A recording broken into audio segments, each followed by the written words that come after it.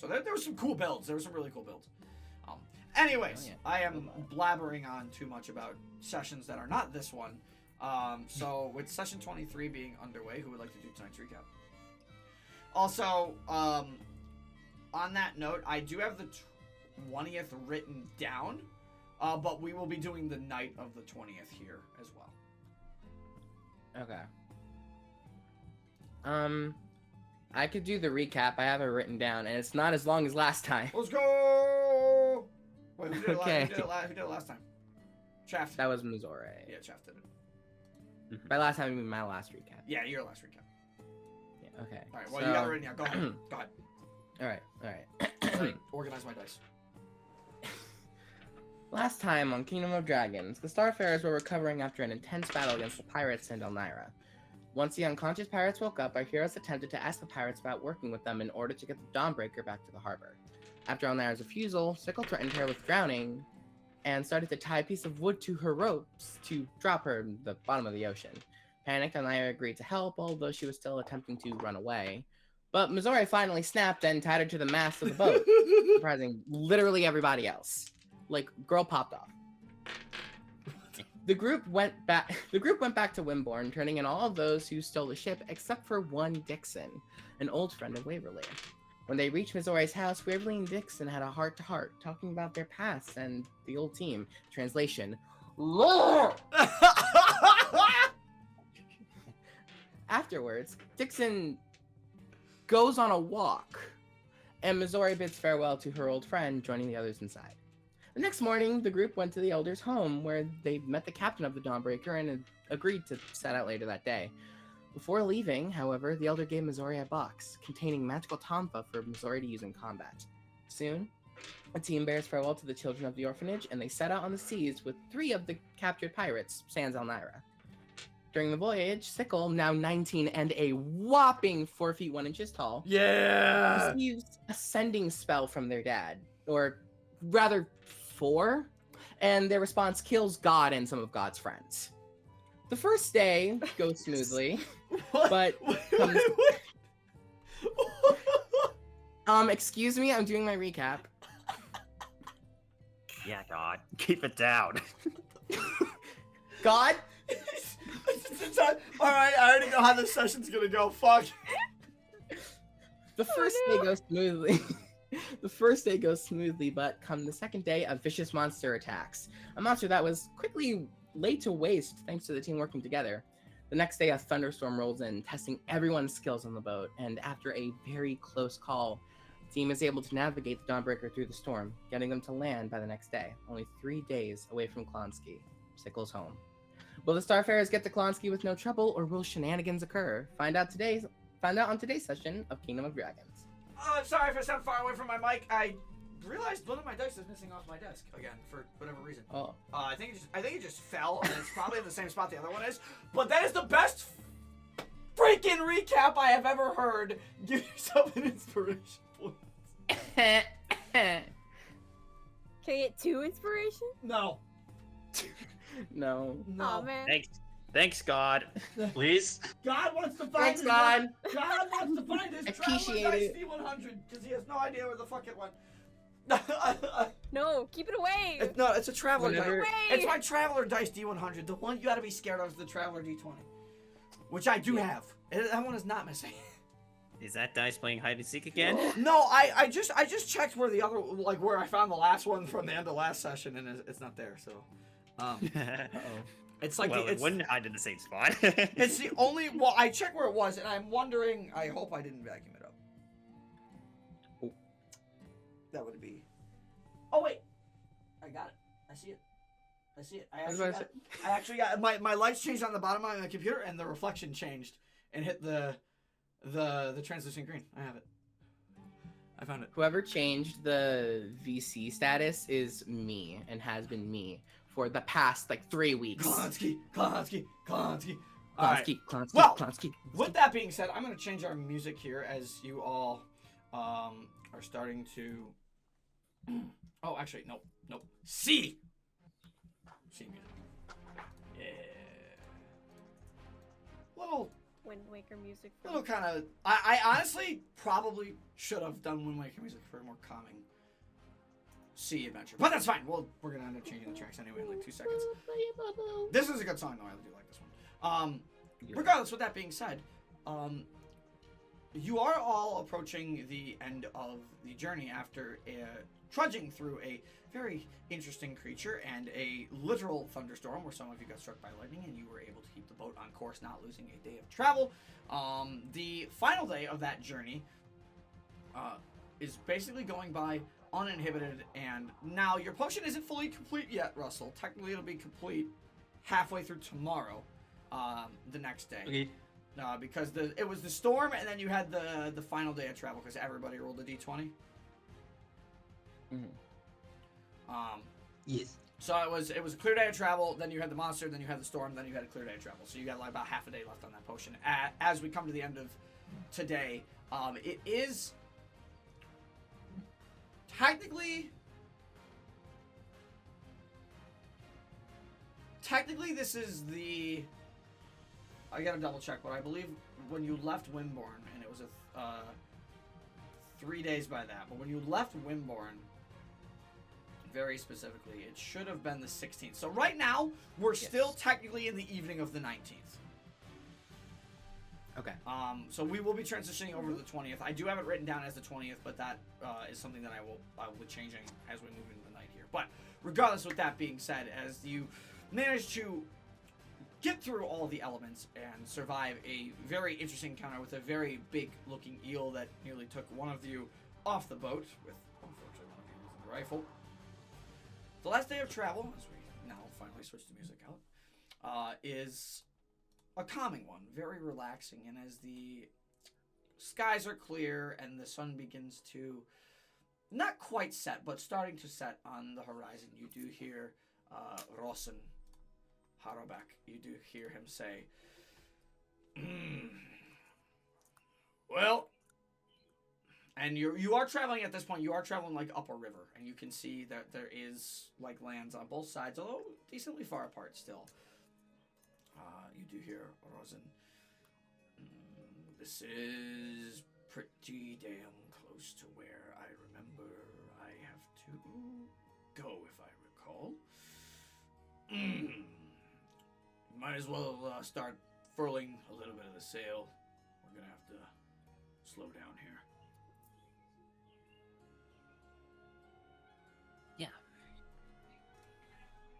Roger.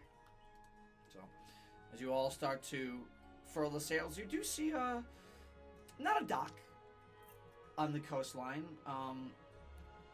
per se, but a very small coastal, like, beach area with a path leading further into the land. And as you all approach closer, you can see that this is in the general vicinity of the area that you Empreens would know as the Lochran Hills. It's a very hilly region. It does surround pretty much the town of Lochran. These little terrain area that's filled with streams and some wider rivers. A lot of hills around it. But you also know that the Lochran Hills, very specifically, are just directly to the west of Clonskeagh, and not so much acts as a barrier, because Clonskeagh is on some hills, surrounded by some hills in its own right, but this hilly terrain is more of the start of the southeastern coast of the Empreen region, as you would know, Sickles. Mm-hmm. And as you all furl the sails and gather up together, you see Nelson. Well, it's going to be interesting because I can't exactly dock the boat, so I will have to pull the Dawnbreaker a little bit closer to land. And from there, well, we're going to... Well, I'm going to have to drop a net rope off the side, and you're probably going to be in a little swim. It's not too long of a swim. Maybe about, I don't know, 100 or so feet off the coast. Just because I can't pull too close or she'll beach. And she could maybe use still a little more repair.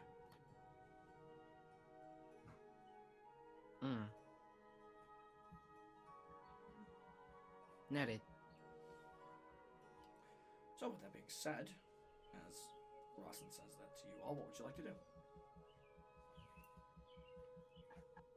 Nice birds, by the way. They're very sweet.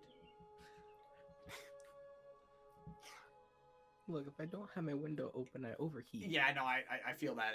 Since I finished this other half of the soundproofing, I've noticed the room's gotten a little hotter too. Yeah. That I'm in, so Yeah. feelings mutual. Anyways, what would you guys like to do as you all slowly approach this area? Sickle just jumps goes near the front of the boat and just starts looking. Yeah, And he's just so excited. Okay, Sickle's looking out. As Mizore and Sickle kind of finish furling the sails a little bit, Russell, unsure what he's doing in the crow's nest, but... I was about to say, I was going to start climbing down as we're closing into shore. Yeah, easy enough to do. Ashen kind of just circles around to make sure you don't fall out of the crow's nest as you do so in the process. And Sickle, you kind of lean against. There's a wooden stake almost that kind of is in the front end of the ship that kind of marks the point just before the bowsprit of the ship extends further out where you could be able to walk on it if you were feeling lucky. You're kind of just leaning against that and just looking out at the coastline, the beach. Yeah.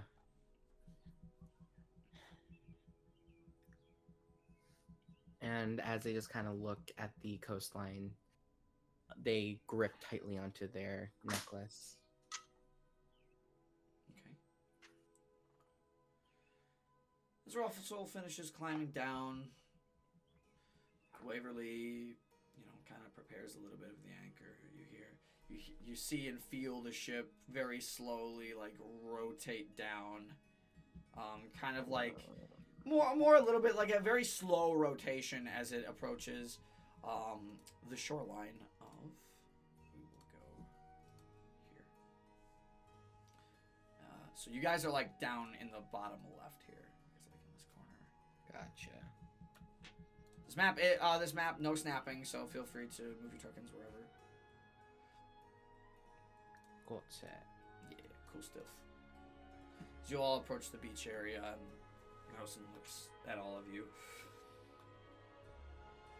Well, this is the point where you're going to have to jump off the boat or climb down the ropes. If some of you aren't great swimmers, I'm sure some of you are.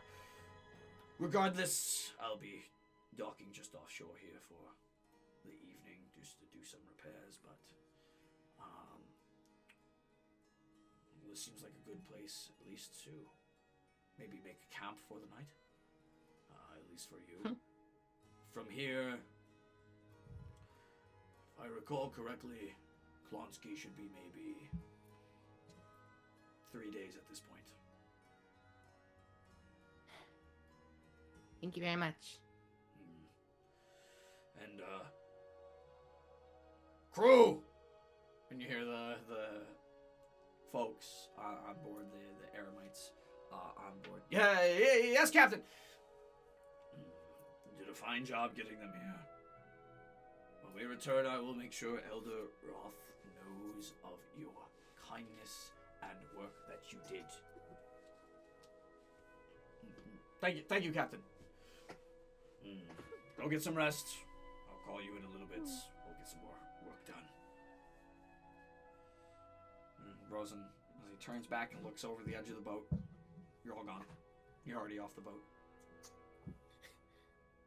Sickle jump. I had an out of character question. Yeah. Sickles is size small, right? No, he's considered medium. Tabaxis are medium. No, he's medium. Okay. Yeah, I am just above the threshold of medium. Yeah. Small is 3'11" and under. Correct.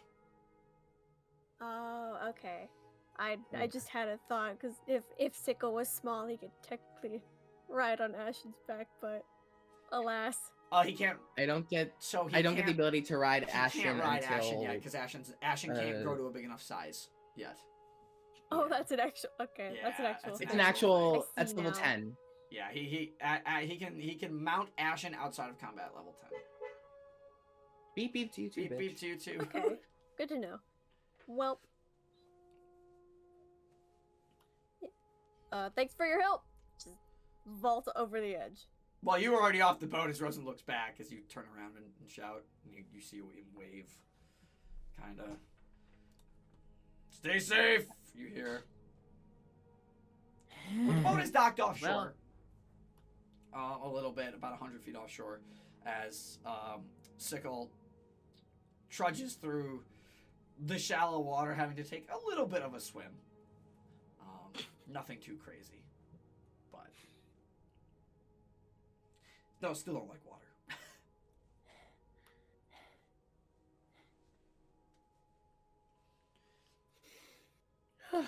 Okay. That was an experience.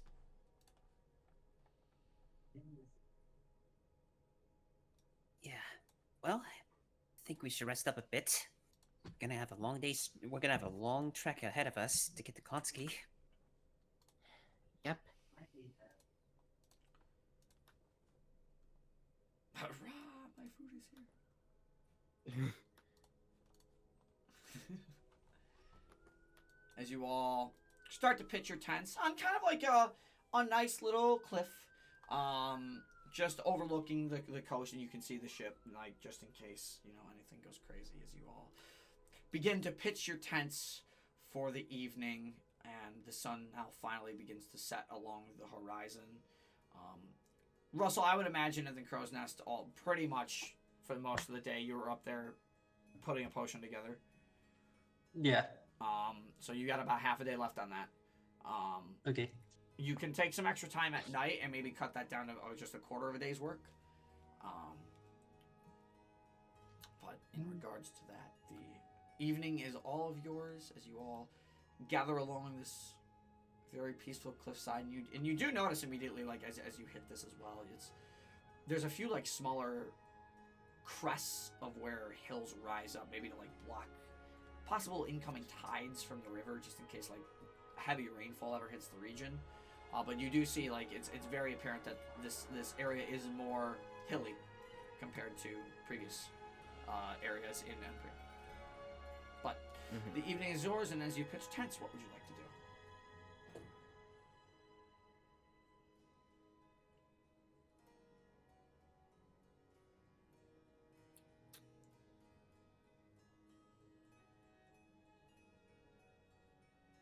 Not everyone all at once. Yeah, I was gonna say not everyone all at once. Don't make this awkward for me. I think Mizore's gonna take a second to try to get accustomed with the Tonfa. Try to like train with it for a bit. She's gonna take a moment to meditate by herself. Okay. Mizore walks off toward a nearby tree, starts sparring with an inanimate object.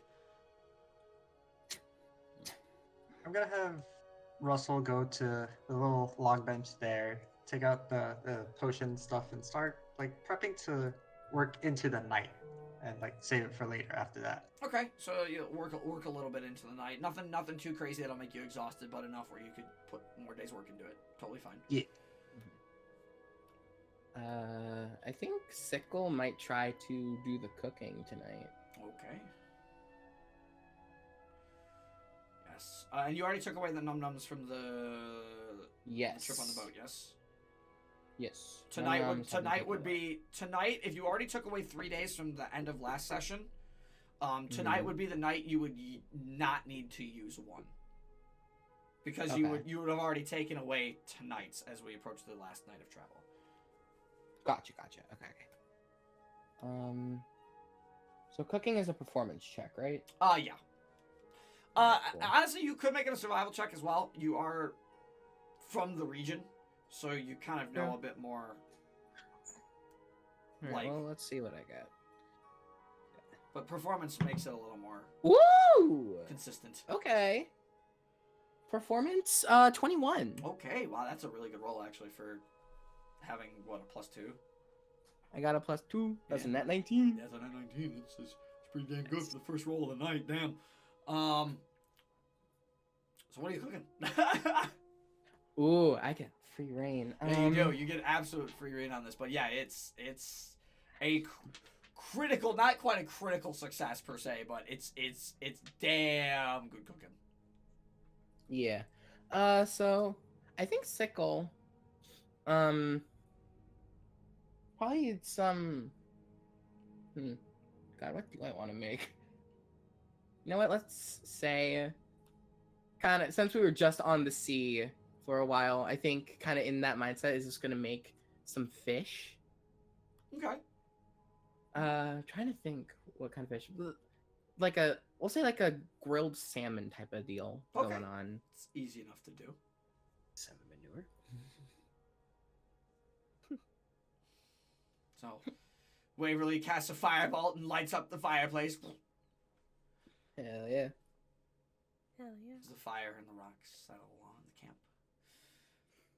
Sickle begins to prepare, cooking a nice salmon dinner. Does anybody else want to talk about anything in particular? As I would say some time definitely passes by. Mizore, the smell of cooking draws you back to the camp. For the rest of you, for a brief moment, you look at where the tree Mizore was, and there are some, like, I hit this with Tonfa marks on the tree. Nice. Sounds wonderful. Thank you. Hope you like salmon. Of course, I love fish. Me too.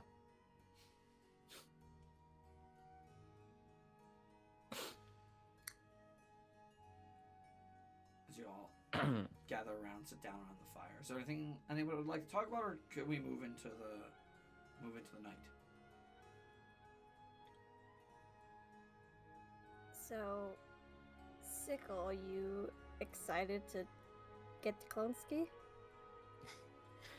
I am very excited, but I'm also a little scared, honestly.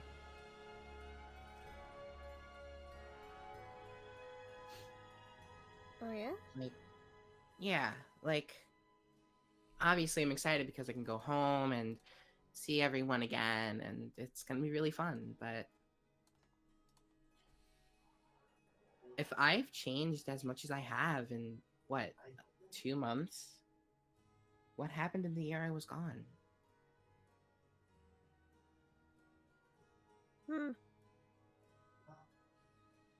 Well, from the sounds of you describing it, it doesn't sound like your dad changed much. That's true.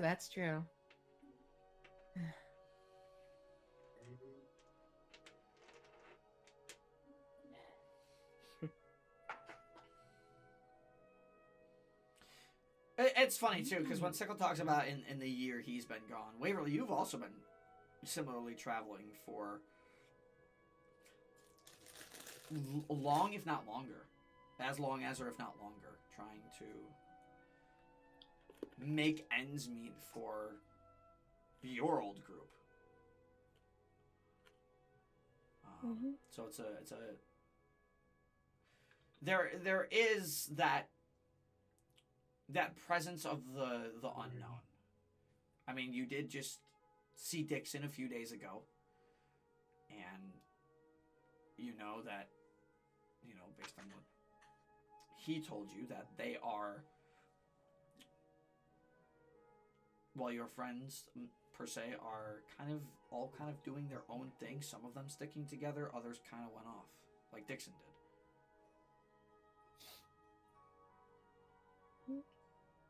Just hope they're doing all right.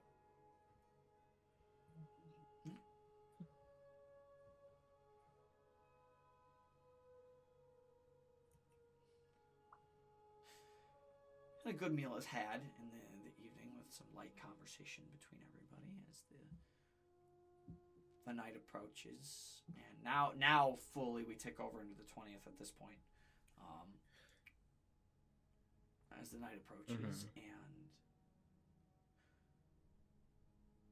it's a peaceful rest. The sound of the waves crashing along the nearby river coast, the slight blowing of the trees, keeps everybody calm, soothed. Still a lot to do in the long run. But a long rest is had, so long rest. Not that everybody needed it after the night with the storm, but that this is a long rest as we move into the early morning of the 20th here. We will just move to our... So, bright and early. Definitely here with a little bit of excitement as now back on foot and dry land. Yeah, Sickle would definitely be the first one up. And is... I don't know whether to be... They're not sure whether to be extremely excited for the journey ahead, or the fact that they're just still at heart a rambunctious little tabaxi boy. Sounds of paws running across the beach constantly, the sand kicking up. Some kicks up onto the fire and douses the remaining burning embers, essentially. Sickle runs to a wall and does a backflip off, runs up it and does a backflip. Yeah. You're the first one up as everybody else is just arousing for the morning. You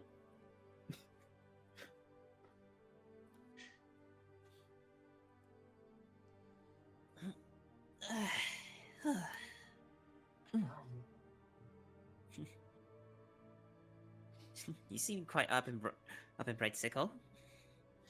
Well, I mean, we're almost home. I'm almost home. I get that. Okay. I'm not calm. But, yeah. I'm not calm. And they just, they stop moving, but their hands are they're stimming, essentially. Yeah. Yep. Need something to do. Need to find something to do. That general excited moment. Yeah. There. I totally get that. It's the same thing I felt when we made our way to Wimborne. Yeah. I can't wait to show you around Clonskeagh. It's gonna be so much fun. I look forward to that. This conversation does arouse pretty much everybody else, as Ashen, I believe, was in the tent with Russell in the evening. Oops, sorry. You're good. So as Ashen trots out, you hear in your head, Sickle, a big stretching sound. As Ashen stretches out their wings, kind of does the whole cat where they stretch out their front paws. Yeah. They kind of raise their tail in the air a little bit, and their hind legs. And they just hop back up onto your shoulder and give you a little rub on the side of your head. Good morning. Good morning, everybody. Good morning. Surprised I didn't get a early morning pounce, but alright. Oh. Look, there is no time for pouncing. Although if you sleep in, I will. I'm gonna challenge you to that, actually. Good morning, Waverly. Morning. Running again. Yeah.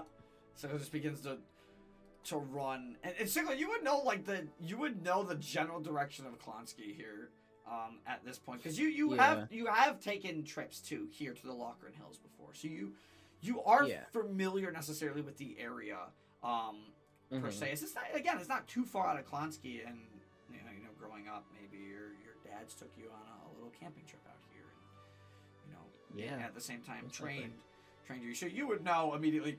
Clonskeagh is eastward, just in the eastward direction, like up the nearest. Like you can see a slight path in this area, and it's not.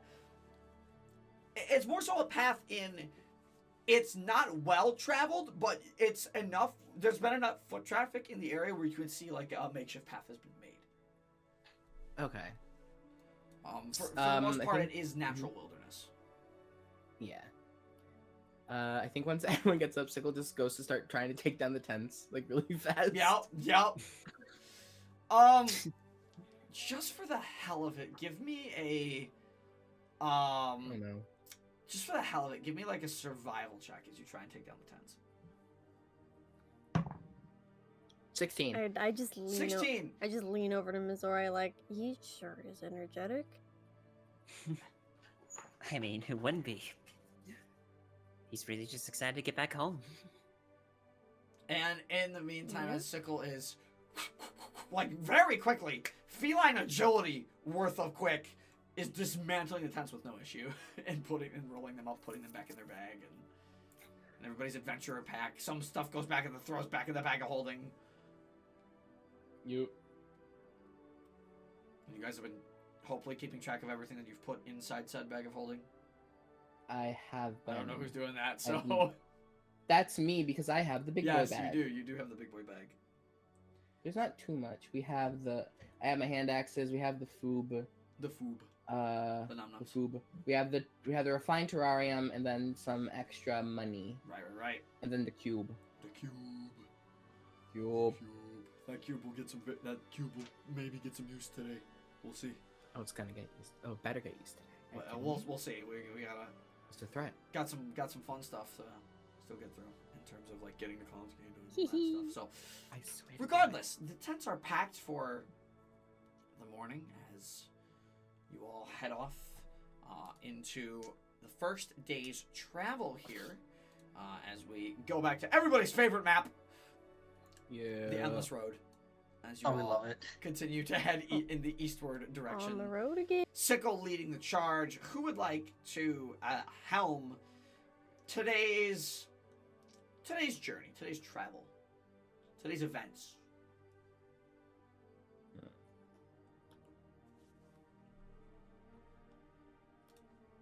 Who would like Oh, I was thinking it'd probably be fitting that Sickle would do it. Yeah, I thought it was gonna be Sickle to? first. Sickle will do it. So Oh god. you can make this with advantage. You're familiar with the area. Oh. Hey. So the perception check with advantage. Perception. Woo! Woo! Okay, both of those were really good. I rolled a 17 and an 18 on the Ooh, die, so that's okay. a 21. Yeah, 21 again. Nice. Two 21s to start session. That's The fantastic. dice are telling a story They today. are indeed, and the excitement is surmountable as you all, in your day of travel, and I would say, Russell, as you know, you guys are traveling, you're stopping occasionally to do this as well, and I would say you are able to complete that potion you were working on. Let's go. So that was I believe it was a regular healing potion. Regular. Yep. So you can add one of those to your inventory. But as this first day of travel goes very cleanly, the rest of you have a really hard time keeping up with Sickle today. And it's... For a lot of you can see maybe a couple of you when you were younger, per se, although a lot of you are still relatively young in terms of traveling, but Sickle kind of has like this free spirit, like this free will, more so, a bit less lax, I would say. They don't tend to like hide their excitement nearly as much, especially when events like this are happening. And Sickle, while he does lead you successfully through the first day's travel, but you all have just a hard time keeping up with him as he is just trying to just go as fast as he can without taking breaks.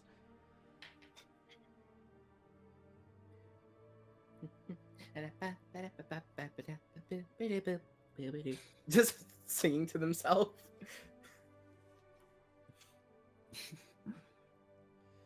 So Try not to go too fast. We gotta try to keep up.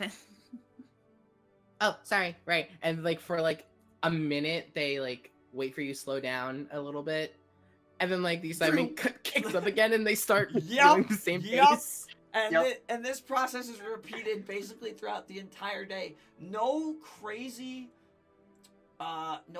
major events in regards to that. Go ahead and roll a d10 for me as well, Sickle.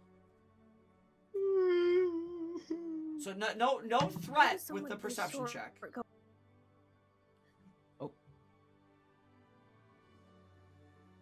Wait, I didn't hear what Waverly said. I didn't either.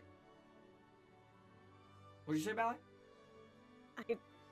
I said, Waverly just mother's like, how does someone... You're cutting in and out. You cut off again. Yeah. You cut out again. All I heard was, how does somebody this? And then it cut. Is it how does somebody this short move so fast? Yes. Okay. All right. Zoomies. By the way, that's a 5 on the D10. Oh, D10. Okay, cool. Cool. That's fine. Nothing happens at all. Okay. Even with a successful perception check, there is no like immediate threat. Traveling through is a very solid first day's travel as you all approach the evening's camp. Again, or we can skip to. Well, actually, let's open the map again because it's more fun. As we all approach, and I have used this camp before once, but it's fine because it makes a nice little. I do like this camp. Yeah, this camp is quite nice. That sounds nice. Do you remember when this camp was used? Yes, I do. Yeah, this was when this was right after. Oh, that's another sickle. Whoops. Why is it so big? Oh. A little weird. Was this the one right after the whole thing where Sickle first heard the voice in their necklace? I'd have to go back and watch, but I think you're right. Yeah, I also think I'm right. I'd have to go back and double check, but I think this is the one where you're right. But I also think that was session 3. Yeah, and that's the one that's borked. If you remember correctly from our session list, because that was the one that didn't pick up my audio. Mm-hmm. Yeah, that was the one where so I had to do like an hour narration of what happened during the session as a very long recap. It was fun. But yes, I believe it was that session, if not 4 or the one before it. Like no, because it wouldn't have been session 2 because you had that whole thing. No, yeah, it was 3 or 4 for sure. 3 was the borked one. I remember it. Yeah. Yeah. So yeah, it's a little camp, bringing it back a similar vibe. But yeah, you all approach camp for the evening. No prevalent issues. I'm just gonna make the map just a little bit smaller. I felt like it was just really big. The first day in the evening approaches. You guys can talk about some other stuff, or we can move on to the second day's travel.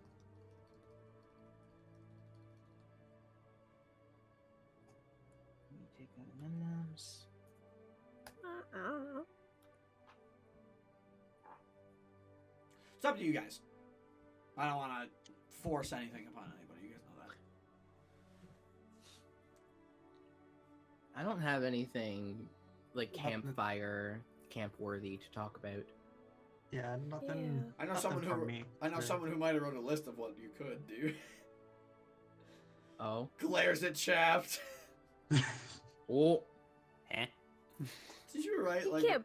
can't put bro on the spot like Well, that. remember, well, it was funny because I remember. I'm gonna put Shaft on a spot here for a minute because I remember after the session, Gab joined. Shaft was like, "Yeah, I maybe need to write down a list of like things we could talk about," because Gab was like, and I remember Shaft telling me, especially even the feedback, Gab was so natural with like the conversation act. Yeah. True though. Mm-hmm. So, but none of us are Gab is here. a G. Gab is a goat. To Gab be fair, is Gab a is a goat. He is. It's still a very funny straw boater squid kid, and at the same time a loving father and a goddamn brilliant DM and player. So Hey. I guess you could say it's the gift of Gab. got him. Get out. Got him. All right. Well, see y'all. Have fun. And with that punchline, the day comes to it. Right, go ahead and take away A day of rations. You got it. You motherfucker. Love you, Gab. Yeah, no, Gab isn't good. Let me get Thorell, Oh shit. forever in our Thorell. hearts and our fists. He'll be coming back one day. Always in our Thrall hearts. will return. You will remember. Thrall always remembers. Pepperidge Farms always remember. Ominous. No, that's a quote. Pepperidge Farms remembers. But the evening comes to a close. Go ahead and take away another day of rations, Sickle. And we will just move back to our road here as the second day of travel begins, this time on the 21st.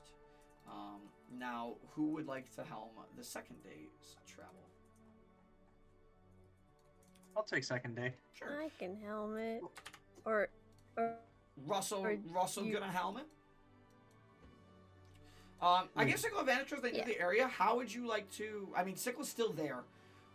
So, he's kind of familiar if you go in the wrong direction. Not 100%. Can still lend a decent helping hand, though. But how would you like to guide the travel on this day? I feel like, because you said I would have probably gone this way before, right? Yeah, possibly. You might have possibly gone this way before. Yeah. A lot of this area is like campsites and stuff. Okay. I feel like Sickle would probably, because we also have the map. of the Yes, you screen. do.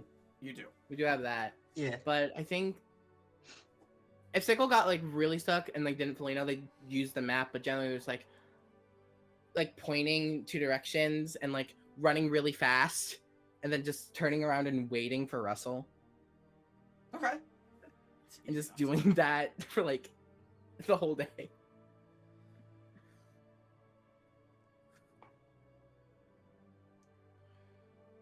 Honestly, yeah, that's fair. I could kind of see that.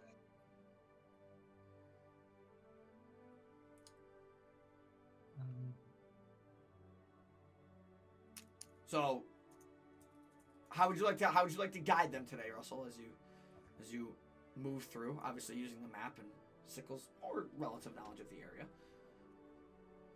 Yeah, I'll like kind of pay attention to where like Sickle will go and like focus in on the path we're taking on the map as well, and like making sure we're staying on the right path. So these are not, as I explained earlier, these are not like paths that go everywhere. Some areas are a bit more like dampened down than others, where a lot of foot traffic has been. That makes a makeshift path, but for the most part, this is wilderness that you are walking through. Oh, okay. Just like keeping an eye on moss growing on trees. Keep a lookout on to whether there are trails that are more weathered than others. Yeah, pretty much. Yeah. Okay. Making sure. If you want to keep an eye on like trails or moss on the trees or stuff like that, make a D20 nature check for me. So roll a D20, add your nature modifier. What is my nature modifier? Ooh, that is 0.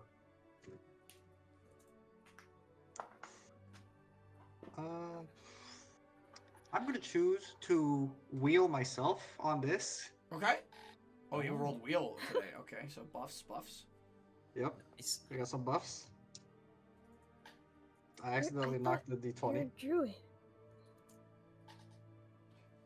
I don't have nature, surprisingly. You have. Oh, right now, can't recall. You were what Russell it's Mill. I thought you spoke for the trees. I Well, don't have that's sacred Sickle. plants, I'm sorry. What'd you roll, by the way?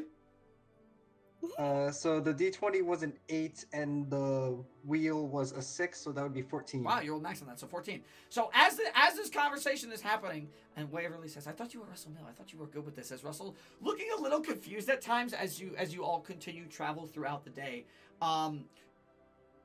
as this hilarious conversation, just because my name is Russell Mill doesn't mean I know the path thing happening between Waverly and Russell, but with some added assistance from Sickle here or there, as they It's I this know. way.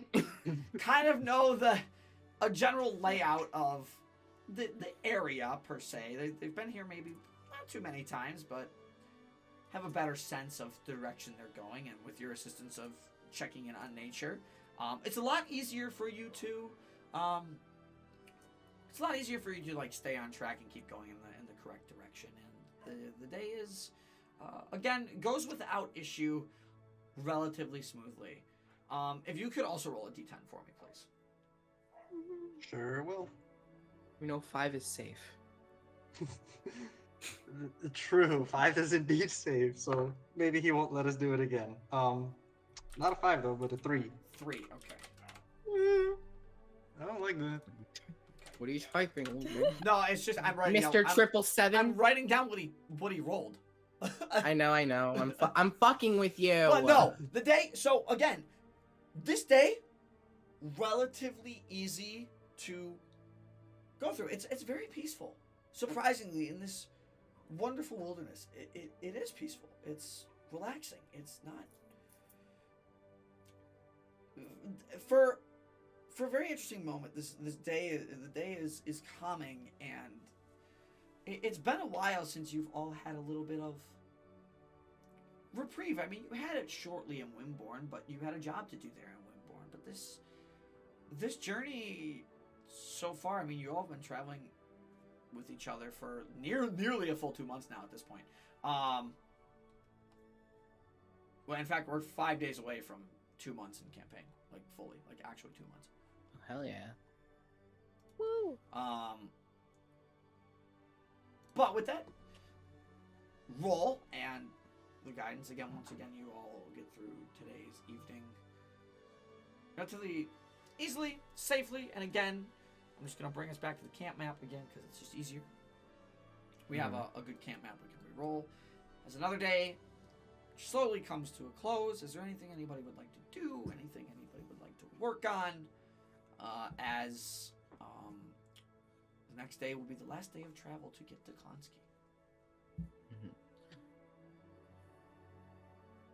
Clonskeagh. Probably not for the night, but like the next, like right in the next morning, very early. Does anyone else have anything for the night? Because mine would be very early morning. Can you think of one? No, not really.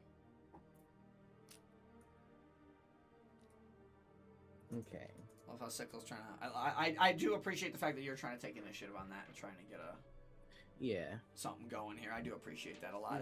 It beats the awkward silence sometimes. It does. But if no one has anything for like the night of the camp, then we can't move. We can't move to the morning unless someone wants to do something. Yeah. I think you can raise the conversation then for the night. Yes. Sure. Yes. See, I'm curious, Sickle. What's your hometown Clonskeagh like? Ooh, it's very nice. So, we're near like forests, so like there's a lot of like forest stuff happening. You're not so much in a forest as you're in like a hilly terrain with some smaller forests, some smaller thickets. More toward Clonskeagh, though, there is a bit more of a forest. But it's very cozy, I think.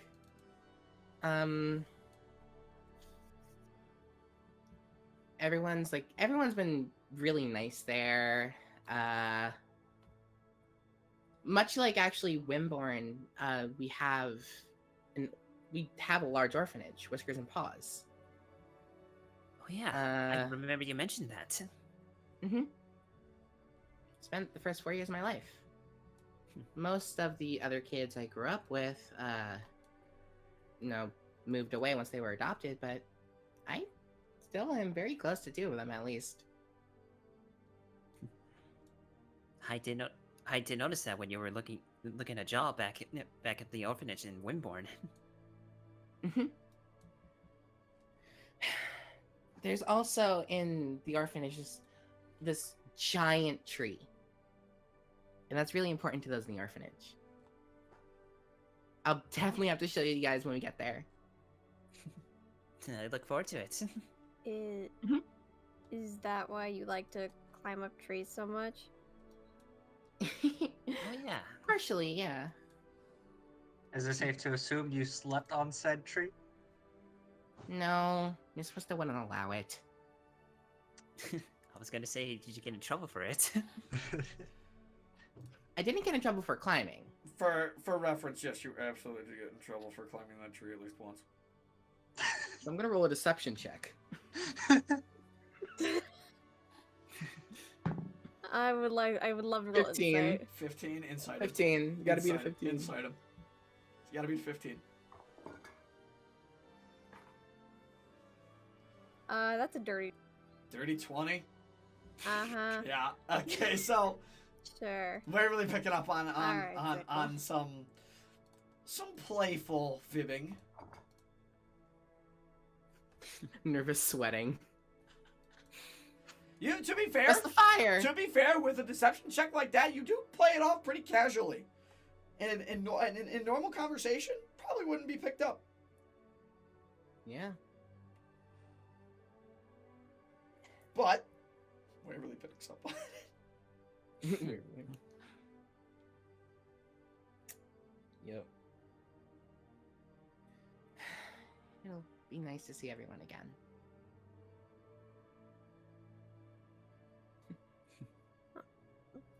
Looking forward to meeting some of the people you know.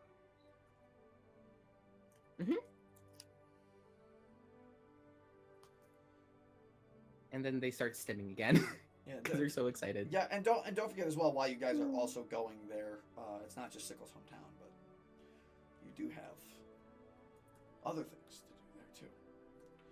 Yeah, but like, who cares? Sickles not thinking about that. You're not thinking about the job. Still got a mission. You're thinking about going home. Yeah.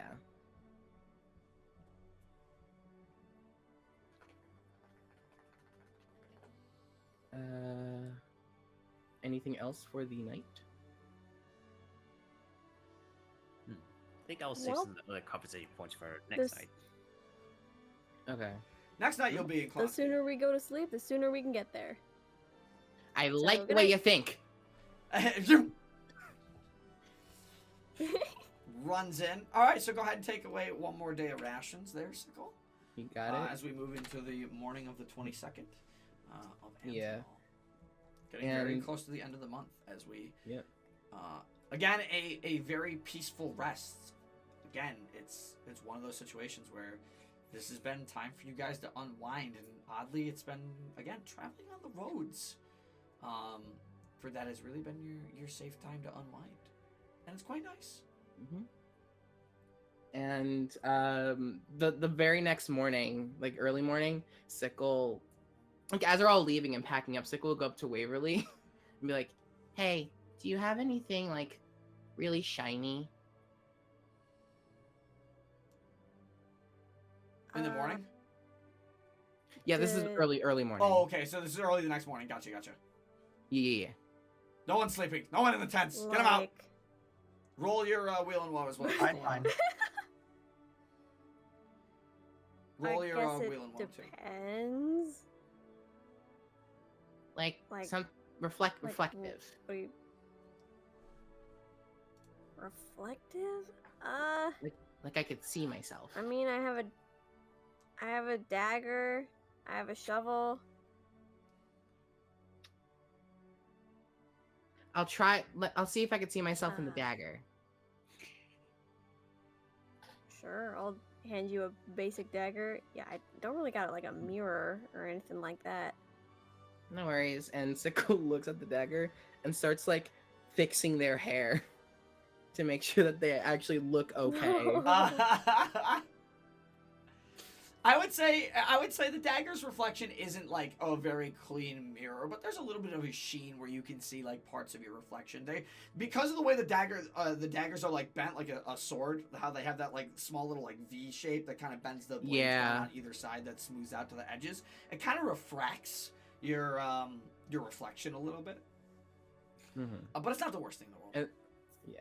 And then after that, they give it back. Thank you. Uh-huh. Let's go. Yeah, we're just gonna change our music here. Okay.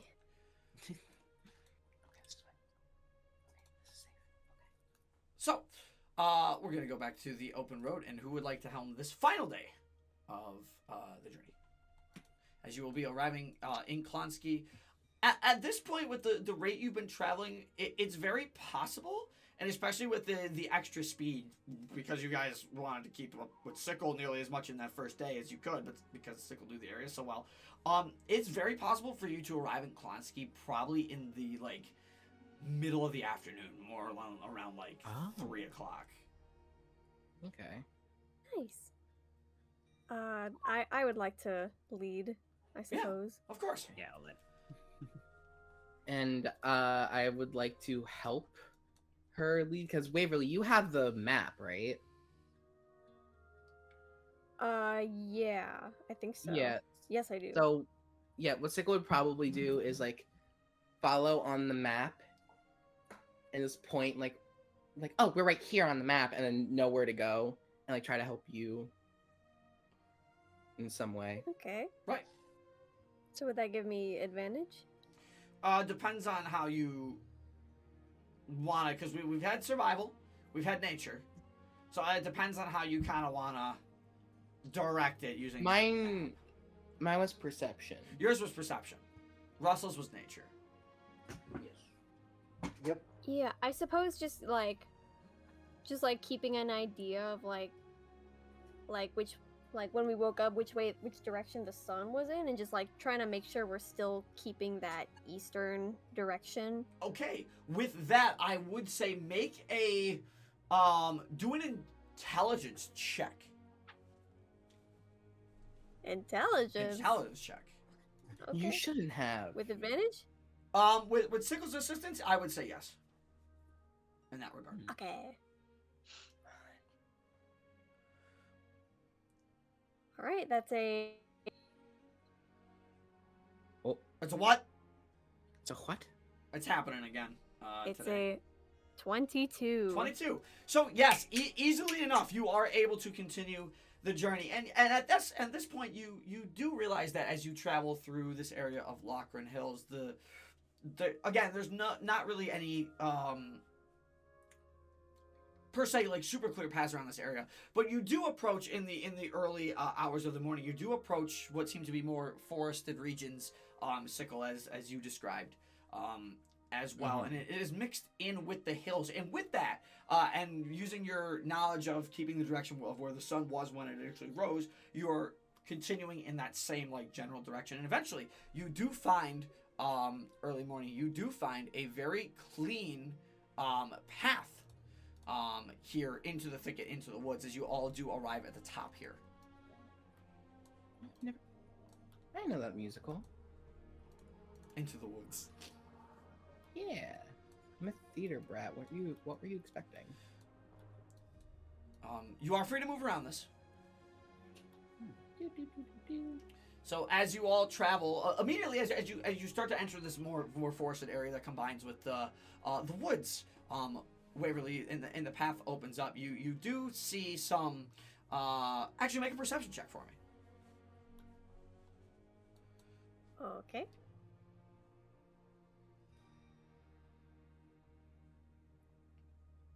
Oh, it was almost in that 20. 12.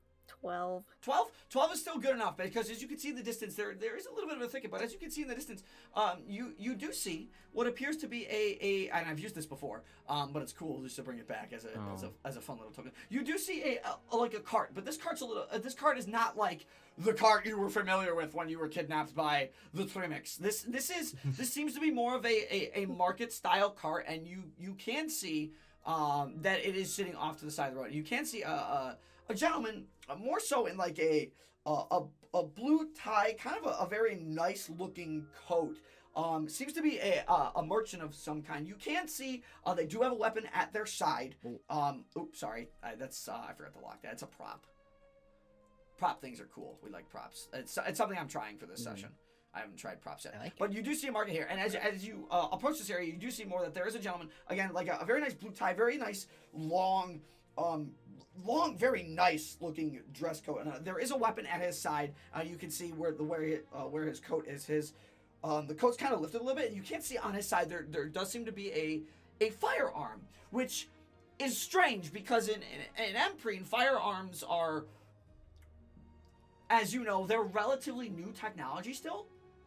And as you've heard, that a lot of that technology does come from the city of Ghent, in Empreen, as well as bits and pieces of Aramenthia. But you do see a very nice gentleman here, and he seems to be just working on the cart at the moment. And you hear as you guys are walking by, you do hear, Katrina, can you see if we have a wrench in one of the bags? Of course I can. I will do that immediately, and I will see if I can get that to you. And you do see, in very desert-like attire, a bit of a lighter, bit of like a light desert attire, loot on their back. You do see a female tiefling, currently like moving through a bag. And she does eventually find a little bit, not so much a wrench as much as it's like a wooden mallet back in the day. And you do see her like walk over to this gentleman. Here you go, hun. Hopefully we can get the wheel fixed sooner or later. This is good. I need a little bit of time, but that's all right. And as she turns around to kind of move around the cart, she walks up. She does spot you guys, and she gives you a wave over. And she says, "Good morning, fellow travelers." Good morning. Morning. Morning. At this point, it is like it's a late morning. Okay. So you're probably Okay. looking at 10 o'clock, 11 o'clock here right now.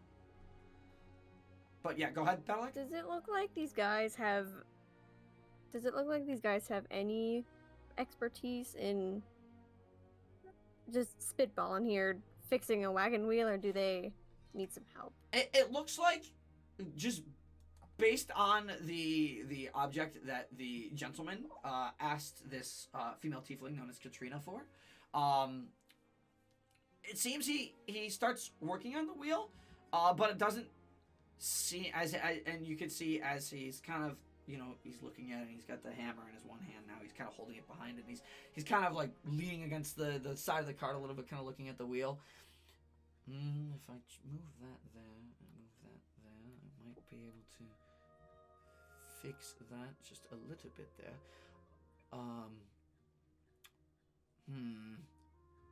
That is going to be a problem, though. Katrina, we don't have. You don't have mending on hand, do you? No, I don't. That might be a problem. You guys need some help? I think we got it, but if you would be ever so inclined to help, we would much appreciate it. Yeah. Waverly will start to trot over. Yeah. Oh, I keep grabbing the wrong token. I have my token. So muscles. You do see. I will give you a let me give you a picture in Discord of like what they look like fully. If I have them, I might have them. Still, let me double check here. Full pictures. What a treat. Yeah, I might have a full picture here. Let's see. We eating good tonight. Give me a second.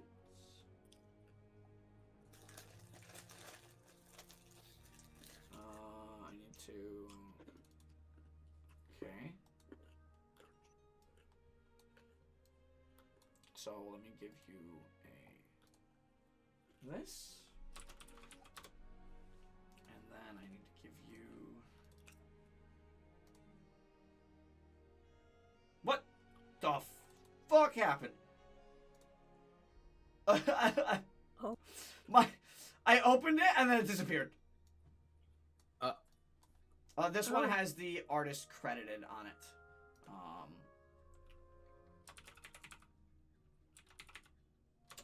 What's happened? So this one has the artist credit on it. So this is. I'm gonna put these in in-game chat for you. BRB, gotcha. So you do see these two figures, and just from general glances, you can see the instrument on Katrina's back. At first appearance, you would give or take that these people are, like, just looking at it, an artificer and possibly a bard, just based on, like, their generalized appearance. Got it.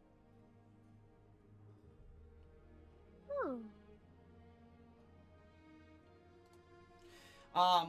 It's funny though too, Waverly, because when you approach, you do remember. Obviously, the female tiefling is definitely of Aramanthian origin.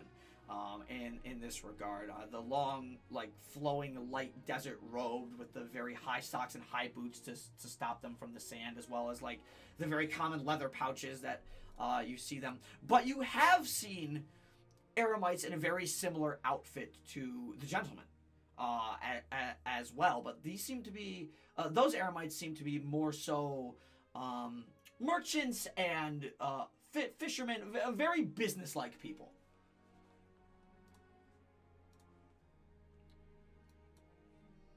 Okay. Interesting. I guess since I'm approaching, can I take a look at the situation with this cart? Yeah, so as you go ahead and roll a investigation check for me. I know it's your favorite word.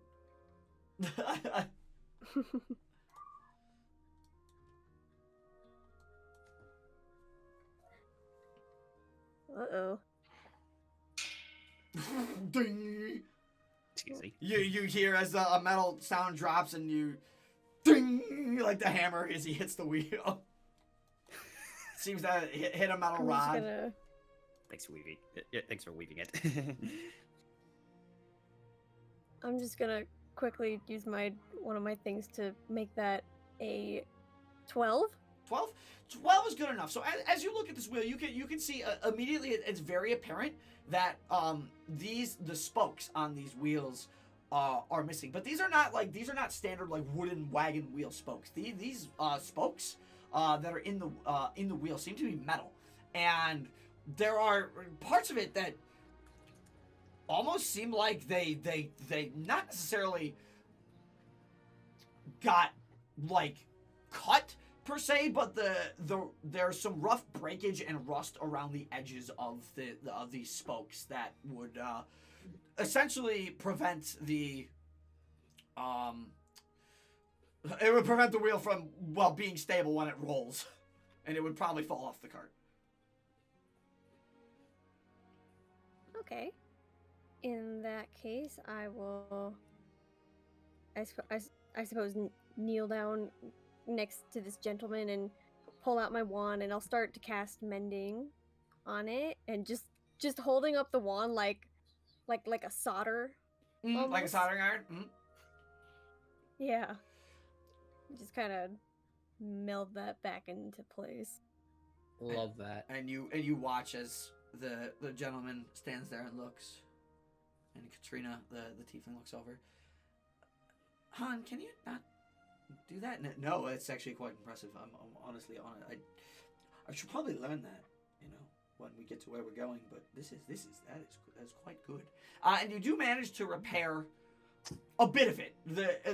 It does look rusted in parts of it, but there are some parts of it, one or two spokes, that aren't fully connected yet. You might just have to take some time outside of mending and see if you can gather up some materials to try and assist them with the cart. Okay. I'll sort of glance back to the others. Do you guys mind take a few minutes? Since, we're already here. Might as well. Yeah. Finish the job. Sure. Okay. I'll sort of get up, dust myself off. Do you guys got anything that we could use to, like, replace these bits? As I, like, point to the silly little spokes that cannot be mended. I might have a few spare parts per se. And considering the incredible work you've done, again, very handy. I wish I could do that. I might be able to scrounge or even maybe craft something up that would at least hopefully get us to where we're going. Great. If you want to take a look at my work, follow me, please. And he walks over toward this tent to the south. Here. And he goes inside and he reaches in as you approach, and he pulls out a bag. And as he sets the bag down, you hear like not clanging of there is a little bit of metal clanging as he sets the bag down and kind of sits down next to it. And while you're walking over, the Katrina looks over to all of you. Well, it seems like they're going to be quite busy for a little while. Can I interest any of you in a drink? Some tea for the morning? Sure. That'd be lovely. It wouldn't hurt. Is your friend alright? I'm fine. What do you ask? Don't mind him. He's really excited for today. Very excited for today. Oh, well, maybe you can tell me about a cup of tea. And she walks over Sure thing. by to the fireplace, and they don't necessarily have chairs or logs. She kind of sits down on the ground and reaches into her bag. She pulls out a tea kettle. And you can see that they have some remnants of the fire remaining, but she pulls out from her bag some sticks and a little bit of like flint to kind of restoke the fire, and she puts together a makeshift tea kettle and teapot. Well, she brings out the tea kettle, but she makes like a makeshift stand for it to like brew the tea, and she sets that on top of the fire. You know, sometimes I find it very interesting because when you're traveling, the worst things happen from time to time. This is not the first time our cart's broken down. It certainly won't be the last, but it seems like my husband, Huxley, over there, maybe paid a little more than what he bargained for on that cart. Yeah, that happens. So it would seem. We've been traveling for quite a while ourselves, and it's one of those things where, well, the unexpected tend to happen on the road, as you know, from time to time. Yeah. Odd metal. Save our lives. Metal spokes really don't break on these carts, but when they do, it's usually from old age. I told my husband he really shouldn't buy it from that merchant, but he insisted, and then now we kind of are just traveling sales folk ourselves. Well, my husband's the salesman more, so I'm just along for the ride. Where he goes, I kind of go. Huh. Rest assured, I know Waverly's our friend Waverly's pretty good with tinkering, so he should be in pretty good hands. She seems very swift-handed, I suppose, is the term that comes to my mind. It's funny as well. Well, I can only assume maybe she's from where we are.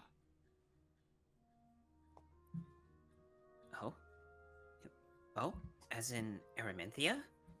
Indeed. My husband was a businessman in Araminthia. He's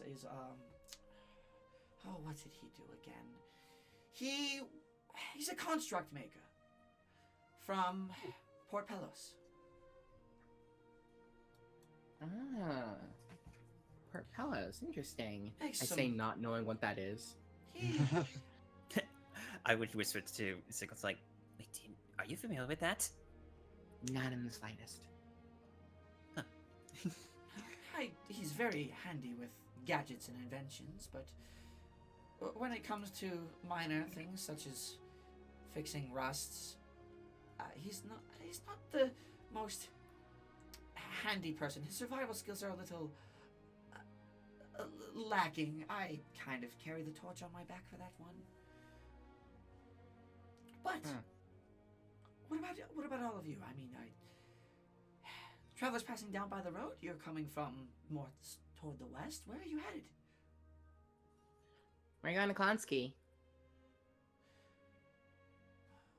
Clonskeagh, you say as Hux gets up. Pardon me for a moment, ma'am. He very gentlemanly walks by you.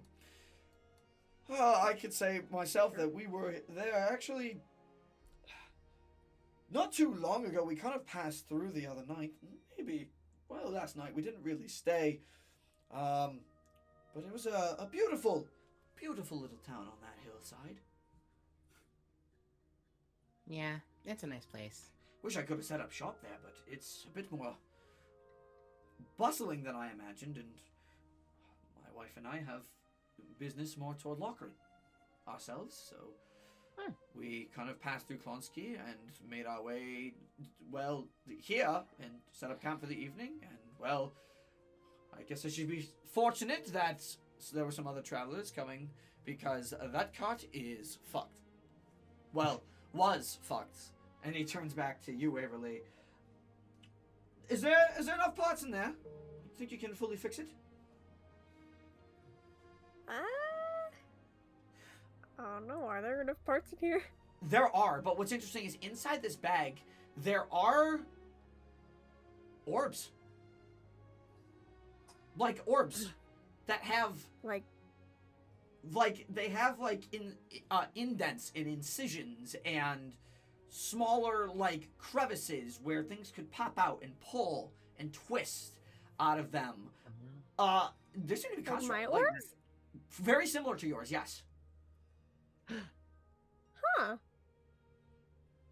Okay. But there are other Thought spare that is parts. interesting. There are other spare parts in this bag as well, and that would be enough to fix the wheel. Yeah, there should be enough in here. Excellent. Sort of, kind of gather them up and head back over. Yeah. Head back over to the cart.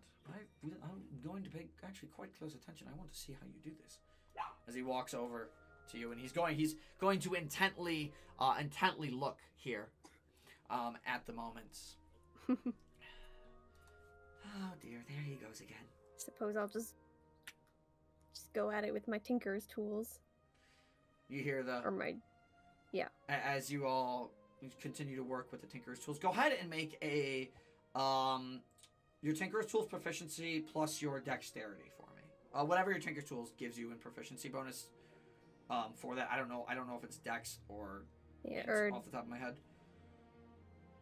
Actually, I lied. I have smith's tools. Smith's tools. Well, technically, I have smith's tools, thieves' tools, woodcarver's tools, but I'm proficient in almost all of them, so it doesn't even matter. Right. So you can make shift with some tinkering with your Got it. thieves' tools and smith's tools. So go ahead and make a check at your choice. I would say dexterity, plus the tool proficiency. And as you all continue to work on the cart, you Waverly and Huxley continue to work on the cart. You hear as the tea kettle starts to steam. Perfect timing, of course, as usual. I'm As thinking with a bird. Katrina stands up and she, picks up the tea kettle, pulls out a couple glasses from the side, and starts pouring all four of you some tea. There you are. And she walks around, gives you tea, and sits back down, and she pulls out Thank you very much. her loot from her back, and it's funny because make a perception check for me, one of you. I'll do it. Gee, I wonder who should make the perception. I wonder who. I wonder who.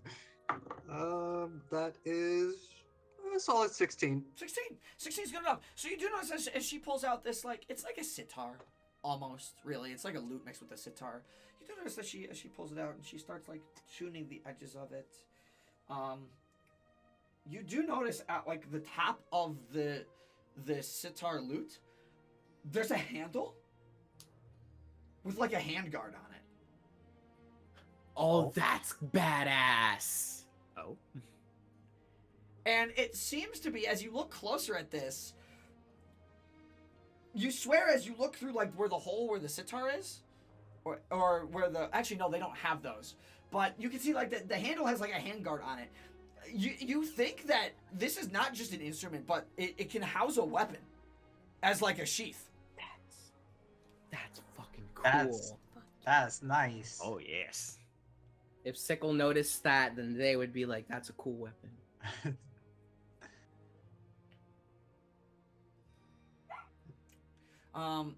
Ashen, shut up. Is your dog actually named Ashen? No, That would be that's funny. not my dog. That would be funny. That's me. I'm As sorry. she, starts to tune up Okay. the sitar. While they're doing things, sometimes I just like to take some time on my own and, well, enjoy life while I can. Music's always gotten me through some of my harder times, and traveling can always lead us to a little stress. So, especially in my husband's that's case with true. his work, my music usually calms him down quite a bit.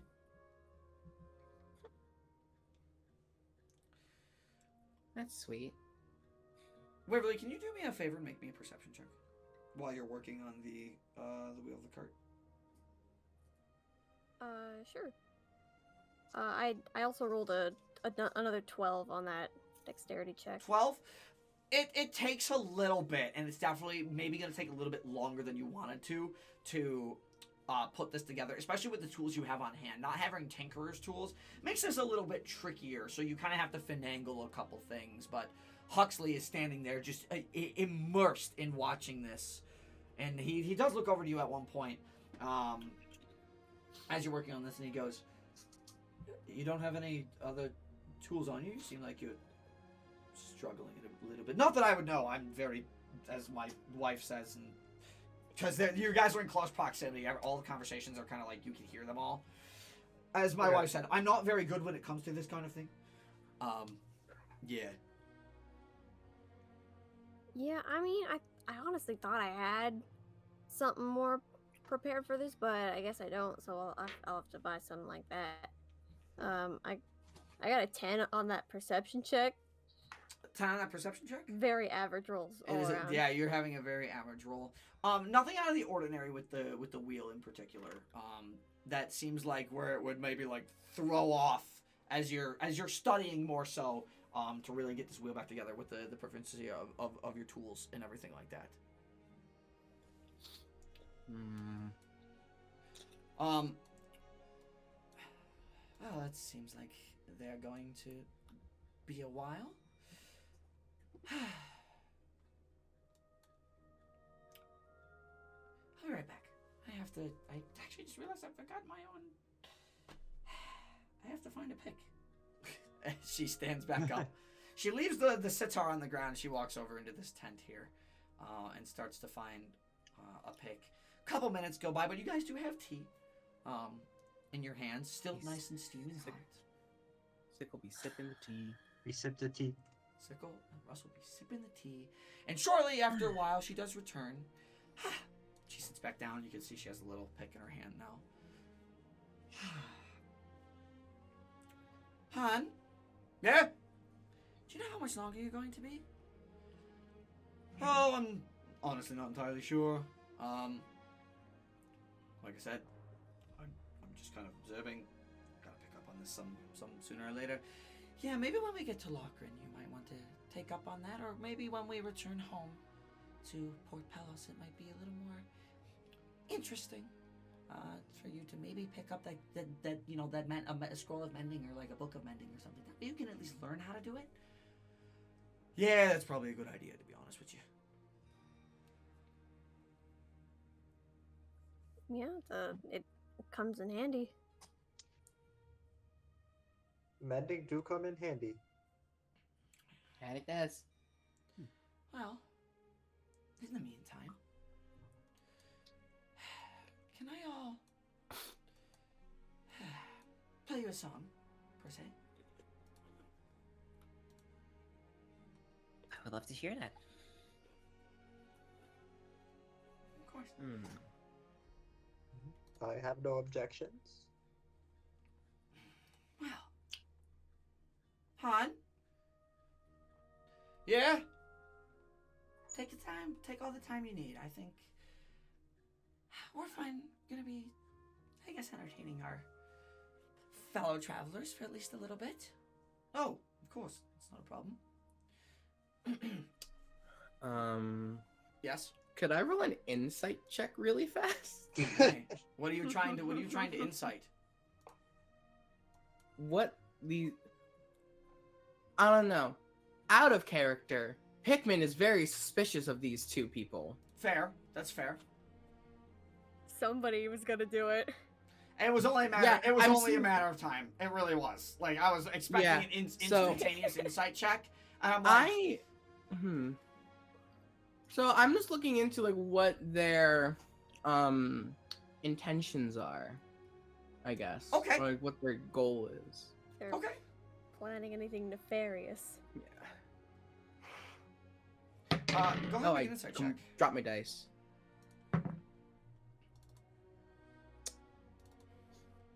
How does a nat 20 look? Okay. Alright. Nat 20. I have to pull up their thingy. It's a natural 20 here, and in this regard, I'm looking for their bonus. Insight is wisdom. Yes. But insight is that, so that's plus 2. A dirty 19 for me. So, you do read off of them. Yes, they absolutely do want to play you all a song. There doesn't seem to be like any ill intent behind them wanting to play you a song. But the way the way they turned over their husband and she said, "I'm going to entertain them for a while," there was a very strange hint of this could be a while. Okay. So, I guess then Sickle just kind of settles in. I will say, also with a natural 20. I will say also with a natural 20. From a nearby, like, broken down building here, it's not really an actual building, there does appear to be a very, very small blue orb. Like, just behind the window. Huh. Is it a ponderable orb? Do you ponder the orb? Dude, I love that meme so much. Me when I ponder the orb.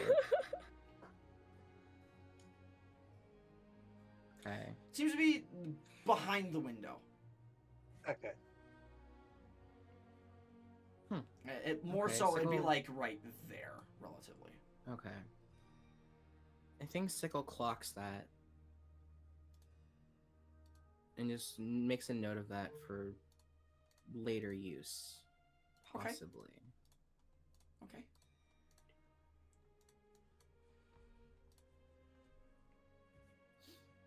And I think I would probably also mind link to everyone. and Okay. Just be like, hey, by the way, weird ass blue orb over there. Don't know what it is, but it's there.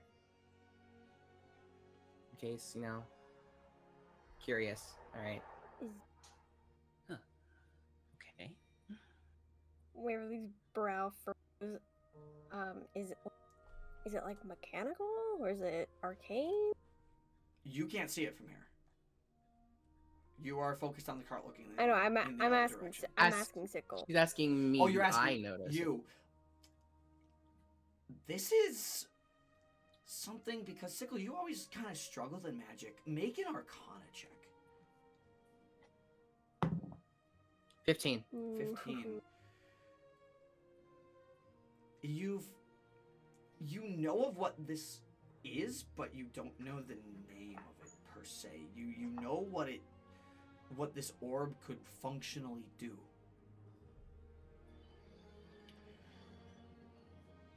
Uh-huh. This And is what?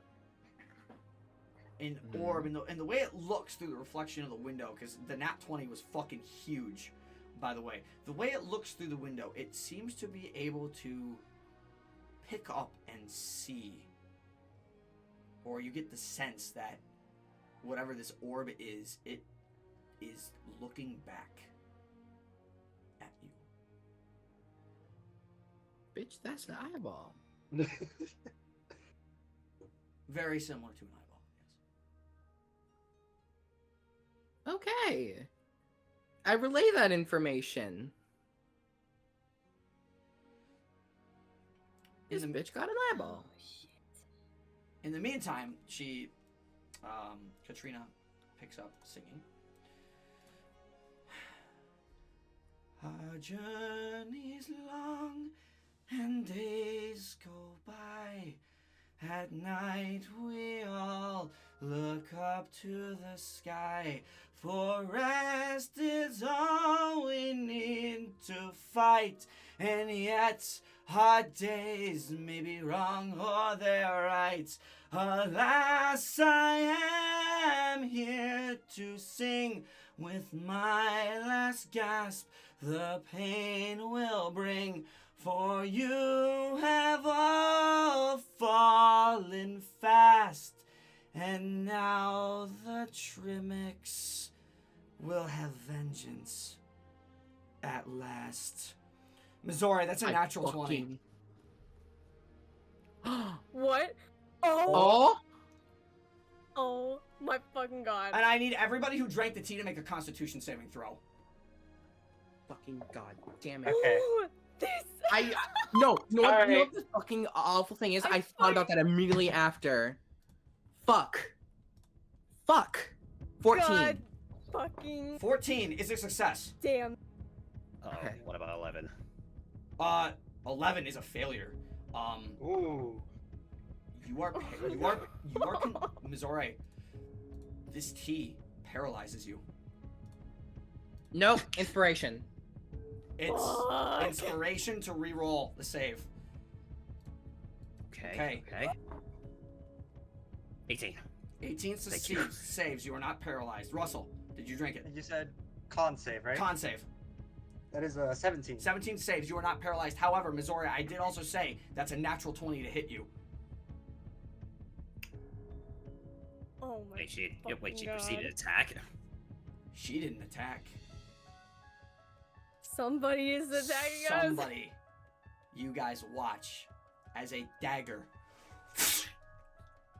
goes through Mizore's back. Mizore, out from your back, through your sternum, as a cloaked figure fades away from invisibility. Oh. Oh, you fucking rat. What? It's a crit, and you use the inspiration to save the paralysis. Well, yeah. Because I feel like the damage sucks, yes, but the paralysis is more of the issue. I Okay. feel. All right, Fair. Mizore, because this is a natural 20, I need to do the math on this very quickly. Jesus fucking Christ. What is this man I'm in close proximity to do? What are you doing? You notice What is this guy doing? he is currently holding his hand on his revolver on his side. Shit. And he's kind of giving you a glance here as all of this is happening. And then that's... Oh, hang on, I need to do my notes for this.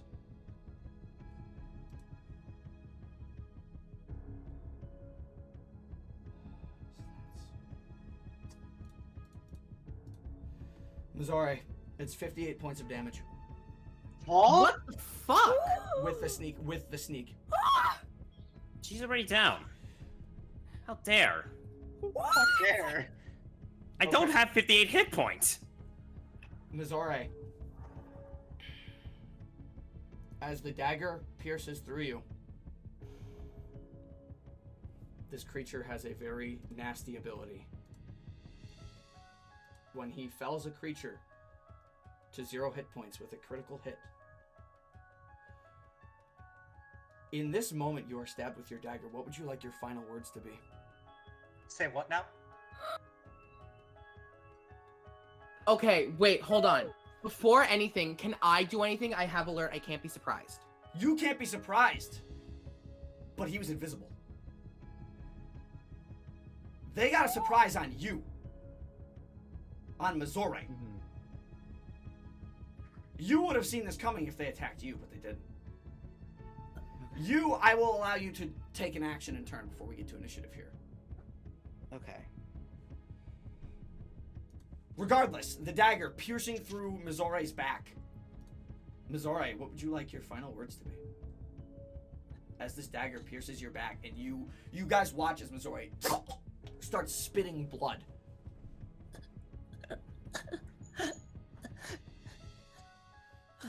It's alright.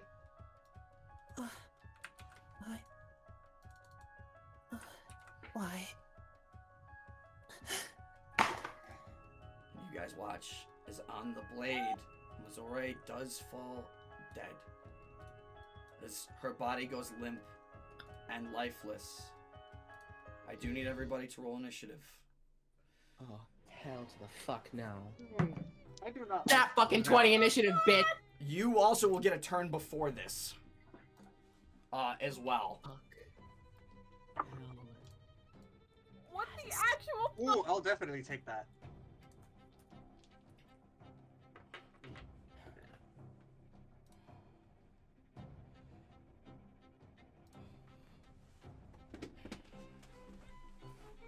Not 210.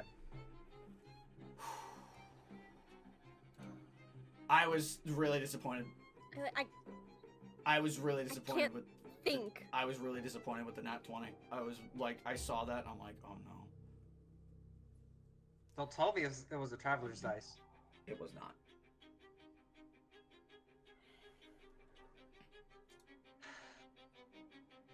Still a chance, Mizore. So I have to roll initiative for these guys. This is like, I didn't expect that, to be honest. Like, I really didn't.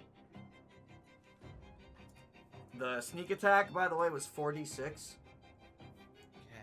Okay. Which by our rules That's is 36. just that's 36 minimum. But you notice that the weapon this person is wielding as well is very different. In fact, as it pierces through Mizore, you watch as some of the life force from Mizore absorbed into the dagger and pumps through this person's arm, and they do gain some temp HP.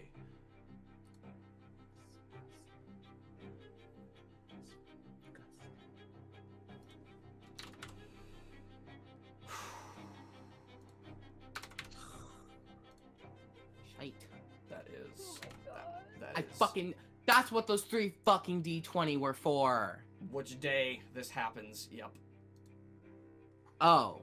I thought it was for their initiatives. No, I didn't roll their initiatives Okay. yet. I did not roll their initiatives yet.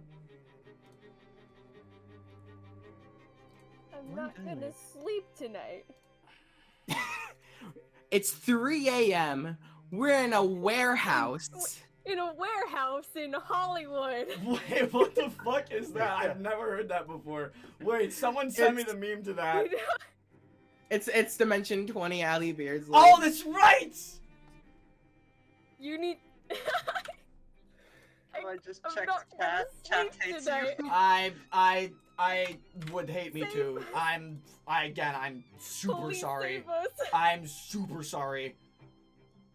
Fucking sneak attack. It's sneak You made me attack. swear. That's how mad I am. Sneak attack is brutal, dude.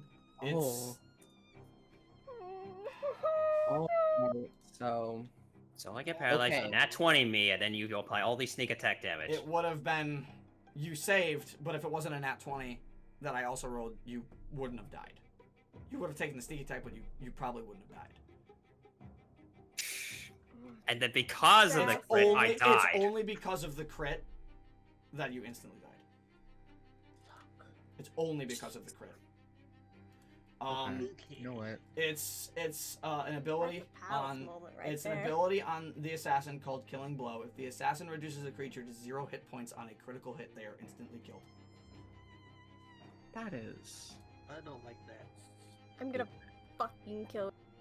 You have every right to. So you're fighting. I'm just gonna tell you right now: a bard, an artificer, and an assassin. Yep. All right. Cool. Okay. Noted. Clocked. They are fucking dead. Sickle, I will allow you to get it. I will allow you to get a turn here, as well as you cannot be surprised before we go full initiative here, as I roll the initiatives for them. Okay. Actually, they're pretty fucking bad. As they should be. Yeah, they're fucking real. They're really bad. The bard is a 4 total initiative. The artificer is an 8, and the assassin is a 14. What? I'm gonna add you guys to initiatives. I have a 30. I got a nat 20. Nat 30. 25, right? Yeah. No, I have alert.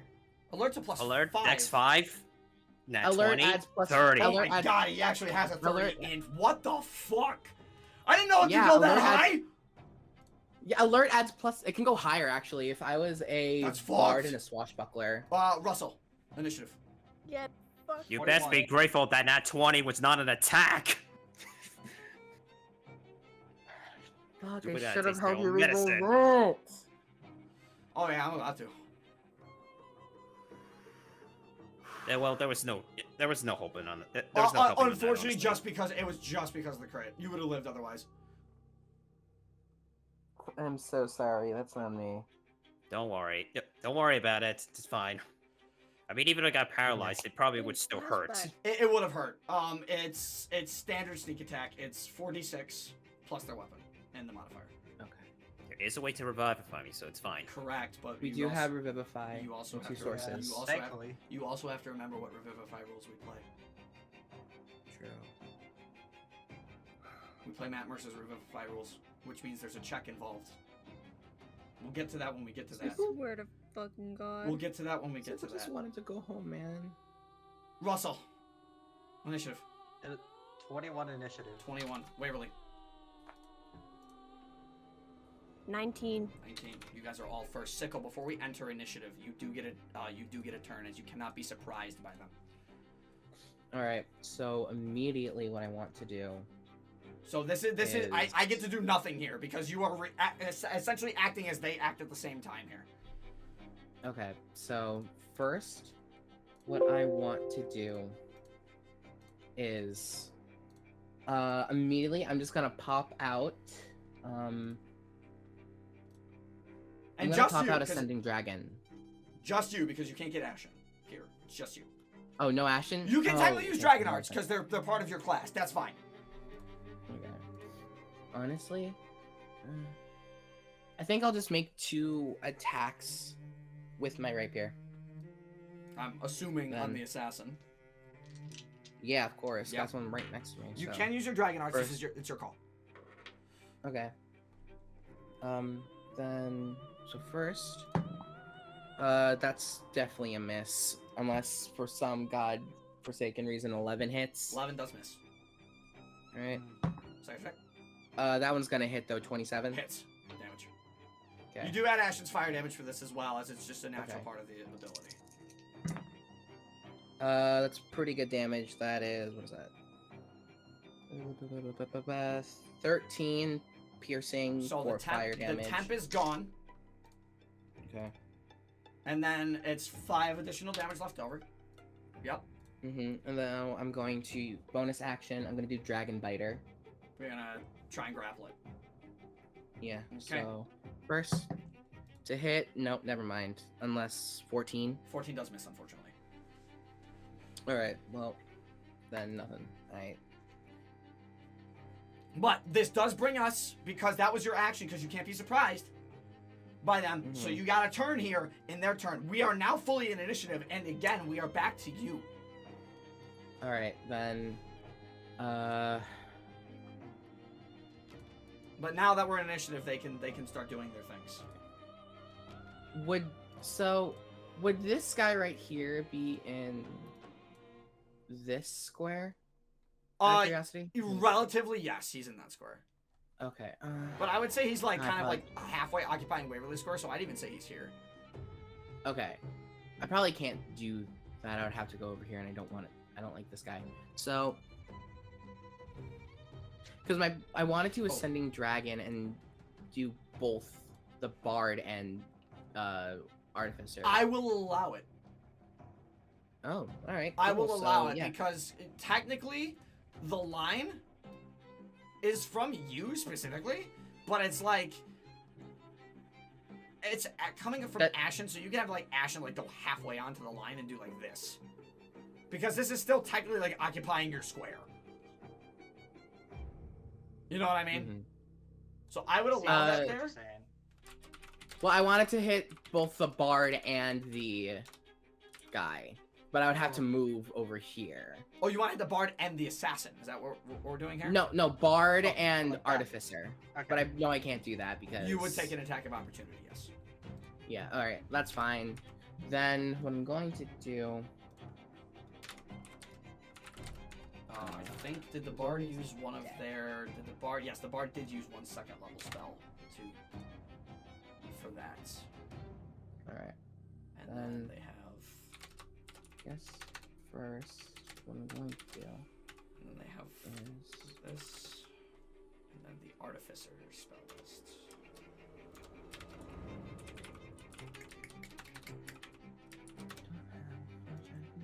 I guess I'll just do 2 attacks on the assassin again. Yep, give me 1 second just to write down how many spells this artificer has. I thought I had this on my notes. Give me one second. All right.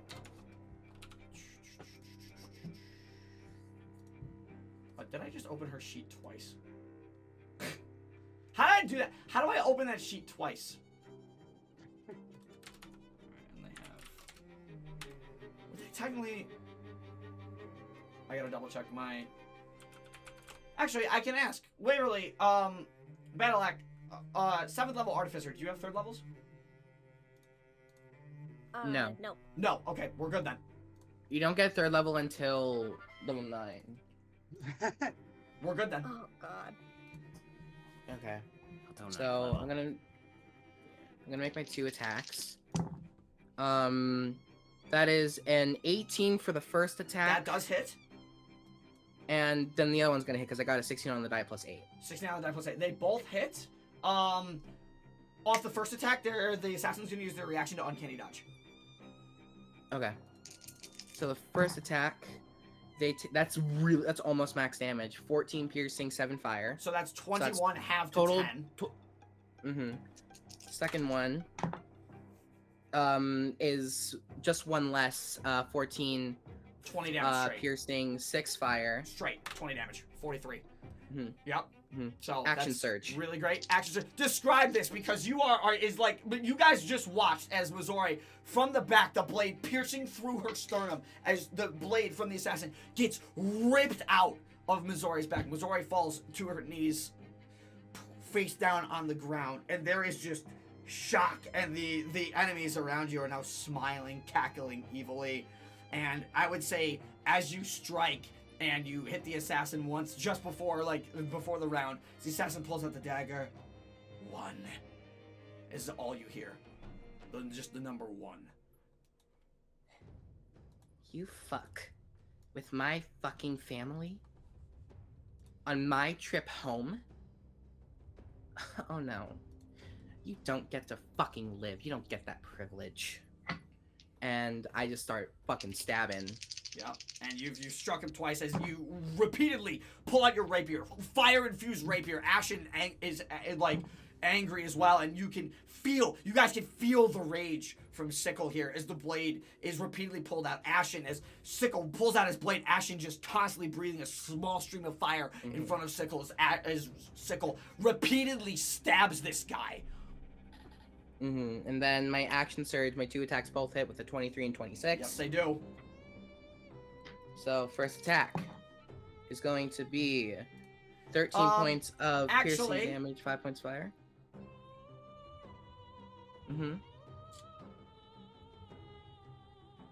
Actually, let me double check something. Cutting words. You don't have uncanny dodge again. Nope, but the bard has a reaction. Yep, cutting words. Not cutting words. Silvery Do barbs. Do not.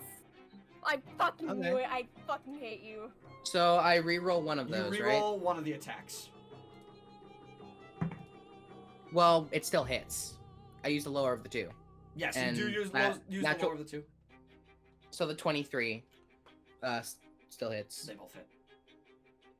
Yep. All right. They First still attack is going to be almost maximum. That's 15 piercing, 6 fire damage. 21. Next one. Piercer reroll. Much better. 14 piercing, 6 fire damage. 20. They are still standing. But as you repeatedly stab them, they're not incredibly tough. With a flurry of stabs, Sickle goes into this one. Mizore dead, out, bleeding on the ground next to him.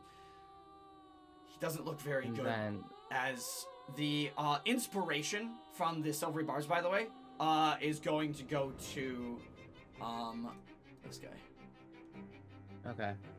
And I'm then going to fucking Ash- murder you. Ashen from Sickle's shoulder. Yep. Not getting off, if you will allow this. Yeah, she doesn't have to get off your shoulder to make an attack.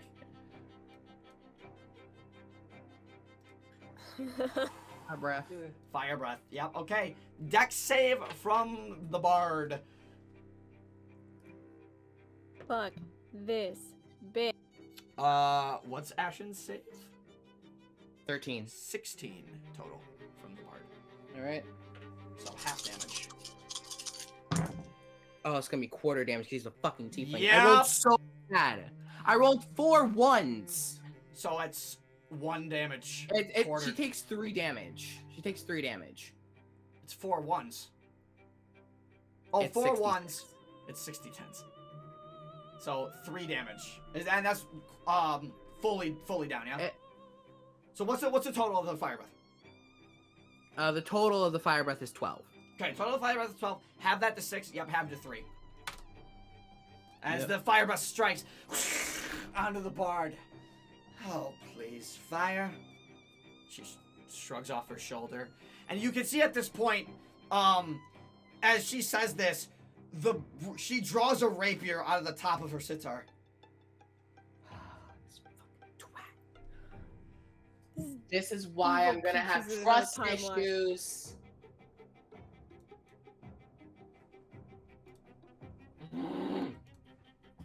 Okay, that's it for my turn. I can't do anything else. Correct. This brings us to Russell. Alright, for my turn, just seeing Waverly die just at the Waverly corner is of my not eye. dead. Mizore is Not dead. Waverly, Mizore. Mizore, I'm sorry, goddamn. Mizore? Okay. No, I did the same thing, so. Yeah. Mizore dies, Sickles goes on a killing spree, and Russell will do the same, but not straight up attack, but instead immediately use a 4th level spell and cast Fire Shield Chill form. Let me read this because this is new. This is the first time I've dealt with Fire Shield, so I need to know what it does. Yep.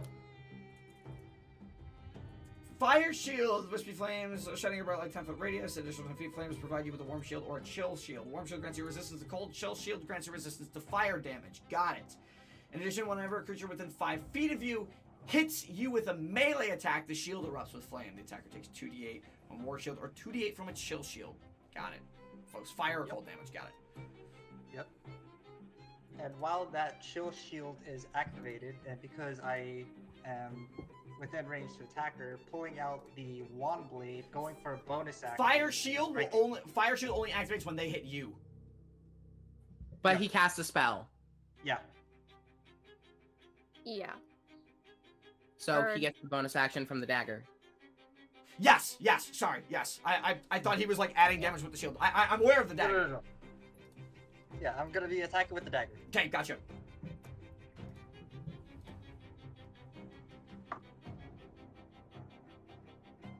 That will not hit. That is a fucking 11. 11 onto the bard. No, does not hit, unfortunately. So you go into as you cast the flame shield. The Katrina, the female infernal flaming tiefling, It looks at the fire shield and sees your dagger trying to cloak your dagger behind the strike. And she just, with her rapier, as she draws it, sees your dagger coming and just slides it out of the way. No. We were ordered to kill all of you. No one leaves alive. Too Yeah, fucking and that bad, one bitch. Will be all 3 of you.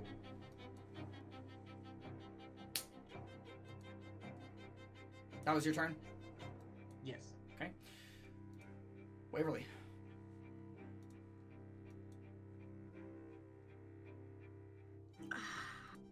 I'm torn between two things. Okay, is this guy? Is his hand on the revolver? Oh yeah. He's looking like he's about to draw it and point it at your head point blank. Like that's the intent you're getting out of it.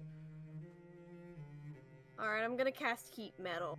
Heat metal on the gun. Ooh. Okay. Beautiful fucking bitch. Okay. Yeah, he has. If he's holding it, he has to make a Constitution saving throw or drop it. Or drop the gun. Yeah, he does. What's your save? High enough. And heat metal's concentration. You know. Right, It doesn't actually give the save. It should be your spell save DC. It's your spell save DC. Yeah. Okay. Sorry. It just doesn't have the hit DC on the. Right. What's your spell save DC? D&D Beyond. Sorry. 14. 14. That's a 14 exactly. Meets it, beats it. What? So All he right, does well, not drop. He does not drop the gun. Takes 10 fire. He does take 10 fire damage though. In that case, yeah, and he has Ah! disadvantage on attack rolls and ability checks until the start of my next turn. Okay. Wait, even on a save? And yeah, cause especially on a save, cause he's holding on to a burning metal gun. Okay. All right. And I do that. I look over at Mizore. Mizore. And I'm ready to square up with this guy. Mm-hmm. I full on drop the smith's tools and I'm facing him now with my shield out. Okay. This now brings us to the assassin's turn. Who's even hanging on with the thread.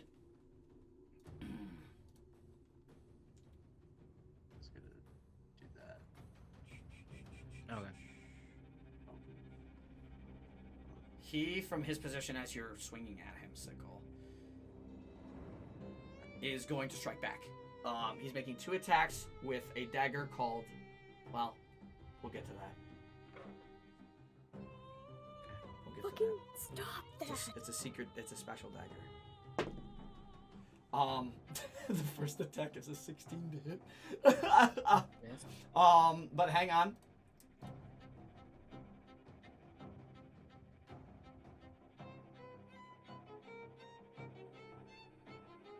I'm checking something really quick. I have like 2 spellcasters I have to look at their sheets for constantly. You already used your reaction to Silvery Barbs. And it's not to their turn yet, so they can't expend any Bardic Inspiration either.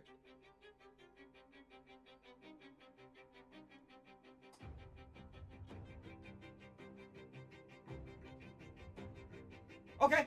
So the first attack's a 16 and misses.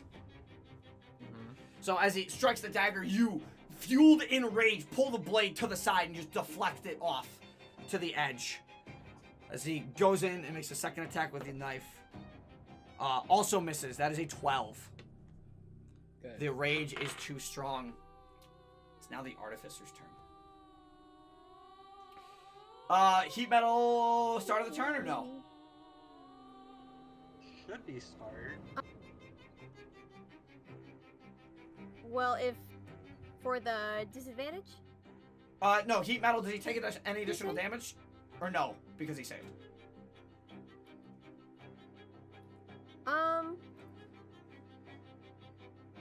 Oh yes, if the da, da, da, da, da. Spellcasters, man. No, I don't think. I know I haven't used this spell a ton before. Okay. I don't think he makes another save. Oh, you yeah. But- Oh, yeah. And on your bonus action, you can make him take more damage. Oh, got it. No, Yeah. but he Yeah. saved. Creature. Yeah, but he saved, so he's still It would holding on still to be the on gun. fire. He just won't take the damage until Waverly's turn. For Okay, a bonus action. got it. So for the Yeah, and artificer's yeah. turn, he's gonna cast blur on himself. You now Oh have my god, you you have- blur! you have disadvantage on any attack roll against him while he is concentrating on blur. Fucker. That is a action. For his bonus action, he's going to summon Protector. What? And much like Waverly's little boy, a construct appears directly next to him as he reaches his hand into a pouch on his side, realizing his weapon is hot. Reaches into a second pouch, throws the small little orb on the ground. Waverly, similar to how you saw in the bag, and a little Protector comes Wait. out. Wait. It's a bonus action. Wait, no. Isn't it an action to summon it? It is not. It's an action to summon it. Is it an action to summon it? I have to double check. Yes, and then Yes. on your bonus action, It's an you action can to use it. summon, bonus action to use. It is action. It's like, wait a minute, Double that's checking. illegal. Double checking. Wait, that's illegal. You can take an action to magically create a small or tiny eldritch cannon in an occupied space on a horizontal surface within 5 feet of you. Yes, you need. Okay, action. it is an action. Okay, so then for his turn, he's just gonna cast blur. That's totally fine. Now it's time for the bard. The bard Alright, is going. Bard's my favorite. The bard is immediately Trying to fuck going. this bitch up. The bard is immediately going to give a. Actually. Kill evil peaches. Oh, Sickles gonna about to go on a fucking rampage. Just you wait, girl. Just you wait, Miss Girl. I feel like we all are at this point. We all are, yeah. Oh, this is gonna be fun. Stop that.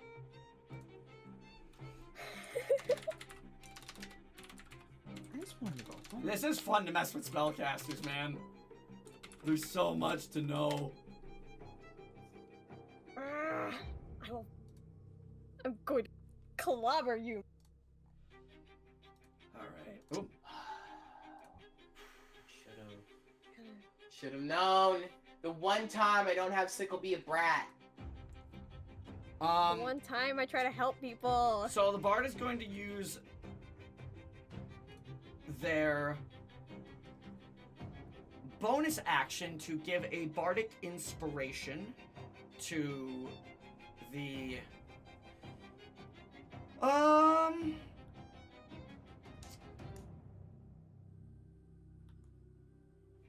give an inspiration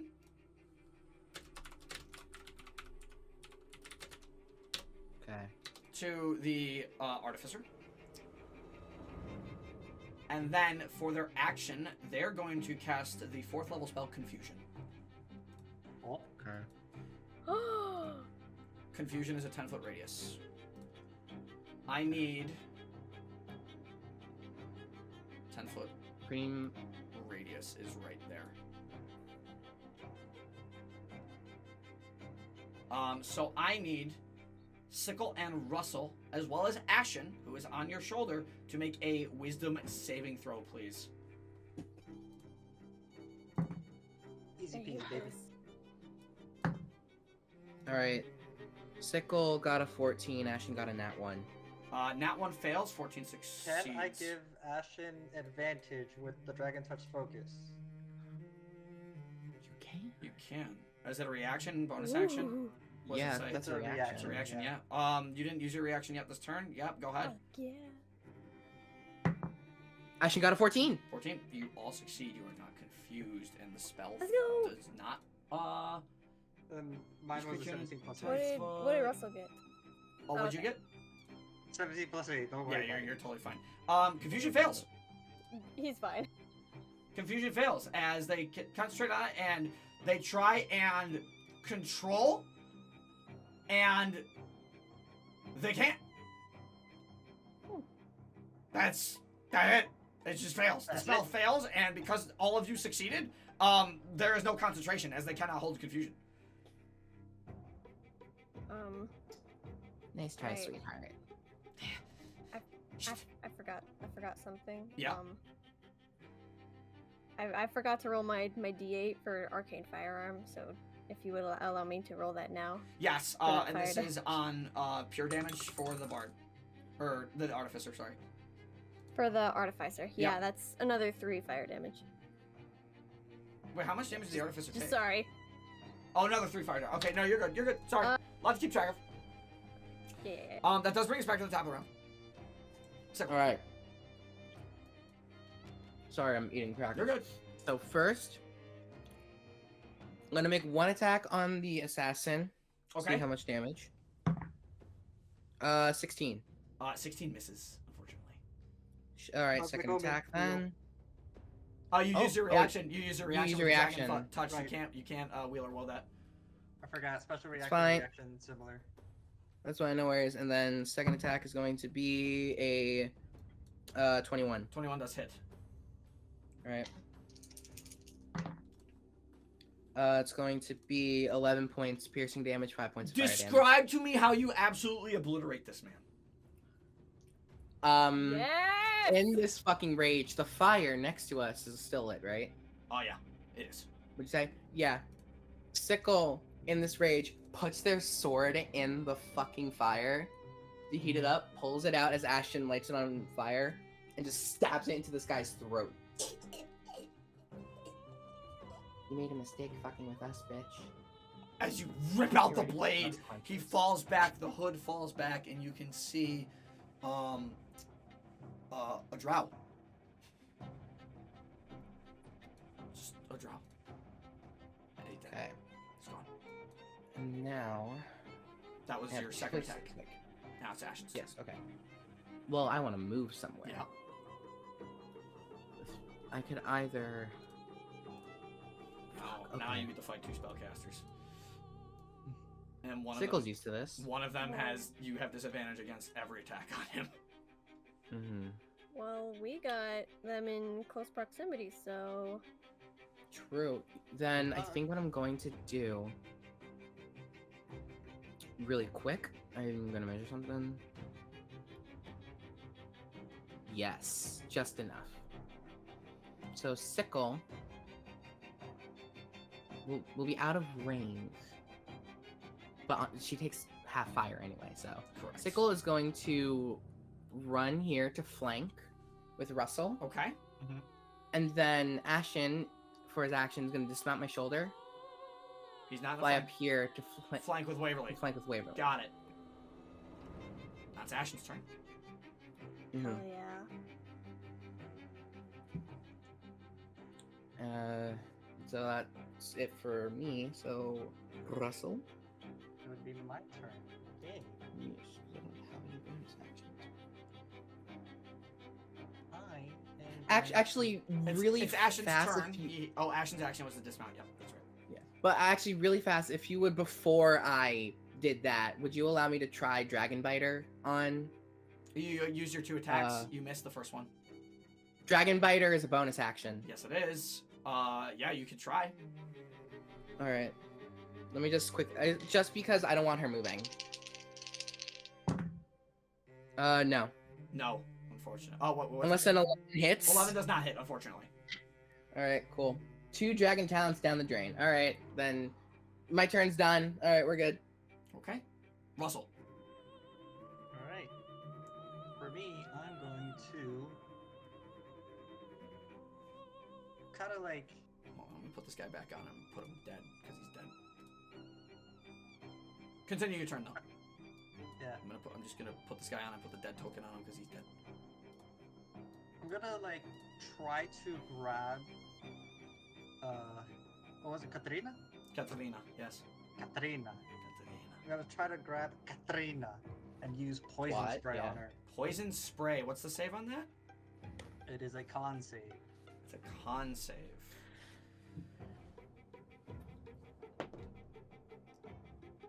Your spell save DC? 15. Question for Battleact, because you've played a bard, I have not.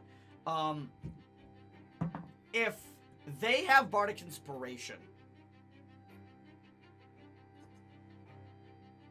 do they have to give the bardic inspiration to themselves before they can use it? You can't give bardic inspiration to yourself. Okay, got it. That too. Got it. So that's a 10 Hold on, total. sorry, I'm gonna go.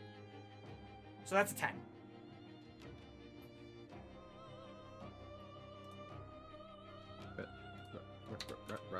Russell. He said he had to step away for a second. Oh, I didn't hear that. Yeah. Whoopsies. Not sure why. All right, well, he's not. Chef, I'm what so the fuck? fucking sorry. Freaking hate you for that. Dude, I'm sorry. I'm sorry. Like, genuinely. Well, that's gonna change the course of action. I- And that's the action you're gonna have. And that's the action you made. I'm like, the paralysis tea was one thing, which would have been a crit, and I'm glad you used a point. But then the fact that I rolled the nat 20, I was I'll like, make sure you. It was You know, it's fine. I'm gonna make sure you regret even having that to begin with.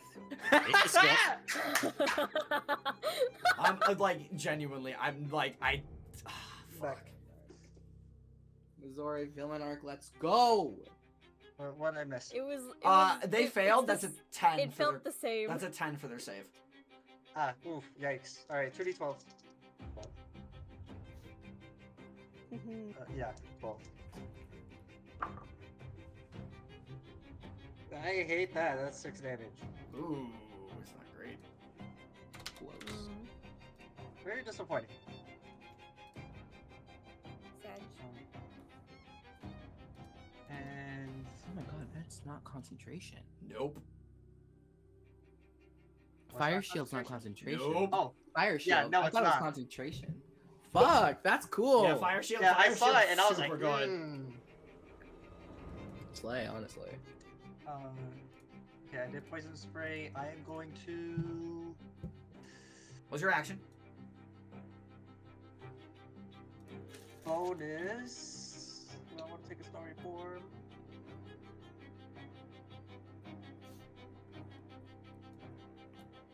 I'll bonus into chalice, yeah. Okay. And that'll be it. Okay, you bonus into chalice. Waverly, your turn. Alright. I take out the dagger and I'm just gonna try and fucking murder this man. You technically have advantage, but disadvantage, so they're straight rolls. So it's a straight roll. Straight roll. It's the advantage of flanking. That's good. Yeah, it's a straight roll. Use my dagger voltage, bestie. Just out of character, I probably will eventually need some assistance over here. Just whenever you got time, because my bonus to this attack is not good, and I know he has shield. Auto. Yeah, that's why I sent Ashen over to try to help a little bit. Yeah, I appreciate that, but it misses. What'd you roll? So I got a 7. 7? Yeah, unfortunately misses. What you mean his AC Yeah, isn't but three? I will. What do you mean his AC isn't 5? I will still be doing the heat metal damage. Mm-hmm. It's an extra 2. Do I have to make another And save he for the heat can- metal? He can make an. I do make another Yes. save for the heat metal? Okay, I wasn't sure how that worked. I think it's every turn Yeah, takes that's an 8. Okay, yeah, he drops the gun. He does drop the He gun. still takes 9 fire damage. 9 points of fire. 9 points of fire damage. 9. Does have to make a concentration save on the blur because of the fire damage, or Constitution saving throw. Mhm. Natural 17. Yeah, he's fine. Please fail. Yeah, Please. well, blur is still up. Fuck. Blur is still up. Does now bring us to And then your bonus action. that was my bonus action. I'm done. Okay. Yeah, heat metal is the bonus action. Mhm.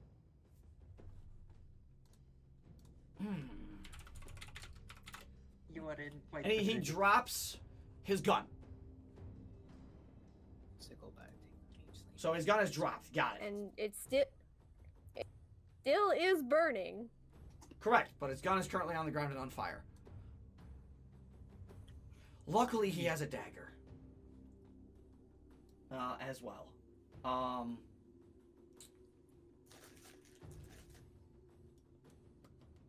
But let's do something a little fun. Oh, so he dies instantly? No, let's do something a little fun. This is a spell I don't think. Yeah, that's so he dies instantly. This is a spell I don't think I've ever used. Fucking come at me. I counterspell it by throwing my hand axe. God, I wish I had counterspell right now. He's gonna cast Pyrotechnics. Oh, that's a spell. Oh, you fucker. And he's going to do Pyrotechnic Smoke.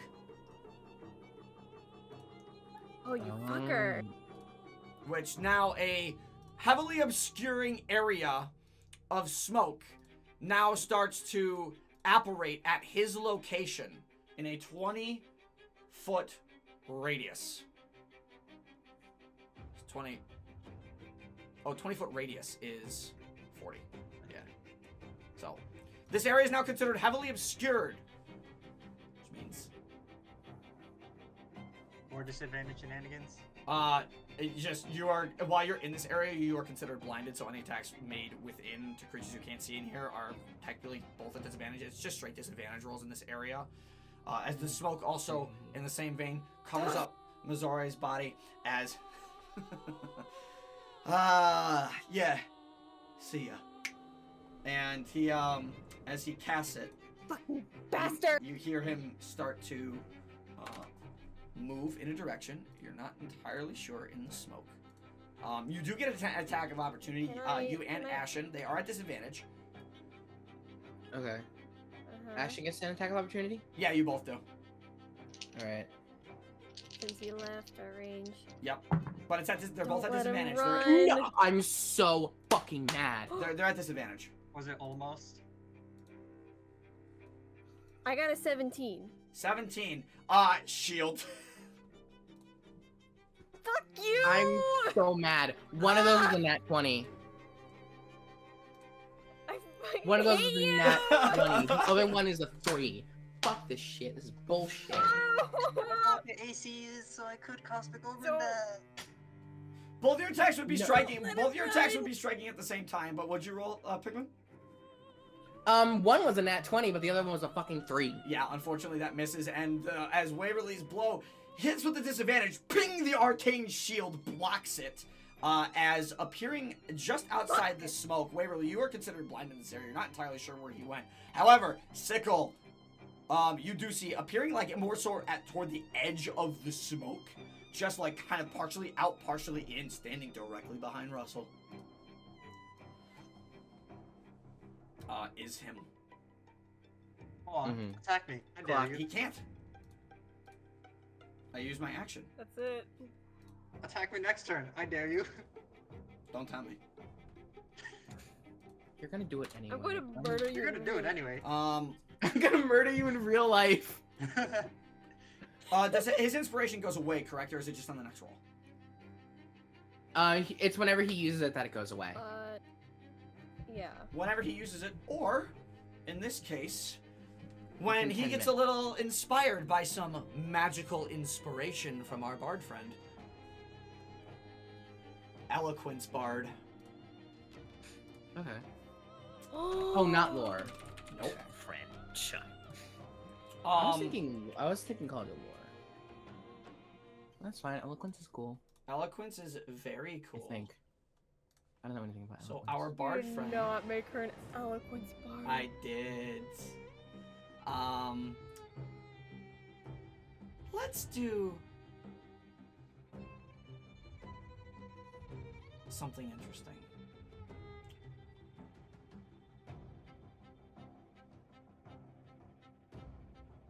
I'm gonna creatures have Bardic Inspiration dice and a spell that restores hit points or deals damage is cast. The creature with the Bardic Inspiration dice can select another creature affected by this spell and roll that inspiration, adding to the total damage or healing. That dice is then lost. Ooh. Okay. Yeah, so basically he could, if he casts like Firebolt, he could add Bardic Inspiration to that. No, Magical Inspiration is if any creatures have Bardic Inspiration dice and a spell that restores hit points or deals damage is cast. Doesn't have to be from them. The actual wording. I'm gonna pop a fucking blood vessel. Yeah, the actual wording of it is deals damage is cast. The creature with the dice can select another creature affected by this spell and roll the Bardic Inspiration, adding the total to the damage or healing. No, it has to be the creature that casts the spell. Am I reading that wrong? To use the inspiration. If a creature has a Bardic Inspiration die from you and casts a spell that restores hit points or deal damage, they can roll the die and choose a target. I'm sorry, if I missed and, that's on me. This is the first time I'm messing with bards. Magical Inspiration. The creature has Bardic Inspiration die. The creature that can... And cast a spell. Oh, yes. The creature and cast a spell that restores hit points or deals damage. The creature can roll that die. Got it. Okay. Okay, so... And... Instead,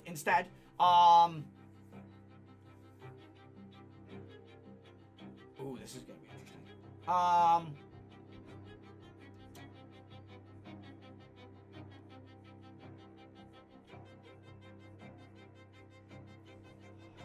gonna cast slow. Okay. It's a wisdom saving Yourself, throw. right? I need to double check. No way you have slow. I do. Yeah, it's a third level bard spell. It is a third level bard I spell. fucking hate you. I hate you. I think I know who it's on. You alter time and up to 6 creatures of my choice in a 40-foot cube. Wait, huh? Slow? That's the exact reading of it. You alter time around you. No, that is not slow. That is slow. Excuse? Wait a fucking minute. Hold on. Hold up. You all. Wait a Oh, minute. it is up to 6 creatures. Never mind. Up it to is 6 creatures of my choice in a 40-foot cube. Oh no. Wisdom saving throw be affected by that? Okay. Yup. So that's... Okay. So I need to draw a 40-foot Do cube. not let them run. Do not. So... Technically, she can't see you, Waverly. Technically, she can't. But it still catches me. Up to 6 creatures of my choice within range, yes. So I need everybody. I need Russell, Sickle, and Waverly to make wisdom saving. Russell,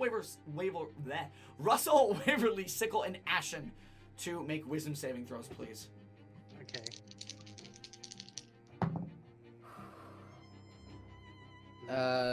Ashen and I both succeed, 15 and 16.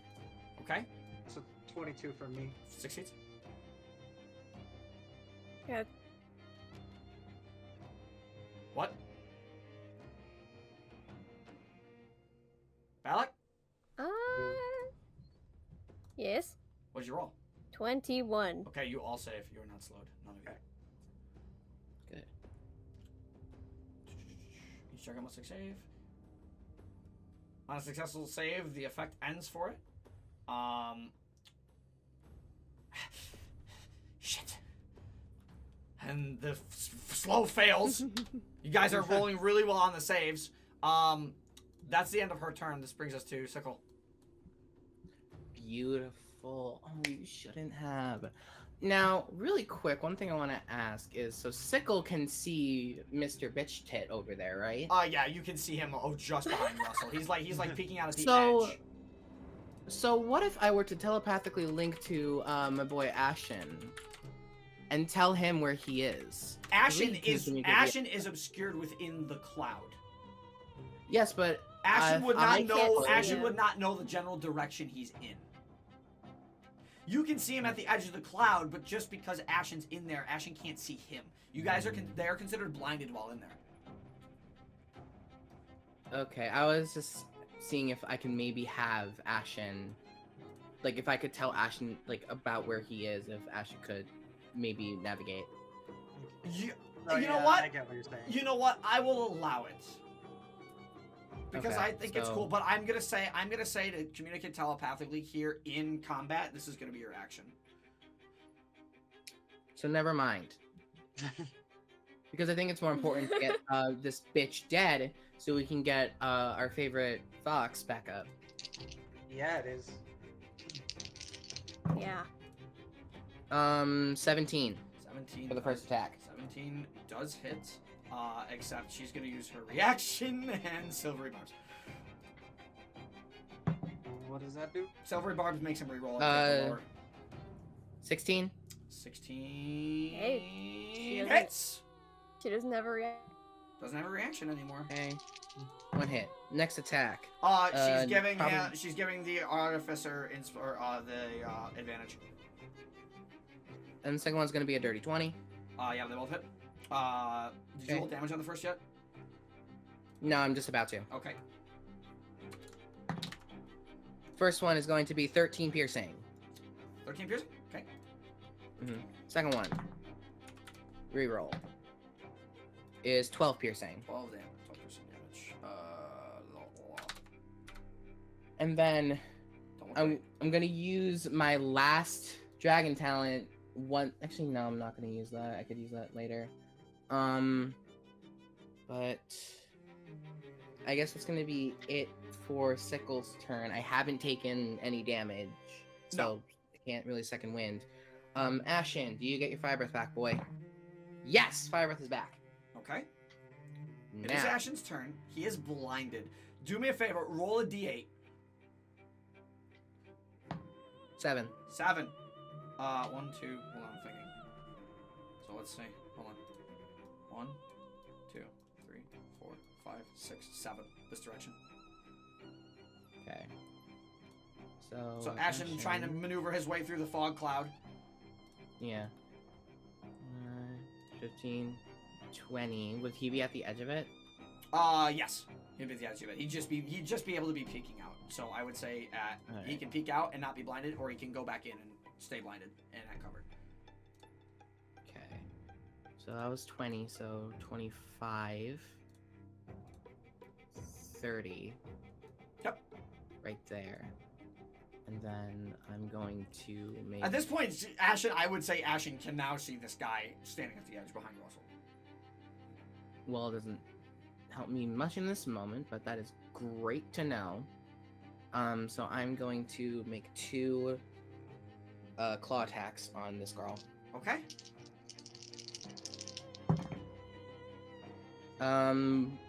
One misses with a 10, 10 misses, yep.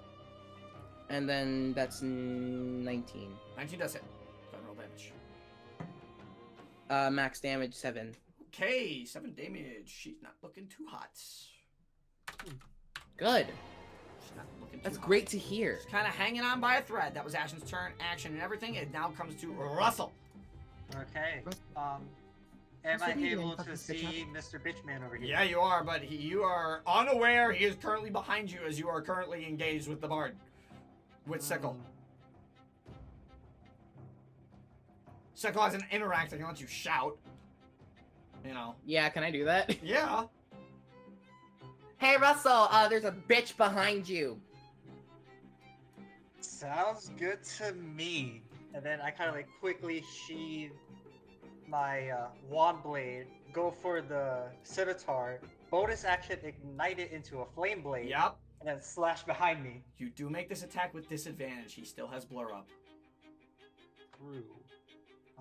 And he is currently shielded. His AC is 20 right now. 20. Okay.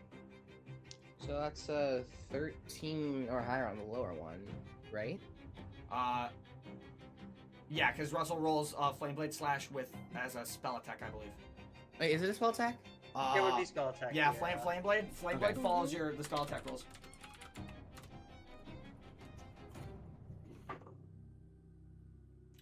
The blade disappears. You use your action to make it's a melee spell attack with the fiery blade on a hit Okay. target. Yeah, so it is considered a spell attack. Then, you said the AC was 20? AC is 20. Okay. So with disadvantage, I had a nat 20 and 11. Plus 7, I can bring that to 18. I can Cosmic Omen that to add a little bit more. Okay. 18 plus 3, 21. Okay, give me 1 second, because I think I can use the Bardic Inspiration he has for something. No. Dare you. I think I can. Let me double Counterspell the DM. Let me double check. Oh, and I didn't do it on my turn, so I don't think I can do it. I keep forgetting this bard has a bonus action. That creature's Bardic Inspiration distance spell is cast by that creature. The creature with the dice can select another creature with the spell. I don't tell you. Healing.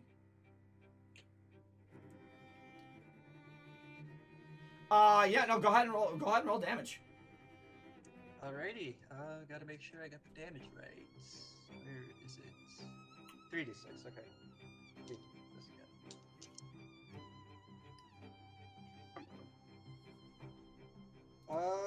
Spellcasters, man, they're crazy to work with. They really are. Yeah. Could the amulet use fire? Yes, it can. I will. What is the what? No, hang on. How do you evoke the amulet? What's the amulet's description? Spiraling Pendant is made of 3 magic.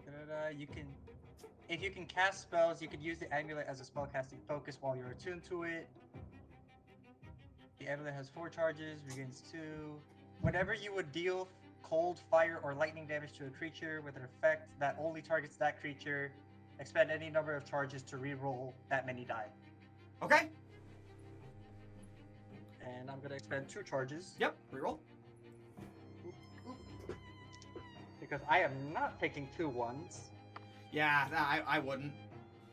Oh, mwah, beautiful. 2 1s become 2 5s. That's nice. Plus a 6, 16. 16 points of damage is very respectable. Concentration. Love it. Yeah, I gotta make a concentration check in a second. I'm just changing his HP value really quick. He's not looking great off of that concentration check. The minimum DC on this is 10 because you didn't do any higher than 22. And his concentration. No, blur fades. Let's go. Yes. Yes! Oh, I deleted him. Whoops. Oh. I meant to. All right, cool. We just had this bitch. No, I meant to get rid of blur. Why does it do this to We me? just had this bitch. But he is still inspired. Because fuck you. But he is still inspired. Okay.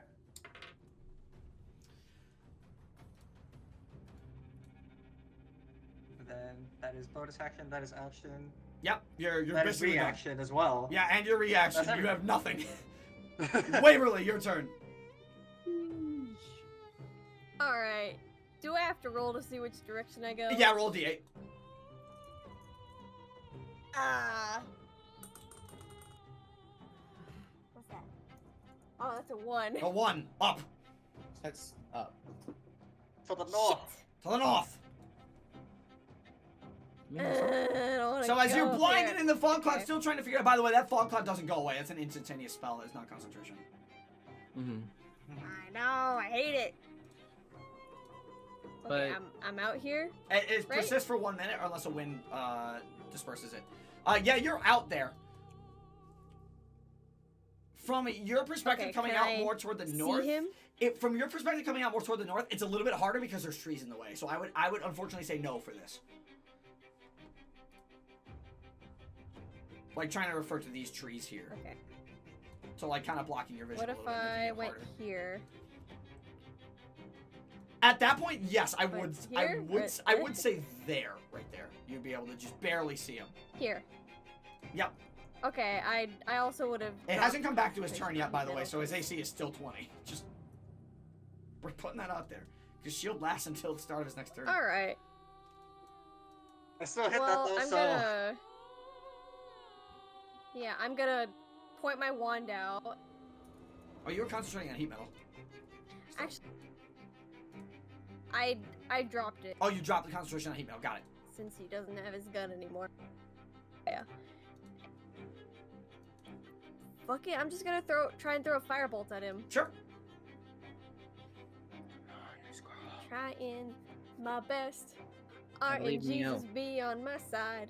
Alright, Jesus, bless her soul. Bruh. That's 2 8s for a Ooh, 14, which no. misses. Unfortunately. I Uh-huh. don't got 9 nails second. No, okay. Then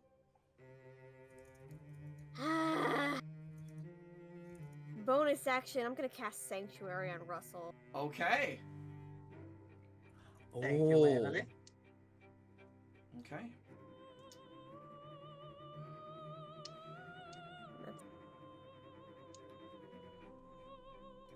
This now brings us to the...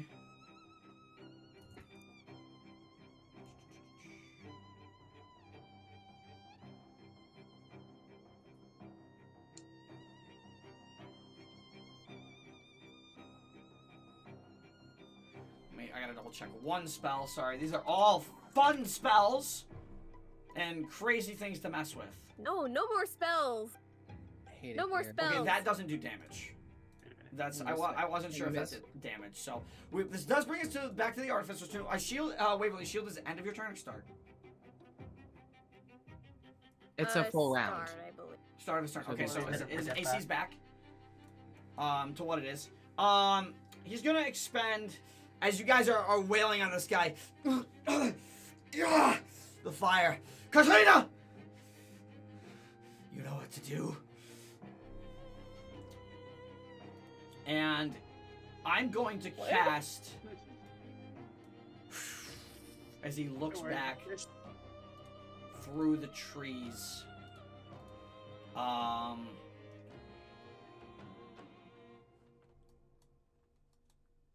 I am going to have him cast Shatter. What? Second level. And it's a 10-foot radius. So he can aim at 60 feet.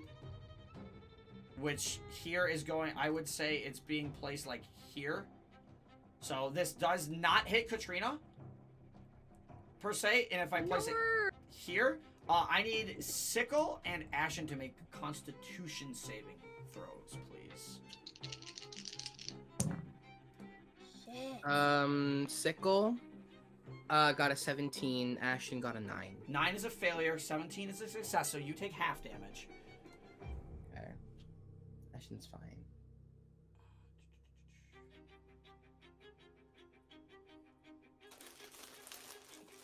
And I'm going to. Can I expend? Can I expend the Bardic Inspiration for extra damage here? Yeah, but you'd have to choose who you want to use it on. It's gonna be on Ashen. Um, No, it's Shatter. It's Does an it say- AOE spell. Does it? But it has Does you it have to say pick you can one use person damage? affected by the 'Cause spell. Select another creature affected by the. Only certain. Yeah, Or only deals certain damage to bards cast a can add inspiration to damage. Right, but he has the inspiration. Magical inspiration is a general bard It's a general thing. It's anybody who has inspiration can do this. It's an optional bard feature. Correct. Oh. So he's gonna add the Yeah. additional Hate shatter that. damage. He's gonna add the additional shatter damage to Ashen. Okay. Which at this level the bardic inspiration is an additional 1d8. This is the damage for Ashen first. On failure, 10, 17, 18 points of thunder damage. Okay. And then Sickle. That's 12 halved to 6 points of thunder damage to you. Okay. He is no longer inspired. Either. Good. As Suck, the bitch. shatter fades, the loud boom of thunder behind you, and Ashen takes a blow from behind. Exactly what I was waiting for. The bard shouts in that moment as the artificer finishing casting shatter. That's a second level spell, so take away that there. Exactly what I was waiting for. The bard is going to cast Cloud of Daggers. Okay. Okay. Dog. What are you doing? 5-foot cube.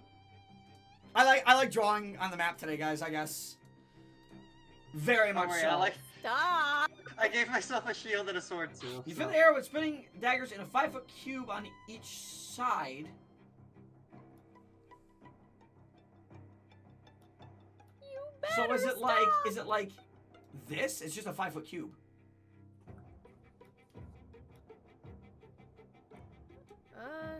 Technically, it's 5 foot. I think. Is it? It says 5-foot cube on Yeah. each That's 5 side. feet. Yeah, it says 5-foot cube on each side, and each tile is like 5 feet. So yeah, I guess it's on one space. That doesn't seem right. Were you thinking it was like 5 by 5? I think it's. Yeah, it doesn't. That is weird. That's weird. Hold on. I'm very. Cloud of Daggers is extremely confusing. Hang on. Hold on. How big is Cloud of? If it's just a 5 by 5, that's so silly. So range of 60 feet. 5? Yeah, 60 feet. Cube 5 feet 5 on each feet side. On each side. I think it's literally just a square. That doesn't seem right. Because I recall it being bigger. But regardless, she pulls out a sliver of glass and mutters, "Slash him!" Daggers in a 5-foot cube on each. 5-foot cube on each side. Cloud of Daggers affects between 1 to 4 squares. I see. I found that. It's a 5-foot cube on each side. That's so weird. So she's gonna cast it here. So if it's 1 to 4 squares, that means it's like this. Well, no, that doesn't. That's because that's Hold on. 10 feet, is it not? Well, this is weird because D&D. Yeah, that's 10 feet. I know It's super weird. Honestly, I don't. Cloud of care. Daggers, and I'm reading this. Cloud of Daggers can affect between 1 and 4 squares and deals 40-10 damage to slash creature that ends it. 40-10. It's 44. 1 to 4 squares. I know it's 44. I know what I said. Yeah, I don't know why that bitch said 40-10. Just girl. Casters have You're stupid. 5 by 5 foot cube. It's just Every weird. Part of each corner of the cube you place on That the is very excess weird. square to effectively take up 4 hexes / squares instead of 1.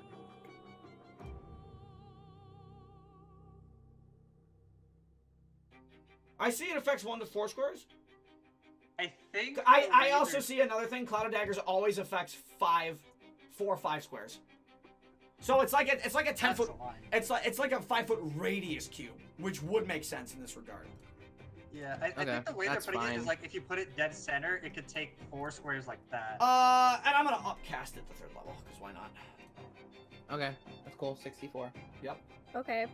Burn those slots. She has plenty. So 64. I think you guys need to make saves. No, it doesn't say. No So saves? the creature takes slashing damage when it enters the spell's area for the first time or starts a turn there. Oh, okay. We're technically entering the area for the first time. Correct. So, Cloud of Daggers So- damage to you and Ashen. Oh boy. Hmm. 4, 8, 12, 14, 17, 18 points of damage to both of you. Okay. As she casts Cloud of Daggers, and then for her bonus action, she is going to look directly at you, Sickle, and she's going to say, very specifically to you, "Oh, I can't wait to see the look on your face when you find out she's gone forever." As she uses unsettling words, expending a use of her bardic. The next saving throw you make, you must subtract before the start of her next turn. The next saving throw you make, you must subtract 4. Sure. Okay. It's the end of her turn. This brings us to the top of the round. You and Ashen. There's Alright, already so- 6 rounds left on Revivify. things. Mizore, you have 6 And, rounds until you can no longer be revivified. And now He is not dying you on my need watch. to roll the 64 again. Yes, because you start your turn there. Mm-hmm. Cloud of Daggers is fun. I like Cloud of Daggers. Okay, It's the first time I've this used is this fun. spell. 1, 2, 3, 4, 5, 6. 3, 4, 6, 10, 11 points to you and Ashen both. Okay. You I'm just gonna say this because I know chat's been really quiet. Those bandits you messed with way back in session 2. Oh yeah. Oh. I figured. They remember. We'll give them something else to remember. Then. Regardless. Sickles. All right, my turn. Yep, it's your turn. Start slashing, baby. Dirty 20. Silvery barbs. You feel big? You feel proud of yourself? Yep. 15. 15 just hits actually. Cool. Bitch. Roll. All right, 12 piercing, 7 fire, which half to 3. 12 piercing, 7 fire, half to 3, so 15. She's still Yes. up. She's still up. Not for long. 12 piercing, 7 fire, half to 3, 12, 15. 16 to hit. 16 does hit. 12 piercing. And no, that's more Or than half enough. to two That's fire. more than enough. Describe that. How do you want, as she mocks you, your friend, who you can no longer see, still lying, slowly dying in the fog cloud? I don't know. But I can't wait to see the look on your face when you finally leave this mortal coil. Fucking bitch. Stab her in the fucking throat. Oh, Kill you this stab whore. her in the Kill this throat whore. too. She's dead. Kill this whore. She's gone. Yeah, Sickles on a bloody fucking rampage, bitch. You shouldn't have fucked with the tabaxi. This is how you know you're approaching the end of the arc as well. I threw something at you that you guys are basically fighting other characters, which is hilarious. Yep. And then Sickle is just gonna move. Oh, Not Sickle. Not Sickle and Ashen, just Sickle. You still have to subtract because she is dead. That effect from her, the unsettling word, still takes effect until what would have been the start of her next turn. So she is still present. 25. Okay, so Sickle's gonna move there. And my turn, and then Ashen. 5, 10, 15, 20. And I got my fire breath back. You did, and you don't affect yourself with it. Yeah. That's a dexterity save, Yes, it is. which is one of this guy's stronger rolls. Oh, and I'm gonna pop a flash of genius as well for his reaction for this, which will allow me to add his int modifier to the saving throw. Okay. Won't matter. Yes, it will. What's the 13. 13? So that's a 5 plus 4 for the just as dex 9. mod for the dex save. The flash of genius also adds an additional 4 for his int. That is a 13. It's half damage. Damn. Doesn't matter, he says. Rolls the exact number I needed. Damn Oh you! no, you have low. Alright, that's fine. Half damage is half damage. Cloud of Daggers is gone. 10, 16, 18, 19 half to 8 points of fire damage. Okay. No, 9. No, 9 points no. of fire damage. It's 8. No, it is 9. No, it's, No, yeah. you're right. I'm I see, losing I my know. mind. So are you.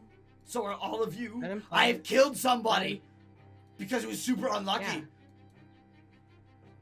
It was not intentional. Don't sound too proud of yourself. It was not intentional, I swear. Like, literally. It was not intentional. It's just really unfortunate that you saved the paralysis and then I happened to just roll an nat 20. I'm gonna make Alright. sure you regret that for the rest of your life. Oh, don't worry. You're You gonna know, suffer. don't worry. Don't worry, Chef. Don't I worry. will make sure you suffer the consequences is insane. You think there's just nothing on these people? Come on. Am I really gonna, if I'm really gonna end up like When wanting to will kill you one of learn? When will you Anyways, learn that your hold actions on. have consequences? you? Even you, the DM, are not safe from it. This is true. No, the DM is not safe from consequences. I can't wait to get hit with 5 natural 20s in a row. 30, You're gonna get a lot more. 35. Could I go here and then Ashton? Could I go here and give Russell flanking? Yes, but Ashton is blind. Chaff, if you don't mind, relax a little bit. I understand it's a negative to do this, but think of the world and the situation that you're in right now. I know. Anyways, that's gonna be my 10.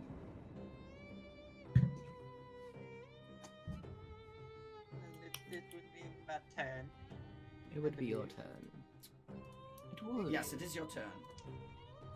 Okay. I gotta reread this real quick. Yep, action, striking with the flame blade.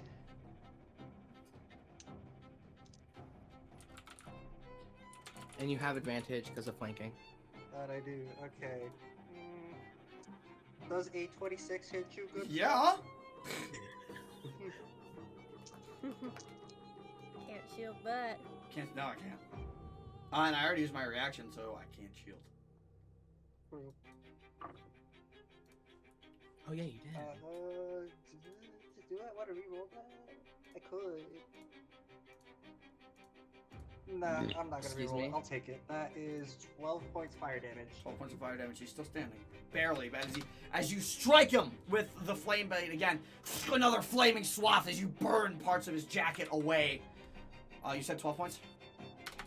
Yes. Okay.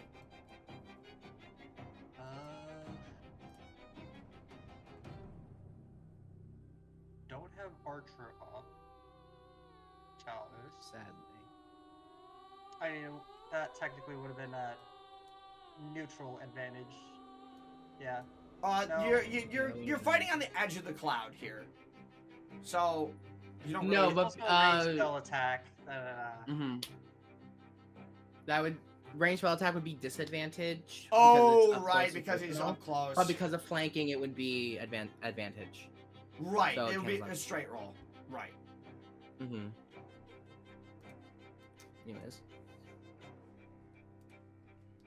Could I try to wand blade in a way? It's a bonus action. You casted a spell. Right? The flame blade strike is a ranged spell attack. Melee. It's a melee it's a spell. melee attack. spell attack. It's not casting a spell per se. Yeah. Yeah. That's the thing. True. It's not necessarily casting. Yeah, because wand blade specifically says cast, doesn't it? Yeah. But you technically are concentrating on the flame blade, which was a cast. Yeah, but it's still. No, you're right. I can't logically say he gets a bonus action strike there. Yeah, no. You could say rule of cool it.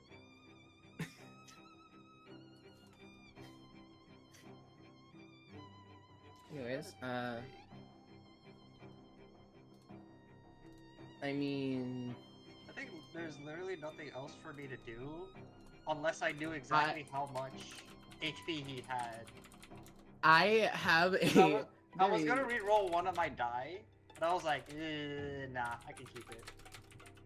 I have a very slight thing you could do. Which is? Do you have healing word? Yeah. Could you use a bonus action to heal Ashen? Because he has 5 HP. Ah! Oh, jeez. Indeed, I will use healing word and give you. Yeah, so if you'd be oh so kind. So if you would be oh so kind as to make sure that my dragon doesn't die again. But of course. Thank you, good sir. I appreciate it. I need to make sure I'm getting the right dice again. Okay. So healing word. Oh, you are getting the max healing from that. So that is a solid 8 healing. And then with Chalice, you're gonna get another 8 healing. Ooh. Thank you, Ashen with 21. There we go. Thank you, kind sir. Thank you, kind sir. Alright. Brings us to Problem, kind sir. Waverly. Fuck him up. Fuck him up. Fuck him So I'm gonna stab him. Yeah. We are going to beat you to death. Please hit. Do it. Do it. Please fucking hit, I swear to Do God. it. Do it. Yes. Do it. Ah, Do can it. Can I? Okay, I've never actually used this before. Do I get 2-whip in fighting with this? With what?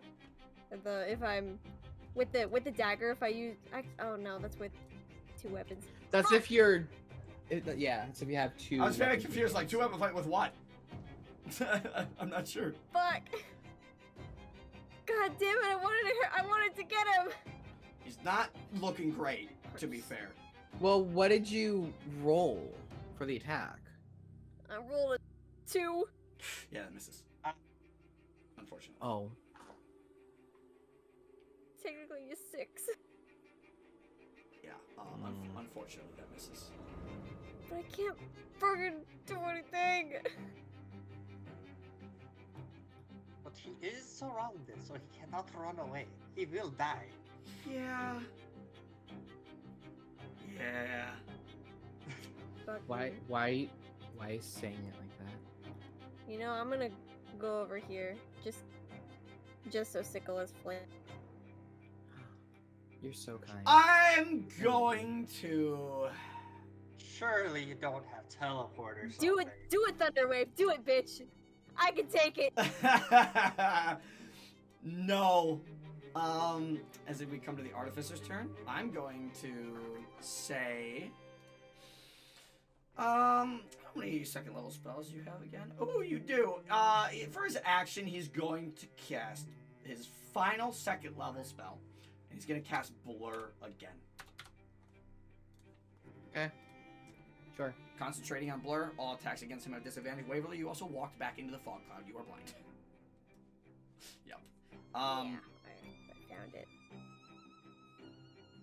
That's gonna be his turn. As he casts Blur to try and survive for his next play. Sickle. Didn't want to pull out one of your rinky-dink machines? He's I too I scared. realized when I wrote it wrong, I put it in his bonus actions. Oh, Because well, I thought it was for just a you, pure that's bonus okay. action to summon it. Not an action. All right, so that first one is going to be a 24 to hit. I can't shield it. Nope. Can't And shield then the it. second one. Oh wait, was that a disadvantage? That's right, you can't. Is that disadvantage? It cancels out because flanking. Oh, right. Right. But no, Flank. no, it's not. No, she's blinded. It's still at disadvantage. Oh, Ah. all right then. Let me. She Let me can't see. Wait, She is that can't. how that works? She Fuck. can't. Yeah, you can't see him. The creature needs to not. Then. So then that would be I see. 18 to hit then. 18 to hit. I'm going to shield that for his reaction. So his AC Sure. now is 20. Cool. And then, Is this how fighting against me feels Yep. like? and then that's also gonna miss. That's a fucking 14. Then Ashen. Ashen, do you get your fire breath back? He does. So Ashen is just going to take one step out. And this. Oh, that would hit Waverly. That is Yeah, gonna hit that- Waverly, and it's also gonna hit Russell. Well, I could angle it in a way where it doesn't hit Russell. Yeah, but I don't know. No matter how you I can angle it, take it. it will hit Waverly. Just do it. Just do it. Hold on. If I were to do it from here, no, that would definitely hit you. Yeah, all right. I'm sorry, Waverly. You're getting hit by. You're This. blinded. I think Yours you. is not You're blinded. I think you auto failed dex saves.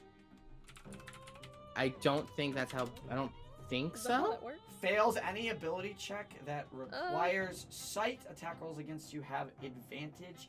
The creature's attack rolls at disadvantage. You technically cannot see the fire breath coming. But it's not an ability check. It's a saving throw. It's not an ability check. It is a saving throw, but at the same time, logically, If you want to. No, no. That would be. I would sound so dickish for saying that. logically, she can't see it coming.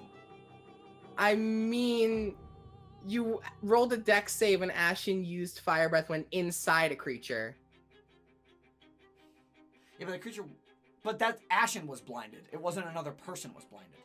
Yeah, but it was still inside. You can't avoid something if it's inside of you. No, you can't avoid something if it's inside.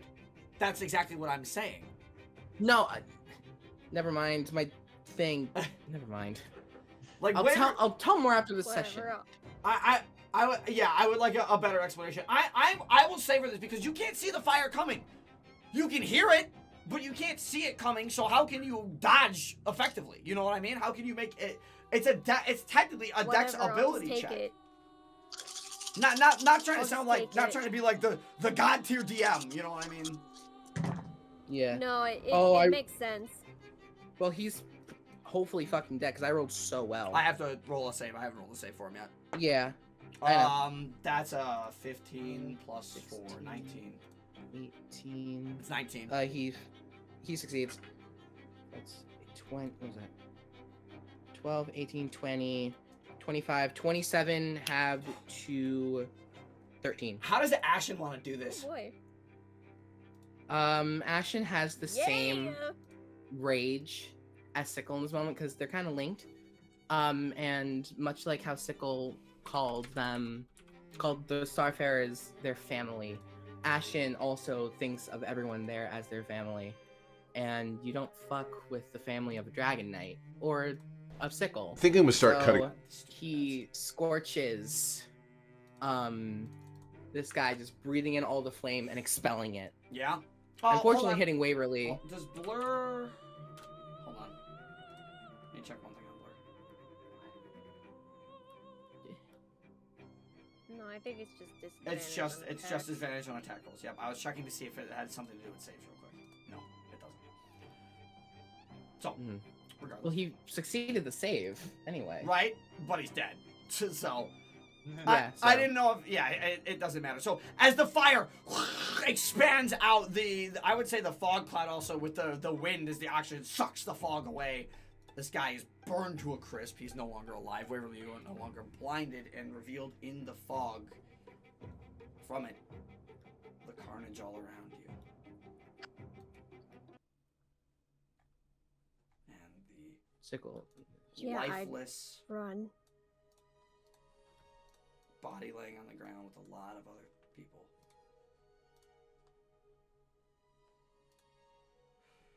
Waverly gets down on her knees and kind of almost tries to like bundle her up and on her knee. Mhm. Sorry. Oh god. I look over to Russell.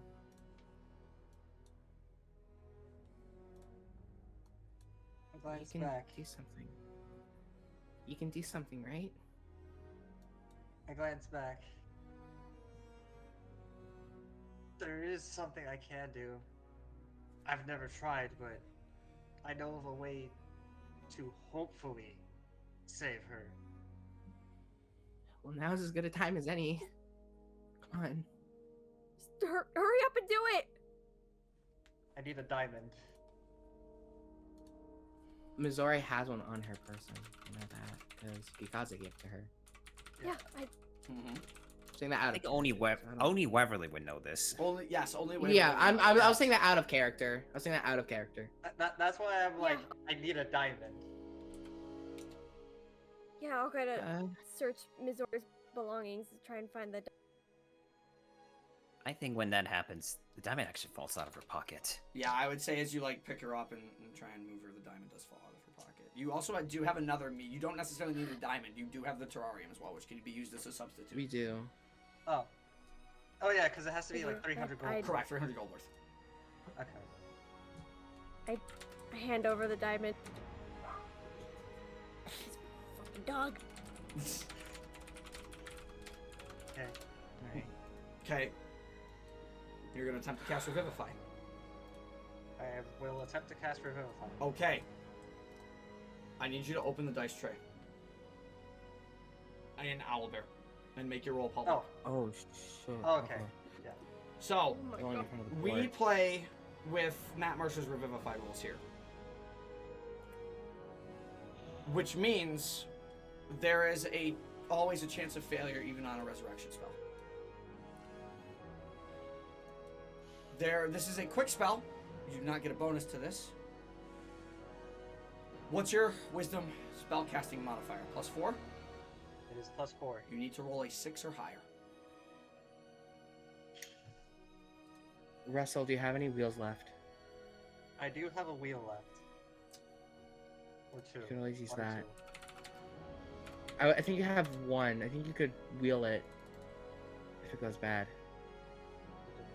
Let me double check to see if you can use that. Because it's... I think wheels ability check, saving throw, or attack roll. Technically, it's none of those, right? This is technically an ability check. Ooh. Yeah, it is. Okay, so I could also technically add Flash of Genius.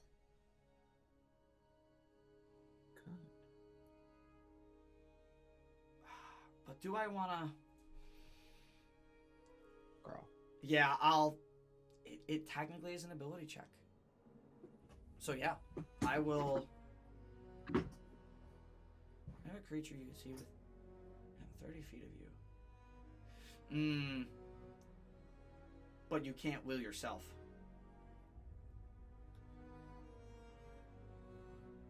Can you? He did it earlier. Oh, yeah, he did. If that's the case, I did it earlier. No, you did. You did. Never mind. I don't know what I'm thinking. Sorry, my brain is gone.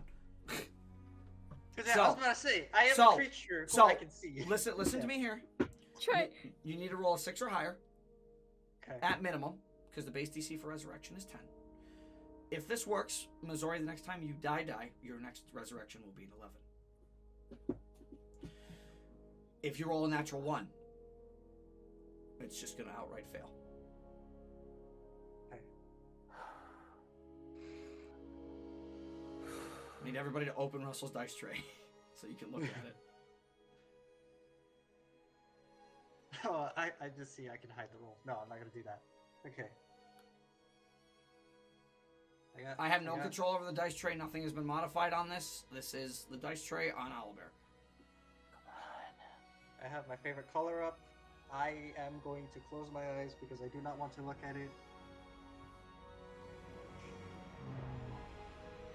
As Russell looks at the diamond, looks back at Mizore. He closes his eyes, preps a revivify, and begins. It's a 4. You can use Flash of Genius here or the wheel. I would say you can use Flash of Genius here because you're so focused on this revivify that you're not even thinking of putting extra power into it with your wheel. You're focused on getting your friend back. So that adds 3. So that's a Flash 7 of Genius. So that's a success. plus 4. That's 11. 11, yeah. That's 11. That's a success. Yes, it is. Okay. So, as you hold the diamond over Mizore's lifeless, unmoving body in Waverly's arms, and you press slowly, and you focus all your magic into it, with a little inspiration and assistance from Waverly, kind of believing that you can do this, the diamond slowly crumbles as this... Well, actually, describe how you resurrect Mizore. What color does the dust of the diamond turn to as it seeps and magically fades into Mizore's body? So, the diamond itself... hold on, I want to make sure...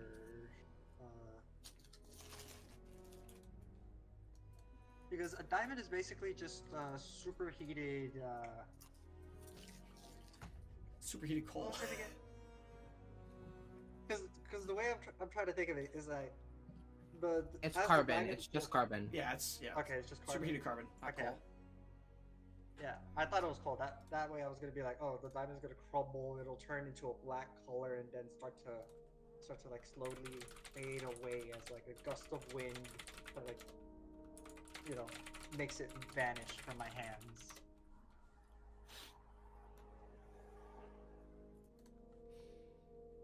And as it vanishes, Mizore, there's this massive, gasp of air that fills your lungs inside, in the strength of it as you feel boom, boom, boom, boom, boom, boom. And in the interior of your body feels the wound that you took from back to, sternum through your chest there. It's no longer present, as that also faded as the spell was cast. And you slowly come to in Waverly's arms. Alive. As you guys watch Mizore slowly open her eyes.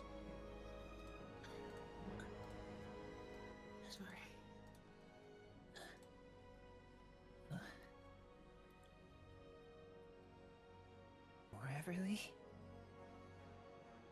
Go. Oh my god! So, Waverly just fully wraps her arms around you.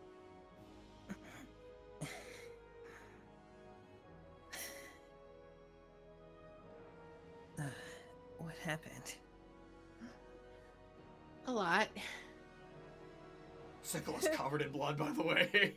Well, not so much Sickle. No, definitely Sickle. His face is covered in it, as he's been annihilating these people by stabbing them in their throat. And as he pulls out his rapier, the blood spatters all over his face. So, yeah, he's covered in blood, and you can see, as he's kneeling down, his rapier at Sickle's side, Mizore is just drenched. Don't worry, we It's okay. dealt with everyone. We took care of him. I see. Are you okay?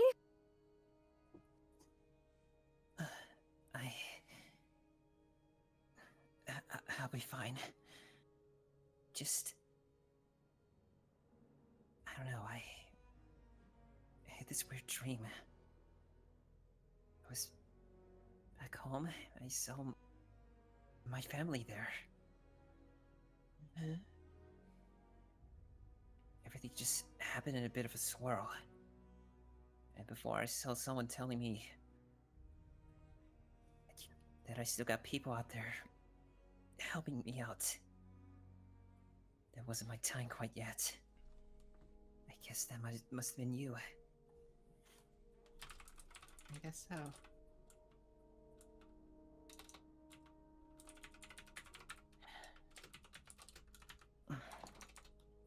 Zori just tries to get up a bit. Still a little bit in recoil. Extremely shaken. It's about this time as well, Waverly, out of the corner of your eye, you do see now a very similar blue orb, and you watch Yep, I was actually just about to say, you watch hey. as it fades. The fuck? Okay, what kind of magic bullshit was that? We investigated that shit later. Make an Arcana check, Waverly.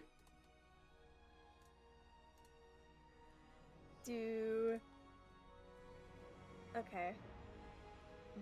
Battle-Act knows what it is. Yeah, I think a lot of people know what it is, but roll. Pikmin doesn't know. I don't know what it is. Well, I don't. that's a 7. 7?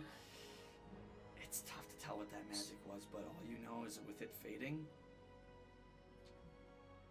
well, something's going on. You're just not sure what. Really quick, Sickle goes over to the cart, turns to everyone, hey, do we want this? I just look at Sick. You're really focused on the fucking cart right now. Oh no, I'm still mad. If we don't want it, I'm gonna destroy it. That.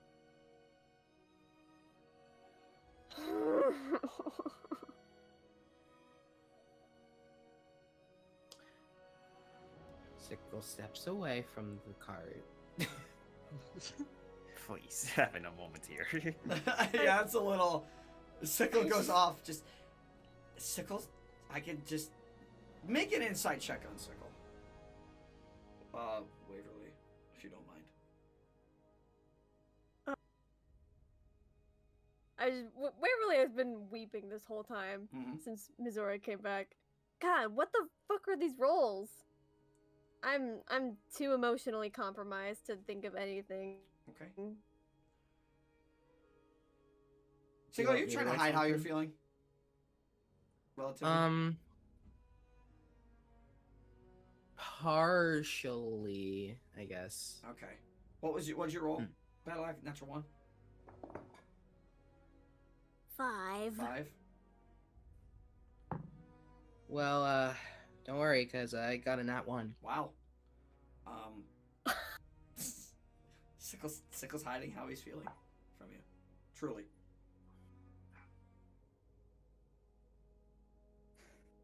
About the whole situation. Mm-hmm. Man. I think she would get this. Zori would try her best to get up and. As Waverly, like, slowly kind of tries to set you down. Yeah. I think realizing that Sickles trying to hide how he's actually feeling about the whole deal. So just actually puts a hand to his face.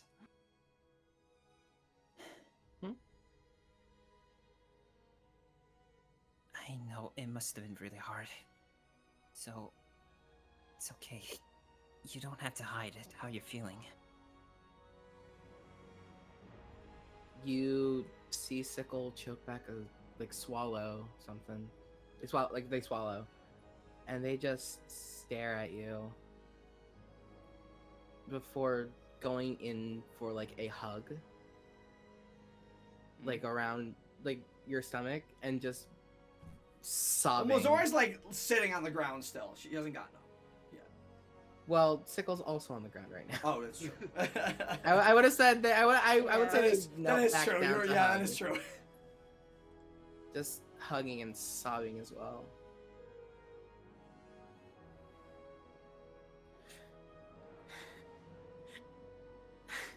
I was so scared. I know. It's okay. I'm still here.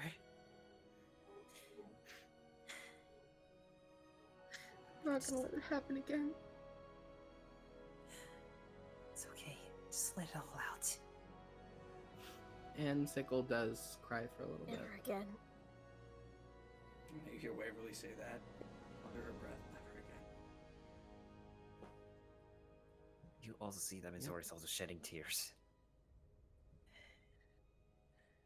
Just tightly embracing. We're all crying at this point. What's Russell doing? Russell, Is Russell crying? What is Russell doing? Mainly a sigh of relief, but still shedding a couple tears because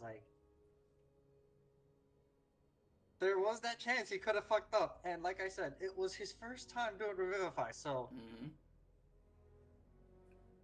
he does not want his family to die.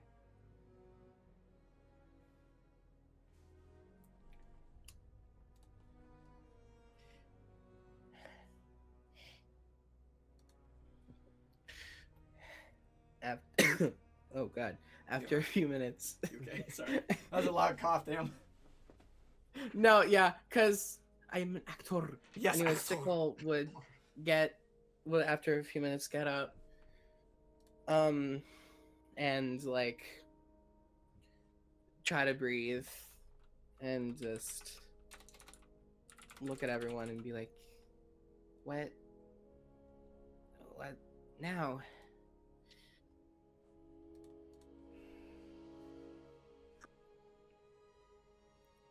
Mizore, can you stand, or do you need a shoulder? Oh, Jeff, I don't know if they BRB'd for a minute. Forgot to unmute. Oh, yep, you're good. I'll see if I can. gonna make a Over. Constitution saving throw for that. Ooh. Oh, sure. Yeah. Fair. I'll, I will. I'll be on standby. Disadvantage. To help you. You just were revivified. Disadvantage. Oh. 100%. If we're doing at disadvantage, I've rolled a total of 10. 10? That's still good enough. As you kind of slowly get up, but as you do kick a dagger next to you. The same dagger that's still drenched in blood, held in the unfurled hand of the person that you now can see in front of you, a drow who fell you from invisibility.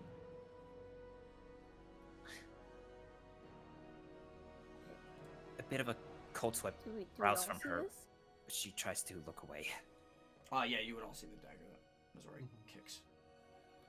As well as she stands slowly. Waverly, you're helping Mizore, Nobody right? fucking touch. Oh, okay. Yes. Nobody touch it.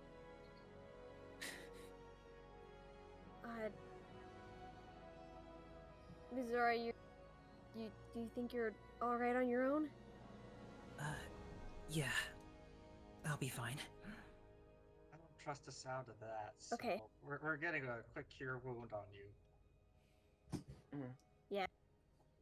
Yeah, you would have been Took you you would have been long at 1 HP after the revivify.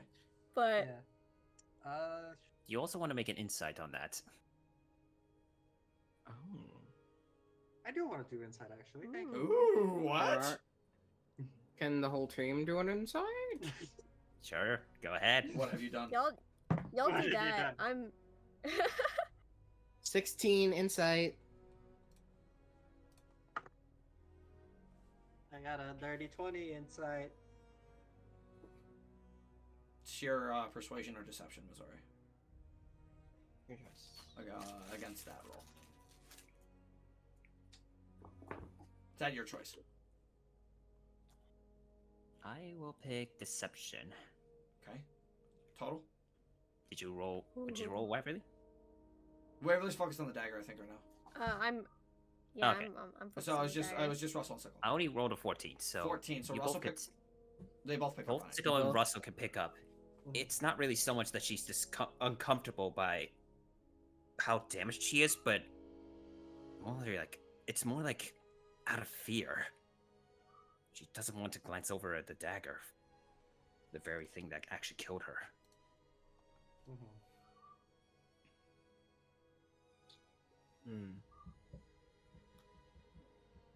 I look at Russell and give a nod, and then look back at Waverly and see what she's doing.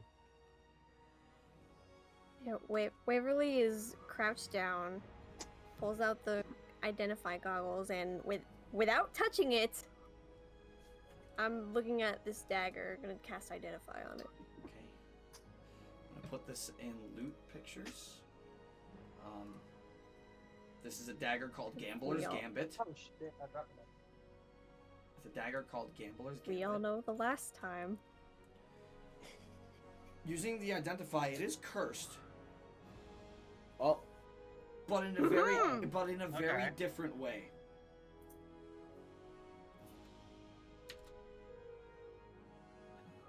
Gambler's Gambit. It's a scorpion.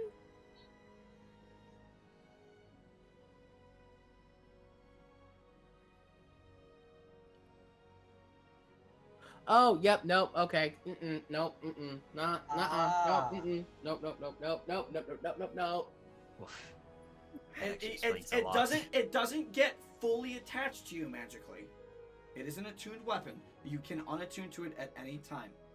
It is not. Thank you. It is not like the other curse. Oh. Thank you. Oh. The cursed effect is that if you just don't drop someone to 0 hit points, you take the amount of damage you dealt with the dagger back to yourself. No, thank you, please. That sure is a gambler's gambit. And that's, Anyway. and that is the only reason I will say, Chaff, that you went down to it. Because it wasn't just 1d4 you were getting hit with. It was 3d4. Plus then the sneak attack. Sick nasty. Mm-hmm. Oh, and it crits. On Oh, an that's 18 to nasty. 20. 18. All right. Well, nope. Oh Nothing, no. please. But That's why it's a we can gambit. touch we can touch it without, you know. Nope. I'm good. You don't notice that this assassin's clothing as well. It's very Aramanthian in nature. The poor artificer's clothes have been burned to ash, and he is sitting in a pile behind you. Good. Yeah, that What about tracks. Leonard? The bard is dead from a blade. They're dead.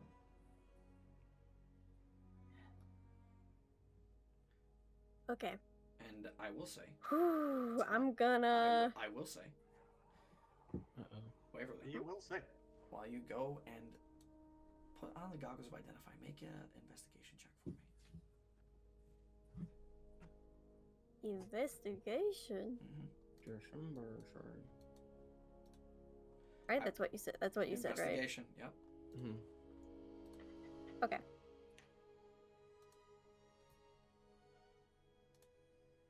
That is a 22. I will put this on the screen for you guys in the owlbear, and I will also post it in loot and magic items. You find Huh? 2 very interesting pieces of paper. Here's the first. Oh, Oh. Oh, more notes. paper jump scare. I'm gonna move it for you. Hang on. Oh. There. Ooh. Uh-oh. I guess as someone's trying to read it, in light of recent events, it's come to our employer's attention that things need to move with haste. After the stoppage of capital wine smuggling, dwindling their resources, they've needed to find another way to make ends meet. To that end, our job remains the same: to act as a distraction to that impre nobility toward the east. I'd say we've done a fine job of that at Ghent. As for new orders, well, our employer believes they know the culprits behind the delayed plans. Be on the lookout for a young tabaxi boy, a female kitsune, a kenku, and one of our own. If spotted, you have permission to execute it by any means necessary. Following your success, you are to bring their bodies to the location encoded. You should all know how to read this. I don't need to remind you. Good luck and good hunting. The second piece of paper is the code. Have fun. You guys are gonna have to do some research. Jesus Christ! Hey. It's a cipher. I will say that. You got it. Oh boy. I already know what it says. So? Of course you do. It's up to you guys to figure it out. That. Oh boy. Can we figure it out? It's a cipher. I will give you that information. It's been encoded by a cipher. Man. Okay, well, I pick up these pieces of paper. Mhm. They're treating it like a fucking game. Fucking sick. As you say this, Yeah. everybody looks over toward the paper, and This one. you all see the note at this point. Those fucking tree mix know about us. Of course. I do remember one of them saying that in their song. Let them know. And then this. She's trying to make sense of this fucking cipher. Maybe when we get to Clonskeagh, we could talk to my dads. Yeah. By the Maybe way, none of them have. you're probably 4 hours from Clonskeagh, if that. Mm-hmm. We still got a little time left.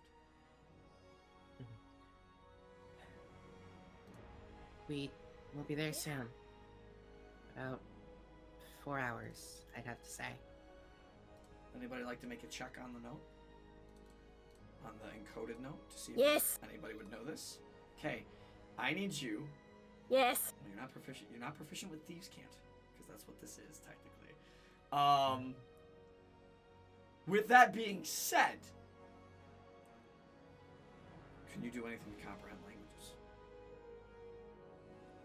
If you can, I will give you the name. If you can, I will give you the name of the cipher. Oh, I'm sorry. I have identify. I've identified. That doesn't work, unfortunately. And finder's goggles. Let me, I have a sword. Let me ask Steleno this. Which cipher do you think it is? Pigpen? That is correct. It's a Pigpen cipher. Oh! Yeah, I found it right What? away. Like, don't worry, I'm already decoding this shit. That is a Pigpen cipher. Alright. But for fun and Damn. in-character moments, Yeah, I'm not gonna say anything. for fun and in-character moments, make me Mm-hmm. a... Ooh, this is interesting.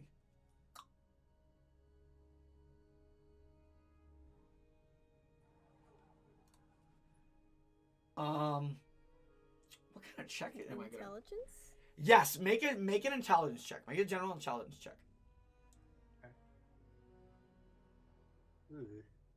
Orange Jesus. I need a nat 20 right now. Alright, Jesus. Come on, baby. Praise the Lord. Nope, that's a 6. Hard to read. Something you can't understand. But I did give you the name of the cipher, so you can encode it. Or can decode it. By the way, all the little gaps in between are spaces. Mhm. Okay. They're like actual spaces for the words. So like for example, Cool as shit, though. for example, 1, 2, 3, 4, 5, 6, 7. There's 7 symbols in the first. There's 7 letters in the first. Then there's a space. So you guys can encode that, or we will, as one of you decodes it, I will. Yeah, sorry, I'm ahead of the game. You're good. It's in magic information, so we can always peruse it. Did you make an intelligence check, Damn it. Stella? Oh, intelligence check, that will be... It's the line of if whether we know it and our characters know it. Correct. I don't think I have intelligence, so It's your that would be a modifier. flat. Yeah, that's a flat 12. 12. Yeah, it's hard to make out, unfortunately. You're not You know what? quite proficient with this. You know it's a different. You know it's definitely a coded language of some kind with that intelligence check. But that's all you can really get. Hey, Jay, You did not. Giggles. Can I give it a shot? Okay. I was gonna say if you rolled a nat 20, I'm gonna like smack you. I could try. I want to try. I have a -2. Just try. The I'll roll DC, disadvantage for shits and giggles. you don't roll disadvantage because the DC on figuring this out is already high. All right. Wow. You'll be surprised to know I got a 4. Yeah, no. Wait, good. Still I doesn't don't know know if shit. Mizore could join in. That's the last attempt. Sure. I just want to see if any of you hit the DC. It'll be funny. It'd be so funny. Intelligence, right? It's an intelligence check, not a saving throw. So it's D20 plus your intelligence modifier. I have 0 intelligence, but yeah, I have a +0 on intelligence. But is what about a flat 18 though? 18 is enough. That was the DC. Ooh, Oh my goodness! I just met it. Yeah, you just met it. hell yeah! On the Mizore, brink of. you've, in your time and the stories your parents told you, and due to prior events that your parents have shared with you, maybe once or twice, but they don't like to talk about it. There was a very similar encoded message like this that you have seen of the exact same way. A series of boxes, dots, and symbols. You do know it as a derivative of Thieves' Cant, only a bit more coded.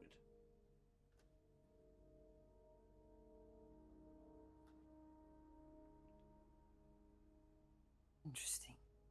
I think I may have recognized something. I don't really know much about it, but from the times I've learned from the stories of my parents, this seems to be like some sort of encrypted message.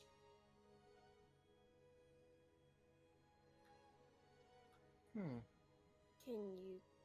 you read it?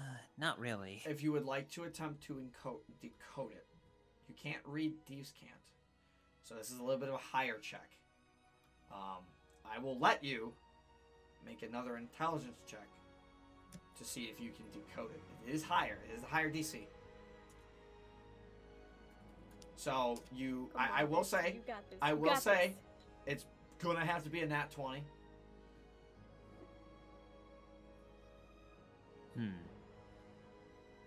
You got this, I believe. There's no harm in trying it out. You guys want me to give it a try? You're the only one who can. You're the only one who can if you decode it. So want you're, as well, you're, yeah. you're the only one who can do this, because you're the only one who understands it. it.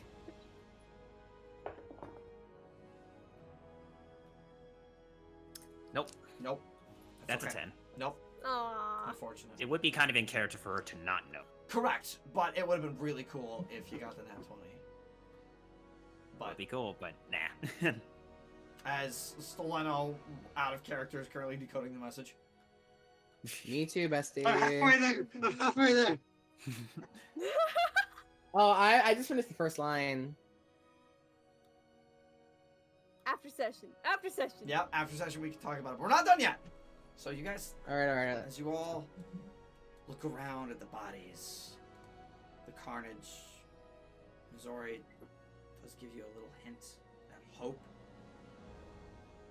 But now you all know you are being hunted.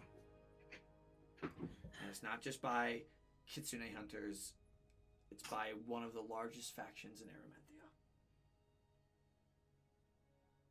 And whoever their employer is. Not just the employer, not just the Trimix, but the employer of the Trimix has something out for you now as well. As you all process that information, what would you like to do? No matter how I look at it, So- this message is just... I can't really tell, of course. We should still hold on to it, and maybe we'll see if there's someone that can actually encode this. Mm-hmm. Dad and Papa might be Definitely. able to help. As for the other note, definitely seems like the Dream Expanders are definitely after us. Yeah. My guess is that they weren't happy with what we did back at the old bandit camp. Indeed. Nope. There is that one line that is very prevalent in that note, though. Employer. Employer. That one word rings through everybody's mind. Okay. Who is the employer of them?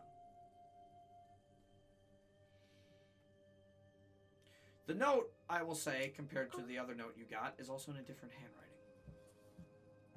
Way back when you got that note in session 2. The note's in a different handwriting compared to the other one.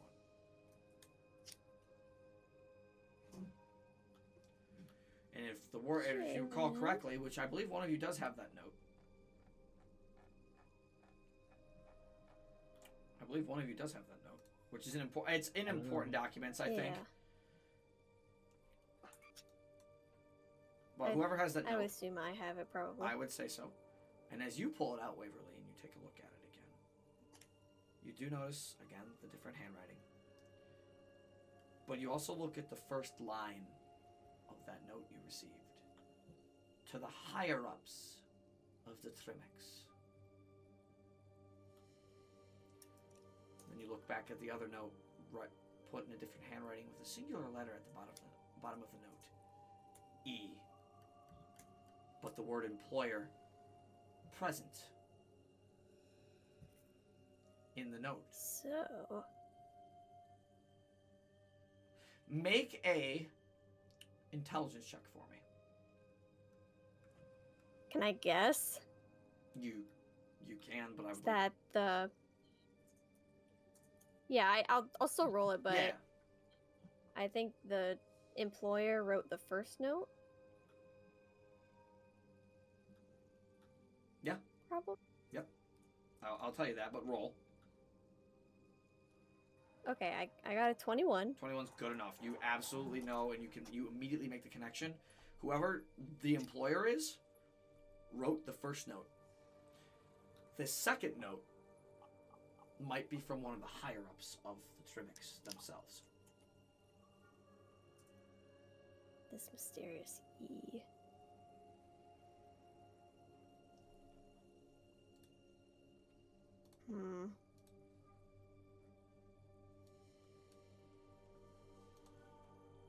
But if they were already hunting us, why didn't they make a commotion in Vistat? Many witnesses? Probably. Well, all the more reason to kick him in the teeth.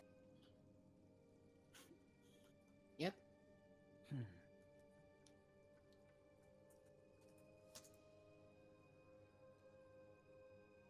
Gonna run just to keep. We're just gonna go just a little bit more. What would you guys like to do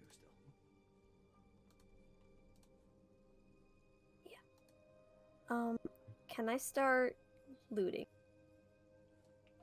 Yeah. Including the Gambler's Gambit. Yeah.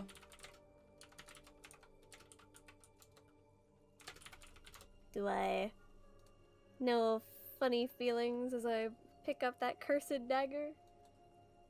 There is a... As you do pick up the dagger, you do feel... Like, as you do pick it up, you do feel some of your, like, a life essence flowing into the dagger a little bit. And there's this searing, like...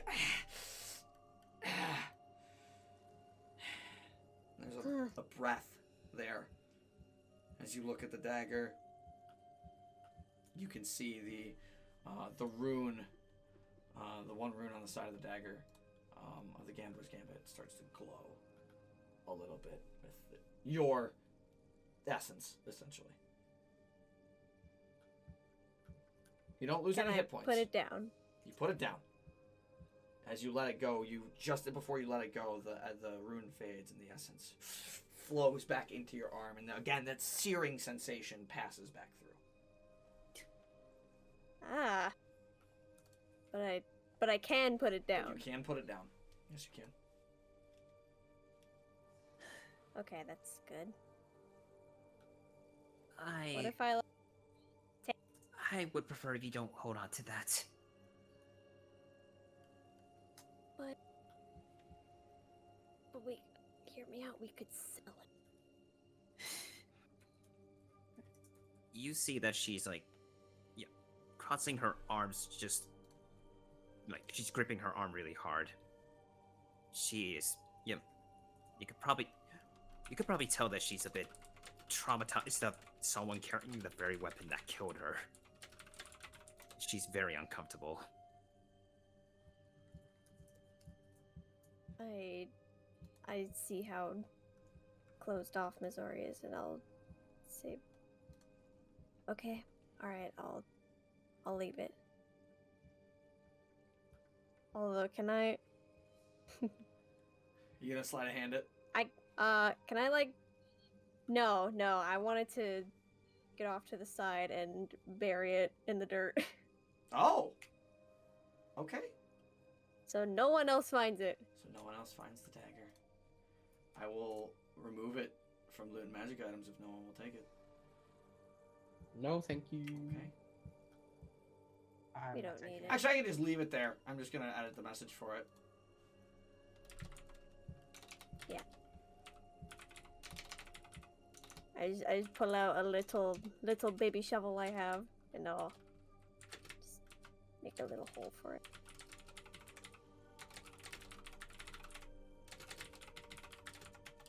I'm gonna label the session that we're on too for that.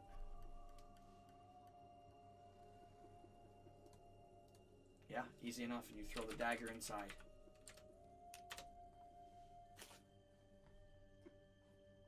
That's for my reference as the DM though, because when I come back and look at the loot and magic, I'm like, oh shit, where'd that go? Yeah.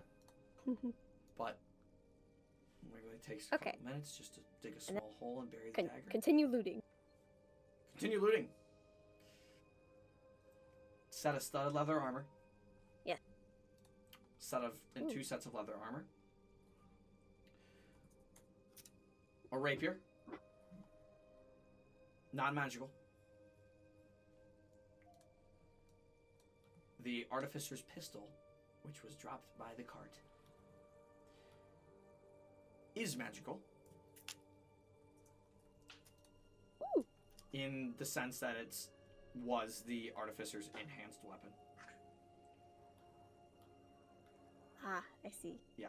So probably not magical for Not- long. Yes, not directly magical for long. Correct. But you do receive that is an arcane flintlock,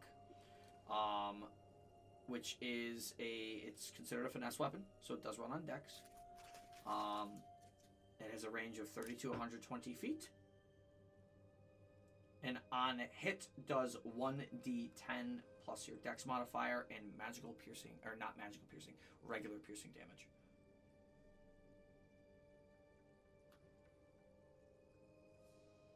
God.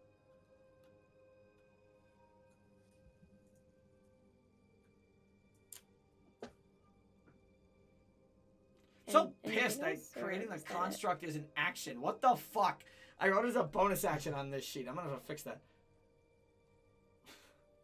Now you know how I feel. Yeah, there's a lot to keep track of, especially when I'm handling 2 spellcasters, so it's like... Regardless, that's a note for another day. Who for that when you create your own artificer? Pretty much. And also when I We want to get make to another... Aramanthea. Other Now one, you yeah, know. and so when you guys get to Aramanthea, where I'll have to edit the sheet, so it's like that. But... bury the dagger, Alright. Gather up some loot. Yeah. Oh, could I... Is there anything else I could get from that, like that bag of orbs that the guy had? If you'd like to Can make I an snag some of those constructs? if you'd like to make a investigation check on that, you may. Did somebody say... No. Investigation. That is a dirty 20. Dirty 20. Inside the bag, you do find a couple smaller gems. They are slightly glowing, Ooh. so you can assume they're magical. These are... Make an Arcana check.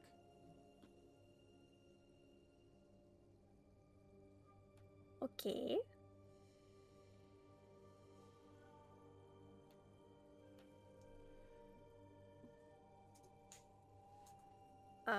17. 17. These are enhancement gems. And Ooh. they are similar to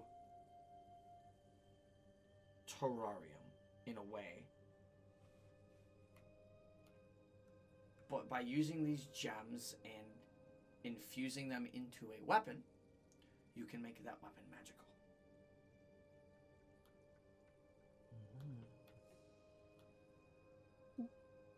How many are there? There are 2. Cool. 2 of them. Hell fucking yeah.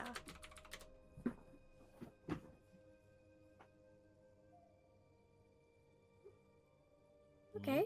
And just covering my bases. I do like a full scour of the camp, like in the this building, in the. Do I find there's anything else? Nothing in that building at all. It's just abandoned. Okay. Just covering my ass. Then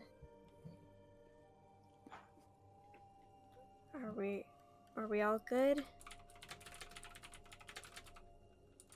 Somewhat? Yeah.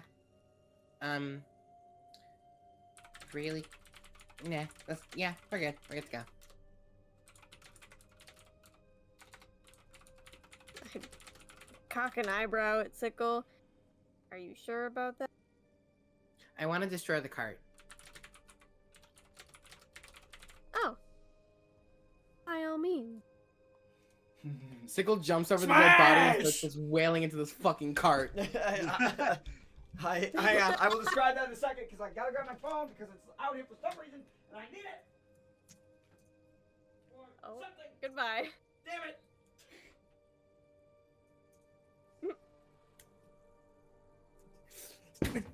Piece of shit cart. Okay. Hang on. Dude, we should have fucking known as soon as we saw the car. Hang on. Alright, I wanted Sickle to be a little brat. I wanted Sickle to be like, no, let's just go this way. Come on, guys. But no. The one, No. you know, I was deceived. You know, I thought I saw Rosen as a good Aramanthian here, and I thought, oh, maybe there's more like him. Maybe there's more nice desert people. But nope, they all want to kill us. Sickle's destroying the Fucking fucking hate cart, and Aramanthian. Ashen's Yeah, you are Ashen's lighting it on fire. smashing the fuck out of it, and Ashton is burning it. Yeah. As I'm thinking about the fucking like can't ever trust Aramite. Just throwing firebolts. Yeah. We're so done with this bullshit. God, fucking damn it! Just wanted to go home. Stupid.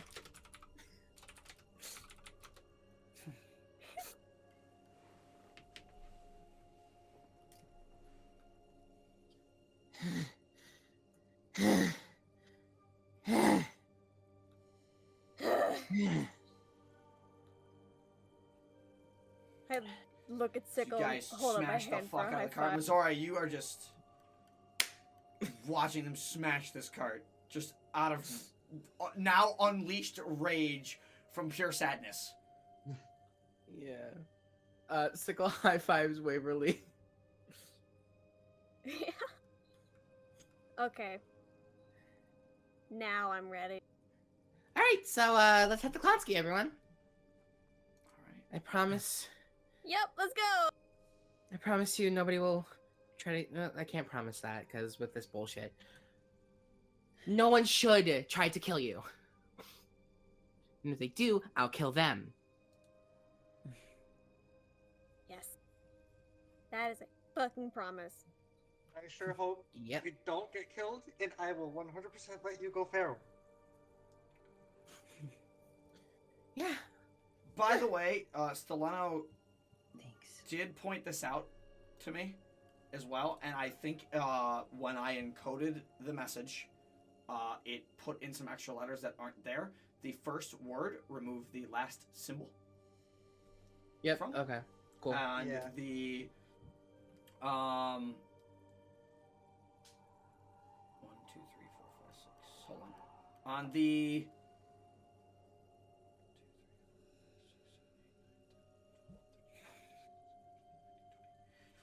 23. So on the 23rd, which is the 1, 2, 3, 4, 5, 6, 7, 8, 9, 10, 11, 12, 13,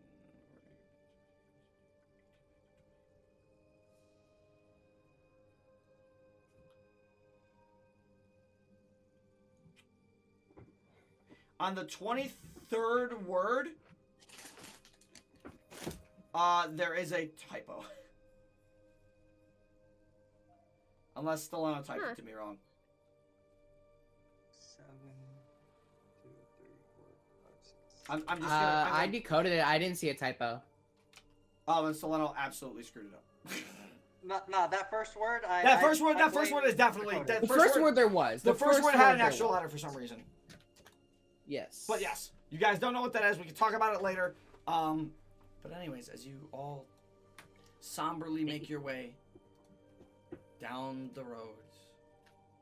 I think she also responds when yep. Sickle and Waverly makes this promises. She just gives a little smile. Thanks, both of you. Of course. Your family. Yeah.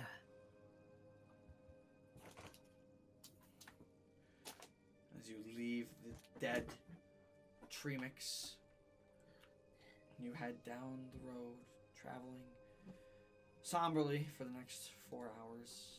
At about 3 o'clock, you do not crest a hill, but at 3 o'clock, the exit of the forest kind of appears, and at the top of a small set of hills, you do see the town of Clonskeagh. You guys are arriving down here. I will throw the Starfarer token. There you go. Oh, right. Ignore Sickle. Sickle's not there. I will make the Starfarer token bigger so it's easier to move.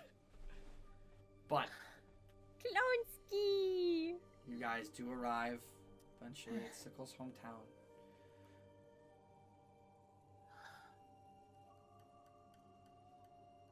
Sickle, I mean, this is your hometown. Where would you like to go? As you all arrive on a very somber note. I think the first thing on their mind is, let's go home. Let's see Dad and Papa.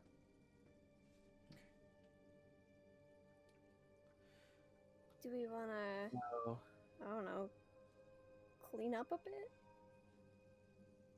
I would No, say, right?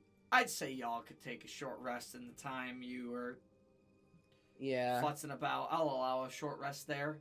Yeah. cool. Go ahead and spend some of them hit dice. I meant just Just get the blood off clean of the us. blood off Yeah, of yeah, your yeah. face, Sickle. That's easy enough. You can. Oh, shit, right, okay. And then I just start trying to do it. As you arrive, Right, so- oh yeah, shit. Yeah, I gotta clean that blood off my face. Yeah. I think everyone's trying to do it so As they much look as I've- presentable. Mizore, surprisingly, the only blood really appears to be on your clothing. That Revivify, like, closed all your wounds. Closed the wound.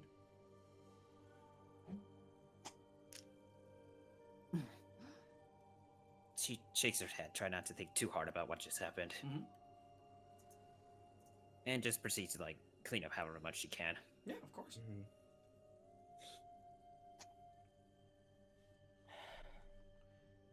Well, this is it, everyone. Welcome to Clonskeagh. Finally here. Yippee! We made it. Yep. Well, let's go say hi to my dads. Yeah. And Sickle starts leading everybody. So we will, as you enter the town of Clonskeagh very peacefully, we're gonna lighten the mood a little bit from our negative music here, which is a pretty big tonal shift, but all things considered, I was playing very dark music for a bit. True. I Yeah. suppose, like, as they enter the town, a little bit of the worries kind of, like, flow away. Mhm. Not all of it, but a bit. It's funny too, because Sickle, when you entered this town, in the year you've been gone, yeah, a lot of it has changed. In fact, right there on that main street in the residential district area, right where you are, there's a different building, that you haven't seen before as well. But you kind of just glance at it for a moment. Think to yourself, yeah, that wasn't there before. But you all trying to get to some safer place right now. Yep. And you do arrive. Oh, did I forget to change the date? This is the 23rd now, yes? Yes, I believe so. 2 days rest. You're on the 23rd, yeah. You're on the 23rd now. Oh, no, it would be the 22nd. Because 19th changes over to the 20th. Then you took... Okay, yeah, you're right. Then you took a 2 nights rest. So the 20th would change to the 21st. Yeah. That would change to the 22nd. So we're on the 22nd still. Yeah. Alright, 22nd. Yep. So what time would you say it was now? As you arrived in 3 p.m. Yeah, you're about 3 p.m. now. You were relatively already very close to Clonskeagh. When you were unfortunately ambushed, for lack of a better word. Mm-hmm. But Sickle, Sickle guides you through the streets. It's funny, Sickle. People don't seem to recognize you immediately. You have been gone a year after all here. Been doing a little traveling around Emprine, and people don't immediately recognize you. You know some people who would immediately recognize you if you walked to them and saw them. But the general public doesn't recognize you how you are now. Mm-hmm. But as you lead them to your home, if you would like to describe your house. Yes. Hold on, I gotta pull up the document. I have a little bit. I have the externals of Sickle's home. Yeah, I'm pulling up the externals. Cause I don't have that. I've got you. I found it. I've got you. So I got it. Oh, he found it. Never mind. Yeah. Oh, here. This is what is what I have in my document as well. Just to kind of match it with yours. That's probably a smart idea. Boop. Mm-hmm. Yeah. Cool. So, walking to the house, it is a very large house that has a red roof, and you notice it's like probably about around twice the size as like all the other houses around in the residential district. It's mainly, the walls are mainly constructed of this very nice sturdy stone, and on the side of it you see like a very pretty garden, and on the other side there is a large like tower structure side of it. Sickle directs you, of course, to the Lumen household. Yeah. We're gonna jump over to... This is where you live? Yep. Oh. I would say this owns Damn. This is almost as big as the orphanage back at Wimborne Village. Definitely not. But it's not. Definitely not. The tower makes it feel that way. Yeah. All right. So, I turned to everyone. Quick little rundown, by the way. Dad, very chill, very laid back. Heart on his sleeve. Papa is a little more reserved and serious, but he's still cool. Just letting you know. And Dad is the elf. Dad is not the elf. Dad dragon? Dad is the dragon. Papa is the elf. Dad is dragon, Papa is elf. I made that mistake last session. I'm not making it again. Flip him. Yeah, flip him. Flip him. Okay, got it. Alright, so Sickle like fiddles with their hair and walks up the staircase, takes a big deep breath, and knocks on the door. Well, as you arrive at the little Lumen house, give me a second. Where the Oh, find the household. So you guys can place your tokens here at the door. Ooh. Pikmin and I were going Fans? so long to find the right home.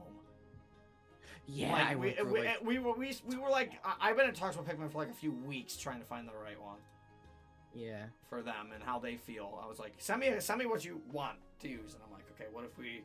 And then we talked about a bunch of other things because it's their town, so it's like, again, Yeah. I help you guys. You help me build the world just as much as I tell a story in front of you. So Mm-hmm. it's always So- fun in that regard. But Yeah. Standing in front of the door, Sickle.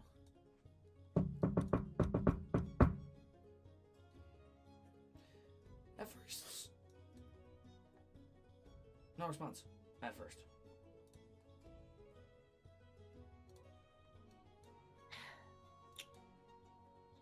I look back at everyone. So it wouldn't be a crime this time because this is my house. For what just happened, you're pretty jovial too, damn. Oh, I killed Madeline! I think. Oh no! Oh, they're back! Was it a dog or the joke that Sickle made? Both. Yes. Yes. Yes. Yes. Don't worry, I would have done the Um, same. I would have done the same. But Sickle, after hearing no response, knocks again but louder. This knock you. You do hear a voice, and Sickle, you're the shortest of the group. So as all you and your friends crowd around the door, you do hear a voice familiar to you. And coming from behind you, like down the street, like up the road, you hear the voice of your dad. But for the rest of you, the first thing you hear, and Sickle, you do recognize this immediately, and you're kind of like hiding, like in the group behind everybody, because you're the closest to the door. You all see a voice say, "Here, if you're looking for Cormac is going to be back late. We've been getting a lot of knocks lately, and I just got back myself. Sorry. So, yeah. You see, as you hear this voice, behind you, coming up the road in a big, like, booming voice, you see a 7-foot tall, red dragonborn, looks to be in their 40s, with red eyes. They're wearing a sleeveless beige tank with tassets around down toward the hips. That longer, like, tasset protective area around the hips is tied up with a nice brown leather belt with a silver buckle. They're wearing dark beige colored shorts, just cut off just above the knee. And they are not wearing shoes, but they do have leather armored guards adorning their shins and their forearms like gauntlets. And you do see kind of a very similar red cape to kind of what Sickle wears, as you do see this dragonborn coming towards you. Oh my. Look at him! I had him on the map the whole time. He was just invisible. Oh, I love that. Yeah, I like that I can owlbear it. Sickle hearing their dad's voice Well, immediately. before we get to that, I want to hear Okay. what everybody else is thinking, really quick in this regard, as you see this dragonborn gentleman walk towards you. Oh, Mizore just whispers to the others. Is that? Now you can butt in. Whenever you're ready, you can interrupt Sickle- somebody just for yeah. funsies. Yeah. I think she glances Sickle- around and then looks behind Sickle as well. Immediately, Sickle hears that and running, pushing past Russell and Mizore, just shouts, Oh. "Dad!" Great and Sickle! immediately jumps And to hug as he him. jumps, he catches Sickle, and he immediately like spins him around in like a very tight dragon hug, tighter than you've seen Sickle like get hugged before, and Sickle, you're like, Aww. as he spins you like fully around, both their capes flowing in opposite directions. As they do that, and you move so fast that Ashen like just flies off your shoulder.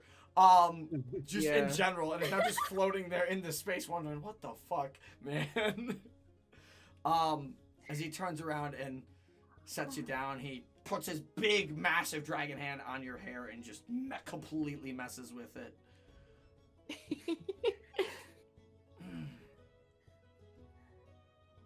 Good to see you. It's good to see you too. Oh my god. Okay, so oh god, there's so much I have to get through, and I'm gonna have to run this all back with Papa. Anyways, so Dad, first of all, this is my third family, and then I turn around and I point to everyone, and gesture for you guys to introduce yourselves. Hi. You must be. Hello. You must be Hi. Sickles' dad, right? am. Mizore. It's nice to meet you. He nods. I'm Waverly. Nods again. Pleasure. I am Russell. A pleasure to meet you, sir. He leans over to you with Russell. Sickle, he like crouches down and leans over to you. Mm-hmm. I'm surprised you haven't eaten them yet. Can I Dad. roll for something? What? What would you like to roll? Clearly he doesn't want me to hear it, right? No, he doesn't at all. Is it perception? Is it perception? No, this is gonna be an insight check. Oh, actually, Okay, no, I'll do no, because this insight. is because this is a sleight of hand. He's trying to whisper it. Yes, this is a perception check. Okay. When you do hear Sickle's reaction, you hear Dad. I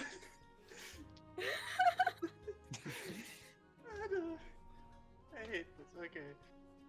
Yeah, Alright, I'm gonna roll just to see what I get. I'm about to cry. I got a dirty 20. Dude. No, only Russell can. Only Russell can. Oh, Beat a wait, fucking no. 26. Aw. 26? Yeah, no, that I did. So, I haven't made his sheet yet because I ran out of time. So for now, I'm going to just say +2 to the stat. Okay. It's still a 13. So, you absolutely hear him whispering this to Sickle. Okay, so my comeback to that is, while he hasn't tried to eat me, he has most certainly tried to pounce on me. Your dad nudges you. Your dad nudges you, Sickle. What? Still as rambunctious as ever, then, huh? Yeah. Oh, right. Also, you're a grandpa now. He tilts his head for a minute. He looks at everybody. He kind of looks at Mizore for a minute. He looks back down at Sickles. No! He looks up at Waverly. He looks at Waverly. He looks back down. He looks at Russell. He's just glancing at all of you as you say Sickles says that. What? And then Ashton flies forward. I think like realizes it's like not like that. Oh. Ashton- Oh. Before Ashton flies, he glances at all of you and he's trying to figure it out. He's totally flushed. No. Oh No. Anyways, before Oh my Ashton God. comes over to you as you say that, and he goes, "What? Wait, did you grow taller? And what's with the?" And he look. Okay, What's with the armor? Okay, so, first, yes, I did grow taller. I think I grew 1 inch. But you know what? I'll take it. Second of all, this is Ashton. He is my Astra. Oh, that's another thing. I'm a Dragon Knight now. It was a whole thing. But, anyways, did he say the armor? Did I ask about the armor? Yeah, he asked, "Where did you?" Yeah. Because you weren't wearing that armor before Yeah. when you left. And then it's just like, And then this armor, we got kidnapped like a month or two ago. And then this is from the guy who kidnapped us. I took it. Creamy. Yeah? Calm. Just for a moment. He's gonna make a general perception check. Oh, I love you, Traveler Dice! Ah, I love the Traveler Dice! Natural 20. Thank goodness it wasn't an What do you enemy mean? roll. I am calm. He makes a general perception check, and he does notice that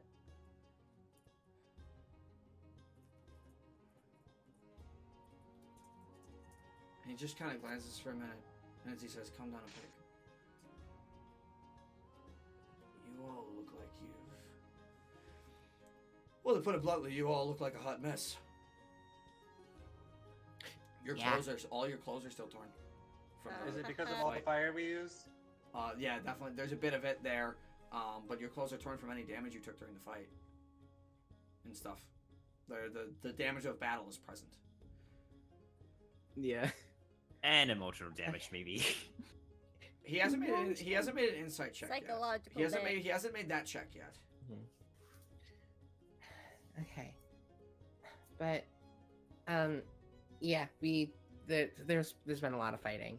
But, let's see. What have you gotten up to since you left a year ago? What? An Astra? A lot. Yeah. Oh, I think this is the last like really big update. But I can do this now, and I use my necklace to do the light. And there is like a moment where you watch Cyrax's eyes, Sickles' dad, Cyrax, go wide for a minute. As the necklace brightens up.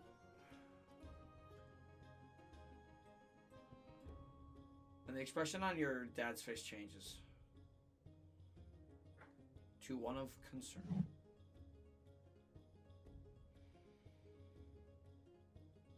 Hmm?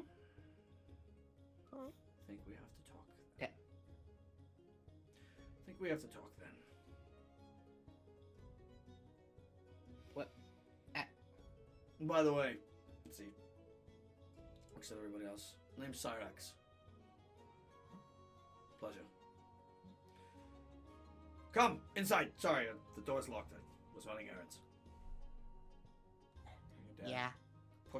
walks past you, and as he does, he kind of messes with your hair again. You hear the click of the door. The door opens. He steps inside, holding the door. Well, you're more than welcome to come in. Please, make yourselves at home. There's, I'm sure, a lot you want to talk about. It's nice to have you back, though,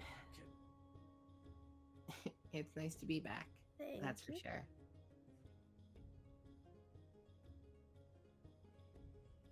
Closes the door behind. And he walks. Sickle, as you enter the house, give a general description as you walk into the main room with your dad right at your side. So the main room, it's this long like dining area. To the right here, we have obviously a kitchen. Nice little kitchen area. The dining room just kind of has like a long, it's a very long table, even though this house only generally has 3 people in it. But, you never know when you're gonna get a flooding of kids. Or any people, anyways. Or guests in general. Guests in general. I'd say on the table there is, like, some candles or whatever. Not lit at the moment, but they're there. Right here, we have the, living room, essentially. You got the 2 chairs. a very, very nice plush rug, and there's a coffee table, and on the walls there would be like some artifacts, like some elvish style artifacts, but also some draconic style ones. So that's am I doing like those are like the immediate main rooms. Yeah. That you see when you walk in, and I would say your dad does walk over into your guys' living room, and I'm assuming you all follow here. One thing you would notice as you enter too is that there's two staircases off to the left and right that lead up to a second floor. But as you look up, you can see that the space where that long table is, that second floor area, it's open. It's almost like there's just a walkway up those stairs. I see. Makes sense. Cool. But there's like, it's a big open area with like a big like chandelier, I think you wrote. Just like kind of hanging there. But as you all walk into the Sickle plops onto the carpet. Yeah. It's very comfortable. Is he cross-legged in front of his dad?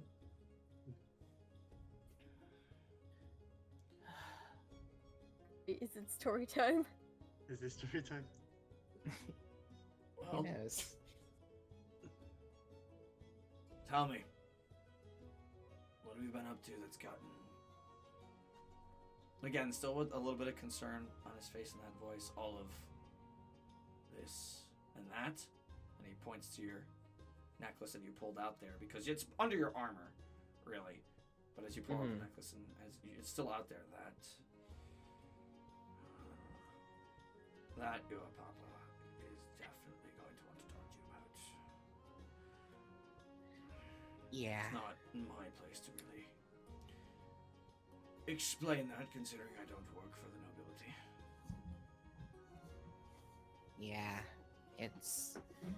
It's a long story. Now I see how to make an inside check. Uh-oh. It's against you, Sickle. Oh, okay.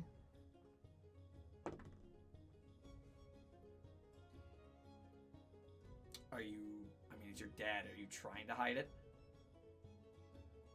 I don't think I'm really trying to hide anything. Okay. In this moment. Well, if you're not trying to hide it, then I won't roll, even though I already did. Oh. Regardless.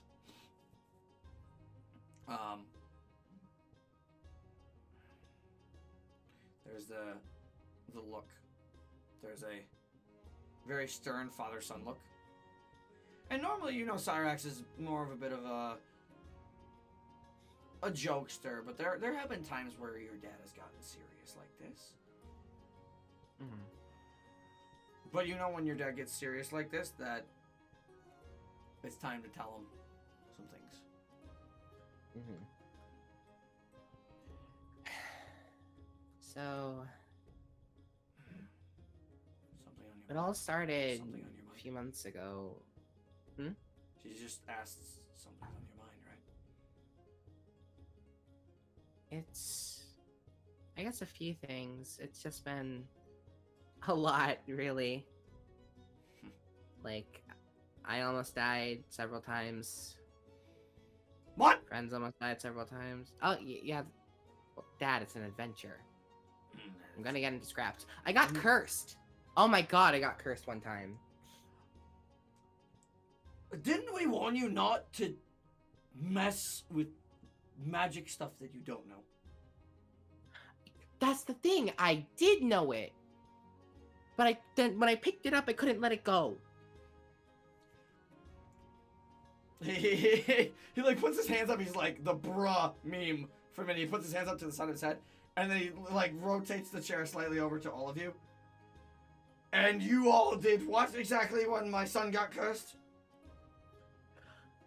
Hey, they tried, To be okay? fair, he did learn his lesson. Yeah. I stabbed myself. Well, that's water with under it, the and bridge. it was You not what? fun. Okay, so we were, the festival in Vestat? Fire festival, yes. Yeah, we competed in that. We were doing that. we were fighting a tank. And then after we fought the tank, some guy named Iternok came in. And then... That name's not familiar I got... to your dad. There's a little, like, questioning look there. Mm-hmm. Long story, I got to... again. But, he got me down, and right when I thought I was about to go unconscious, I stabbed myself with the sword. Oh! And then yeah. Binding blood curse. Great. Yeah, it wasn't great. It was not great. It wasn't great. No, it's not, because if you ended up suffering any more effects of that curse, you probably wouldn't be sitting here right now. I know.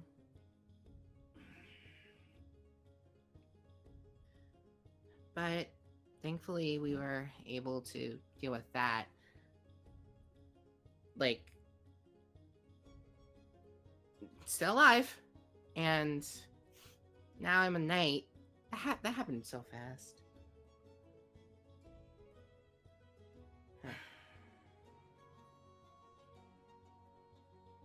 Although, all things considered, can't really say I'm surprised by that notion.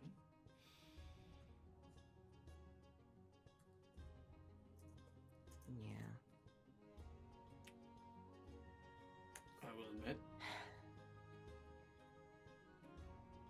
I did not expect to be seeing you as a knight. I know you were just traveling and enjoying your life being away, but sometimes I thought, well, no, I wanted you to go on your own, learn as much as you could on your own. The Papa, on the other hand, well, to be frank, sometimes he's a bit of a hot ass. Yeah, you're not wrong. And he did not want you to go out when you were just as young as you were, and wanted to wait until you were a little bit older. And I said, let him go, see the world. He's nothing's gonna harm him, and you did that.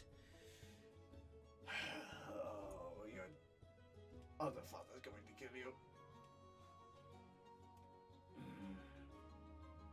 But I probably shouldn't mention when I almost broke into his tower. you what?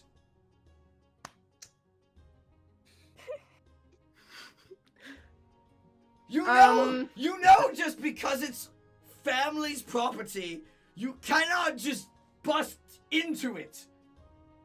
Okay, but would Papa be really so upset to see me?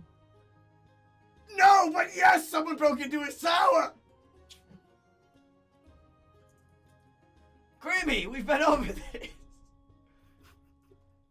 You're a little Waverly is stifling back laughter. too energetic at some bits and points in your life, and even I can be a bit high-strung. Your father knows that. But there are times that we do have to take it back and relax. I know. It's just... I was desperate to see you guys again. I was scared. Adventuring is scary, Dad.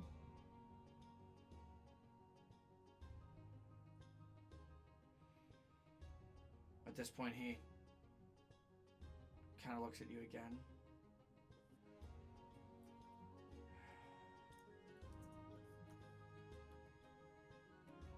Are you gonna try and hide this one? Because he's gonna incite the fact you said adventuring is scary. He's gonna incite your most recent scary incident.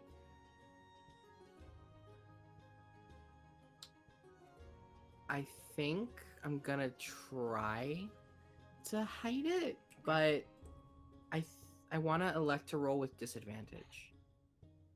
Okay. Because I feel like that's your call. Sickle trying to lie, but not being very good at lying to their parents. I got a 7. Natural 18. Gee, I wonder. So +2 is a dirty 20 because I'm only running +2 for now until I make his sheet because who knows. Mm-hmm. Only Sickle can make us and the players and DM almost. I want to burst out laughing so bad, but I love playing Cyrax, so it's fun. This is great.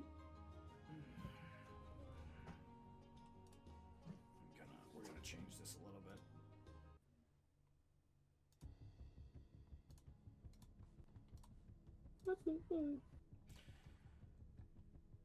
Adventuring is indeed scary, and responsibility is a big part of why I wanted to send you out, so maybe you could learn a bit more of it.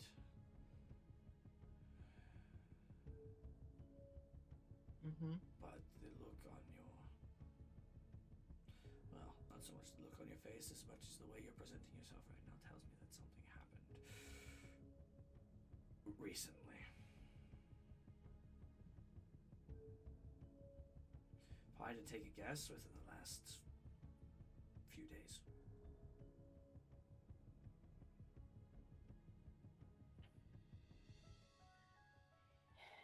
Yeah. And as you say, yeah, he looks over to all of you.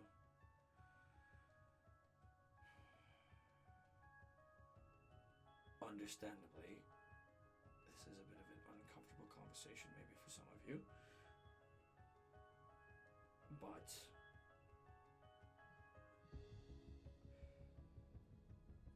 if you are friends of my son, and you have brought him back here, I have a lot of respect for you for that. And I would be very much inclined to know, between all of you, what happened.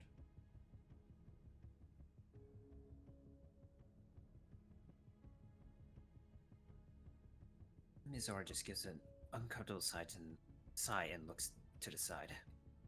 He's gonna make just a general, not an insight check on you. Well, no, he's gonna make an insight check on you. Fuck it.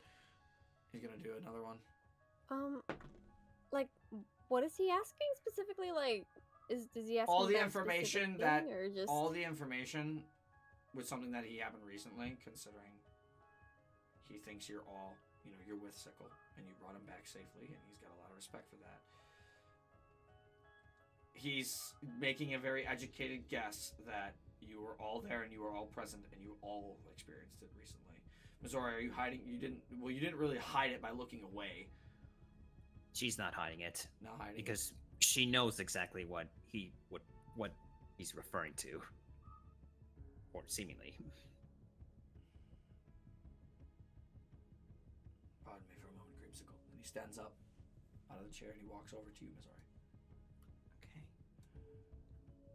Are you like sitting down on the carpet, Mizore? What are you? I think she's actually standing. Well, he kind of leans down toward you. And he kind of puts a hand on your shoulder for a minute.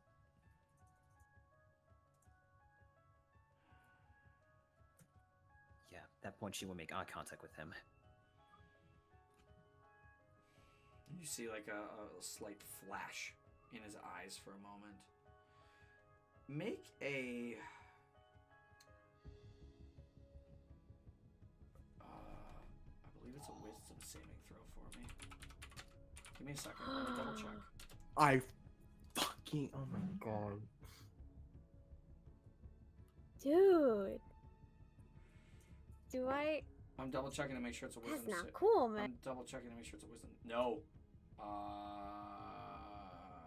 If it's Yes, what I it's a think wisdom it saving throw. is. Make a wisdom saving throw for me. Do I see this flash? Yeah, you do. Like, You recognize it. 15. 15. I'm gonna say for this, that's gonna be the baseline DC. What are your surface thoughts? Yeah. Just the surface thoughts. He was casting detect thoughts on you. So, what are your surface level thoughts? What are your immediate thoughts, Mizore? He can't get deeper. He can't get deeper without you already knowing. I think she would just. It's a little. I would say it's blank. She's trying not to think at all. Okay, but that's not quite how detect thoughts works. You initially learn the surface thoughts of the creature. What is most on its mind at the moment? So in the casting of detect thoughts, he can get the surface thoughts. The wisdom saving throw was to see if he could delve deeper, which he can't. But I guess to put it this way, because of what just happened recently, her mind's kind of clouded a bit, and the one thought that probably would happen, that he would probably see, the very stab that actually killed her at first. Or just that feeling of being stabbed, because you saved the throw, so he can't delve deeper right now. Either way, with whatever he rolled, it's still enough to get the gist of what happened. A near-death experience. And I guess the thoughts he would probably think is just like the thought of like getting stabbed. And you see that flash for his eyes as he squints really tightly.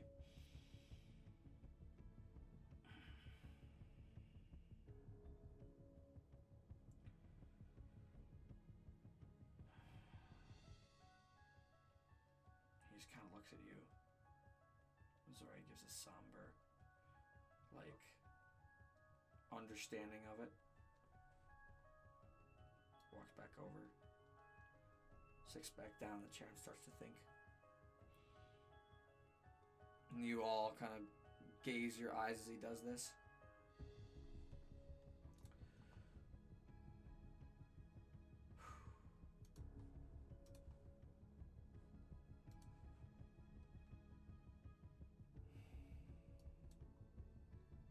Your dad's just sitting there right now.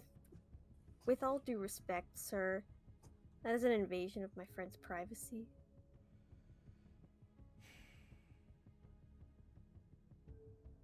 Dad?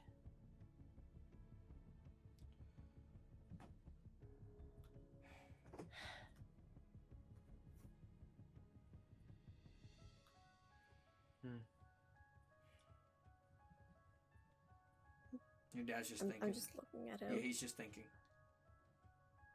Your action here, Sickle. Yeah, Waverly didn't like that. I think I look at everyone else. Look back at Dad. We've had a long day. I want to show everyone my room upstairs. And Pop would be okay with it. I think it'd be nice if we could all stay here. I know we have a few spare rooms. So, is that alright with you, Dad? I would say yes. For now, at least. Thank you. Let's air it out a little bit. Go ahead, take them around. When you're ready, I'll be here. Okay. Alright. And I walk around him, and Sickle isn't hiding it, but there's a look of I guess kind of a look, either of being upset or disappointed. Mainly, it's mostly upset. And as they walk past, they just turn to everyone. Come on, I'll show you guys around.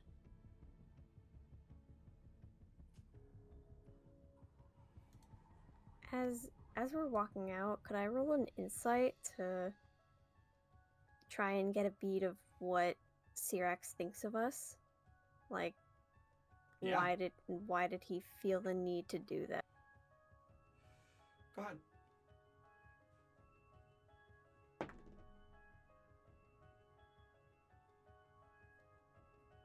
That is a dirty 20. Ooh, you beat him by 2. Okay. Because I'm only rolling I'm rolling +2 with all of his rolls right now, just for once I figure out his sheet again, it's gonna be a different situation where I can actually look at it and add it.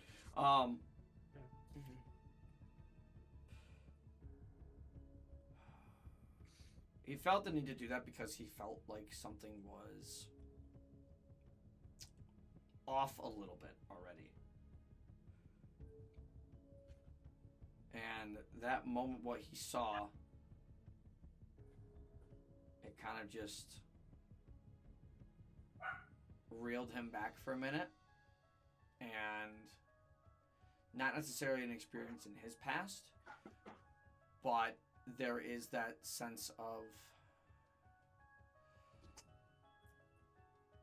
I wonder what everybody felt in that moment. Okay. There's a sense of, my son just went through seeing that.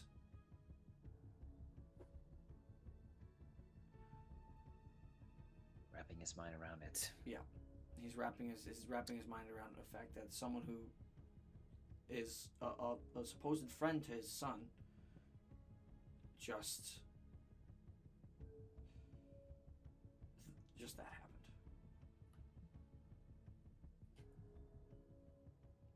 Anyways, Okay. you can continue on. I just patiently wait outside for everyone.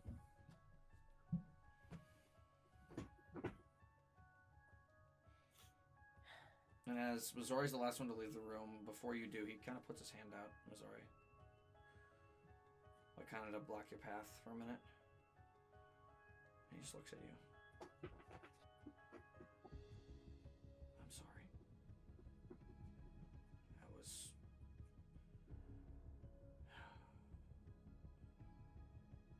Well, the human girl was right there. That was a little too much to pry. And he lowers his hand down, lets you go.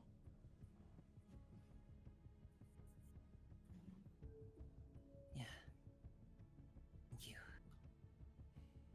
Just walk slowly out. Your dad is left pondering there as you can give the tour of the rest of your house for now. And then we'll do one small thing and we're going to call it a session. Okay. First, I am so sorry. I didn't think he was going to do that. I didn't even know he had to prepare today. You okay? It's alright. It's gonna take me some getting used to. Sickle has the most serious expression on their face as they walk up to you. I am going to enact the most powerful bond of truth between two people. And if you break this, don't break it. Do you understand? Okay, she nods. Sickle raises one hand and extends their pinky to you. Do you pinky promise that you're not... You didn't know shit, shut up. Yeah. Yeah, I promise. She extends her pinky and also intertwines with Sickles' pinky in reciprocation. Good. All right. So, What's the promise? What are you enacting? What are you enacting? What's the most promised zone of truth? Oh. What is it? the promise is just like, promise me you're not lying to me and that you're actually okay. That's what it was. Sickle learns Zone of Truth, and that's how they cast it. No. No. Sickle leads you all up to the second floor. Yep. Second floor map's on the right. Yep. Whee. Follow the cat. And the first room you see, right here, Sickle goes to the door and opens it. This is my room. Come on in, come on in. Make yourselves comfortable. It's a relatively small room. You all could fit in it, but it'd be a little bit of a tight squeeze. It's not. Yeah. So in Sickles' room, there is. I have a document where I just wrote down everything. Yeah, just like Chaff did. So. Yeah, and Sickles' room takes up a full page. Shit. Okay, go through it. Damn. No, don't worry. Damn. It's just a lot because I put a lot of detail into it. No, that's so fine, yeah. First, there's the bed in the corner, and under the bed you see that there's like a very long drawer. Who knows exactly what that is, except Sickle knows. And the bed sheets are red. On the opposite side of the room, so like around here, there is a bookshelf. And there's not too many books. The main thing you see is that there are, laying on their sides are 3 like series of books that are all written by like the same company, it seems. And the first stack you seek is 4 volumes, and they all say CSL on them. And they look very worn, like they've been read and used a lot. The other 2 stacks look very much like they're less used, and there's only 2 volumes for each one. And one says DCSL, and the other says ESL on them. Above that, on like the shelf above that, you see photo albums that are labeled from ages. One says like there's 0 to 4, and then in parentheses whiskers and paws. The second one is 5 to 8, and then in parentheses Lumen House. Then the third is 9 to 12. The fourth is 13 to 16. And the final one is 16 to 17. There's a wall, probably like right next to the bookshelf, like around here. There's just a bunch of training weapons. All seem to be made of like plastic or wood, except for one, which is a sword that looks to be made out of newspaper. Yep. Newspaper sword. And then, And then the final thing of note here is they have a desk right in front of their window right here. And you've seen Sickles' jeweler's kit. So imagine that little jeweler's kit times like 100. Because on this desk you see just supplies to make all types of jewelry. There's chains for necklaces, backings for earrings, a ring sizer, boxes upon boxes upon boxes of beads and charms, and string, clips to make sure that, you know, everything they make stays. There's pliers, everything. And then Sickle crouches down to like the drawer under their bed, and as they pull it out, it's another mattress. I do not know about this, so I have no idea where he's going with this. It's just another mattress. All right.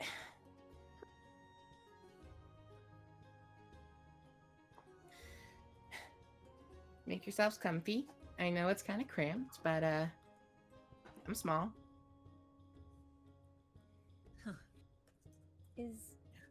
Is the mattress Sickle size? The mattress, I would say, like, essentially their bed is a double, so this is essentially just another double bed, which would like take up most of the rest of the remaining room. Pretty close. We don't talk about that. Pretty close. Like, it's a tight squeeze. It's definitely a tight squeeze. Would you rather sit on the floor? I don't have much, but if you want, they point to their bookshelf. You could read some of the books. Huh. What are these books about? Oh. I hop off the bed and walk over. Well, those are photo albums, and they point to, like, the photo albums. And then they point down to, like, the ones that say, like, blank SL on them. And they're like, and these are my books on sign language. Ah. Oh, fascinating. She Yeah, I actually guess. picks out. She actually picks out the DSL, figuring it was probably Draconic Sign That is Language. correct. That That is is the actually correct. DCSL is Draconic Sign Language. You would see it's Ooh. not really used much. So I was just saying, ooh, like, wow. Yeah. It's written in Draconic, obviously, but like there's like photos of like what the sign, like how to sign it. Specifically, and- specifically like the signs are, as Sickle and I, or as Pikmin and I discussed, the signs are specifically like different based on the language that it's Yes. would normally be spoken in. So while some of the, like Yes. the symbols themselves would be, or some of the motions would be similar to what would be in like another language, there are other things that have like very specific Draconic words that have like their own notation of how to say them. Mm-hmm. Mm-hmm. It's similar to IRL sign language. Correct. Where each spoken Yeah. language also has their own version of Yep. sign language. That's exactly kind of what we went for with that. Mm-hmm. Yeah, I'm picking up what you're putting down. Yeah, Okay. those are my books on Draconic Sign Language. I tried learning it, but I get so confused because then I try to do it in Common Sign Language, and Common Sign is just so much easier. I can see that. Just trying to browse through a little more. It's getting a little familiar. Mhm. Just trying out some of the sign languages. I didn't know you spoke sign. Oh, yeah. And then as now they're gonna speak for like a little bit, they actually start signing as they're speaking. None of them would know what you're saying. Oh, as you're speaking. So what are you signing? Yeah, as I'm speaking. Yeah, so I'm talking but also signing at the Right. same time Right, so they can okay. understand. Yeah. I had to learn back when I, was in the orphanage. We had one of the little tabaxis there. We called her White because we didn't have names back then, so we just called each other by our by our fur colors, and she's deaf. So someone came in one day and taught us all sign language, and I just really loved it. Oh, that's fascinating. That's cool.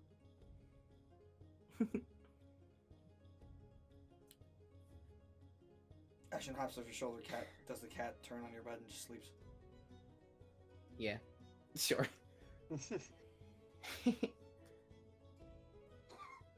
Seems like Ashen's gotten pretty comfortable too. Makes sense. I mean, I guess this is technically his home too.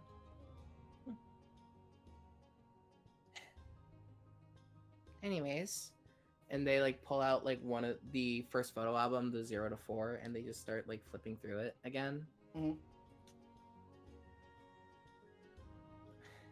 Man, I wonder how these goobers are doing.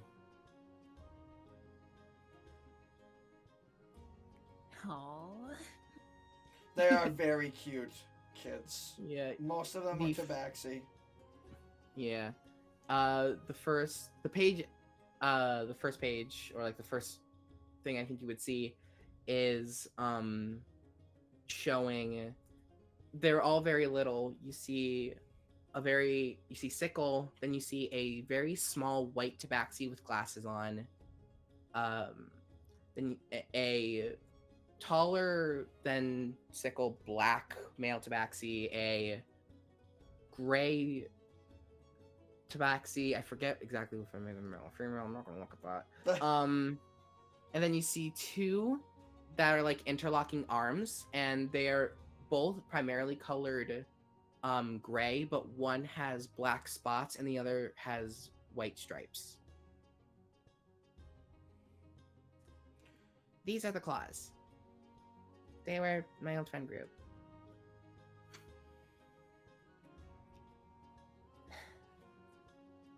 This was taken before we got our final member of the claws. And they turn the page and you see another picture. It's taken probably a few years later. Like, in the first picture, Sickle looked to be about like a year old. But in this one, Sickle seems to be about 3. And along with the 6 that are already there, you now see a Canis who is very...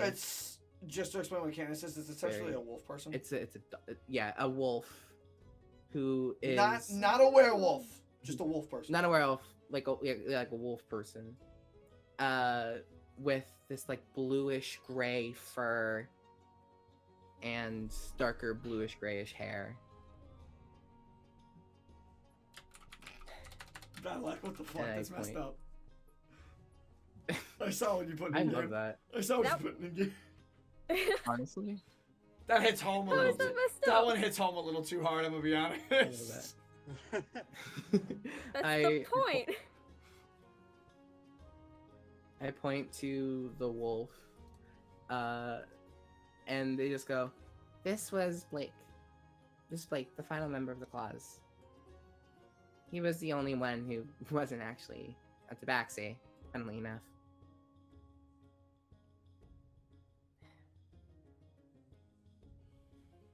And Sickle just smiles, reminiscing a little bit.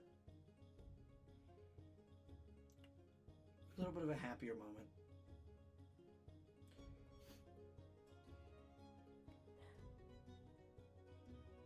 I wonder if they like close the book and put it back. I wonder if like Blake is still here.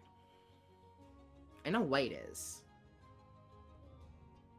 but I wonder if Blake left in the year I was gone.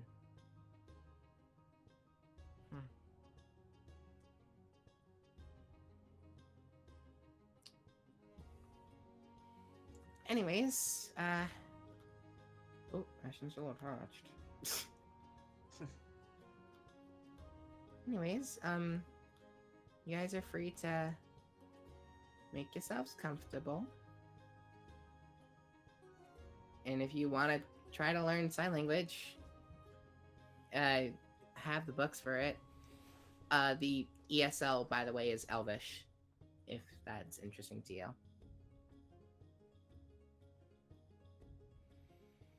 Okay. Did you make all these scrapbooks by yourself? Or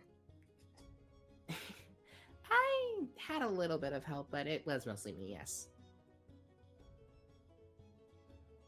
cool. You're free to look through them. I don't have anything to hide.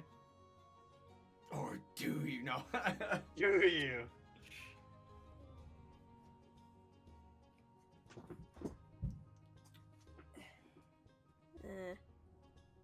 That's too much work. I'm too tired. Yeah, you Fair. guys are all.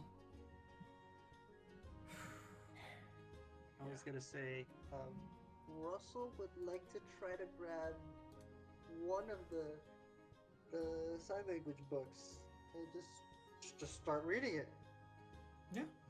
It's, Sure. it's pretty Sorry. basic stuff at the beginning to learn it in general. Okay. Now, question for the DM. Mm-hmm. Because Kenku has like a naturally good memory and Kenku Like a recall. does that technically count as me getting a new language? Or would I have to like study it a little bit? So Kenku don't really have hands. Yeah. I would say Kenku do have very good memory. Mhm. I would say with some time, maybe you could come up with a way to sign as a Kenku. Okay. You should make Kenku sign Kenku language. sign. But I would say with some time, it would certainly be possible, but it's not going to be an instantaneous thing, even with that good memory. Okay. That's fair. I'll keep that in mind.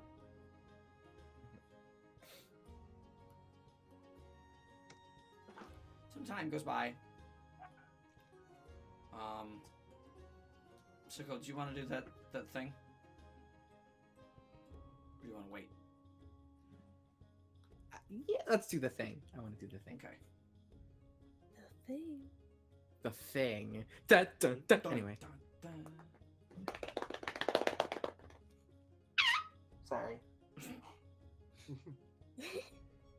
So, I'm autisming too hard. well, that's all right. We're almost done. So we're very close. I'm, like, No, this is a trying- positive autism. I know. I'm trying to find a very like perfect spot, you know? But, I understand completely.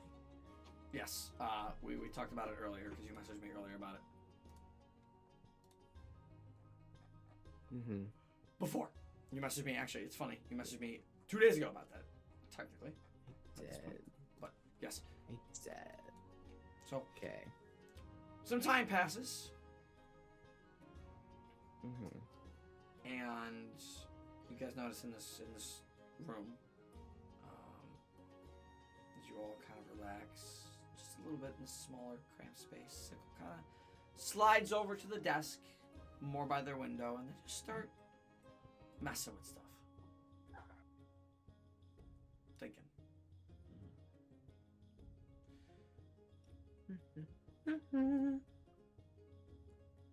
And as you start messing with stuff, we'll get to the conclusion of that stuff and what happens next session.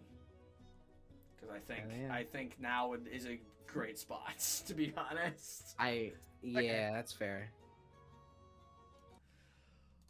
Oh boy! Oh my god. This episode had everything. You guys are in the end game of the arc. I did not pull punches. No, you didn't. No, you didn't. I did Yeah, not no pull shit. punches.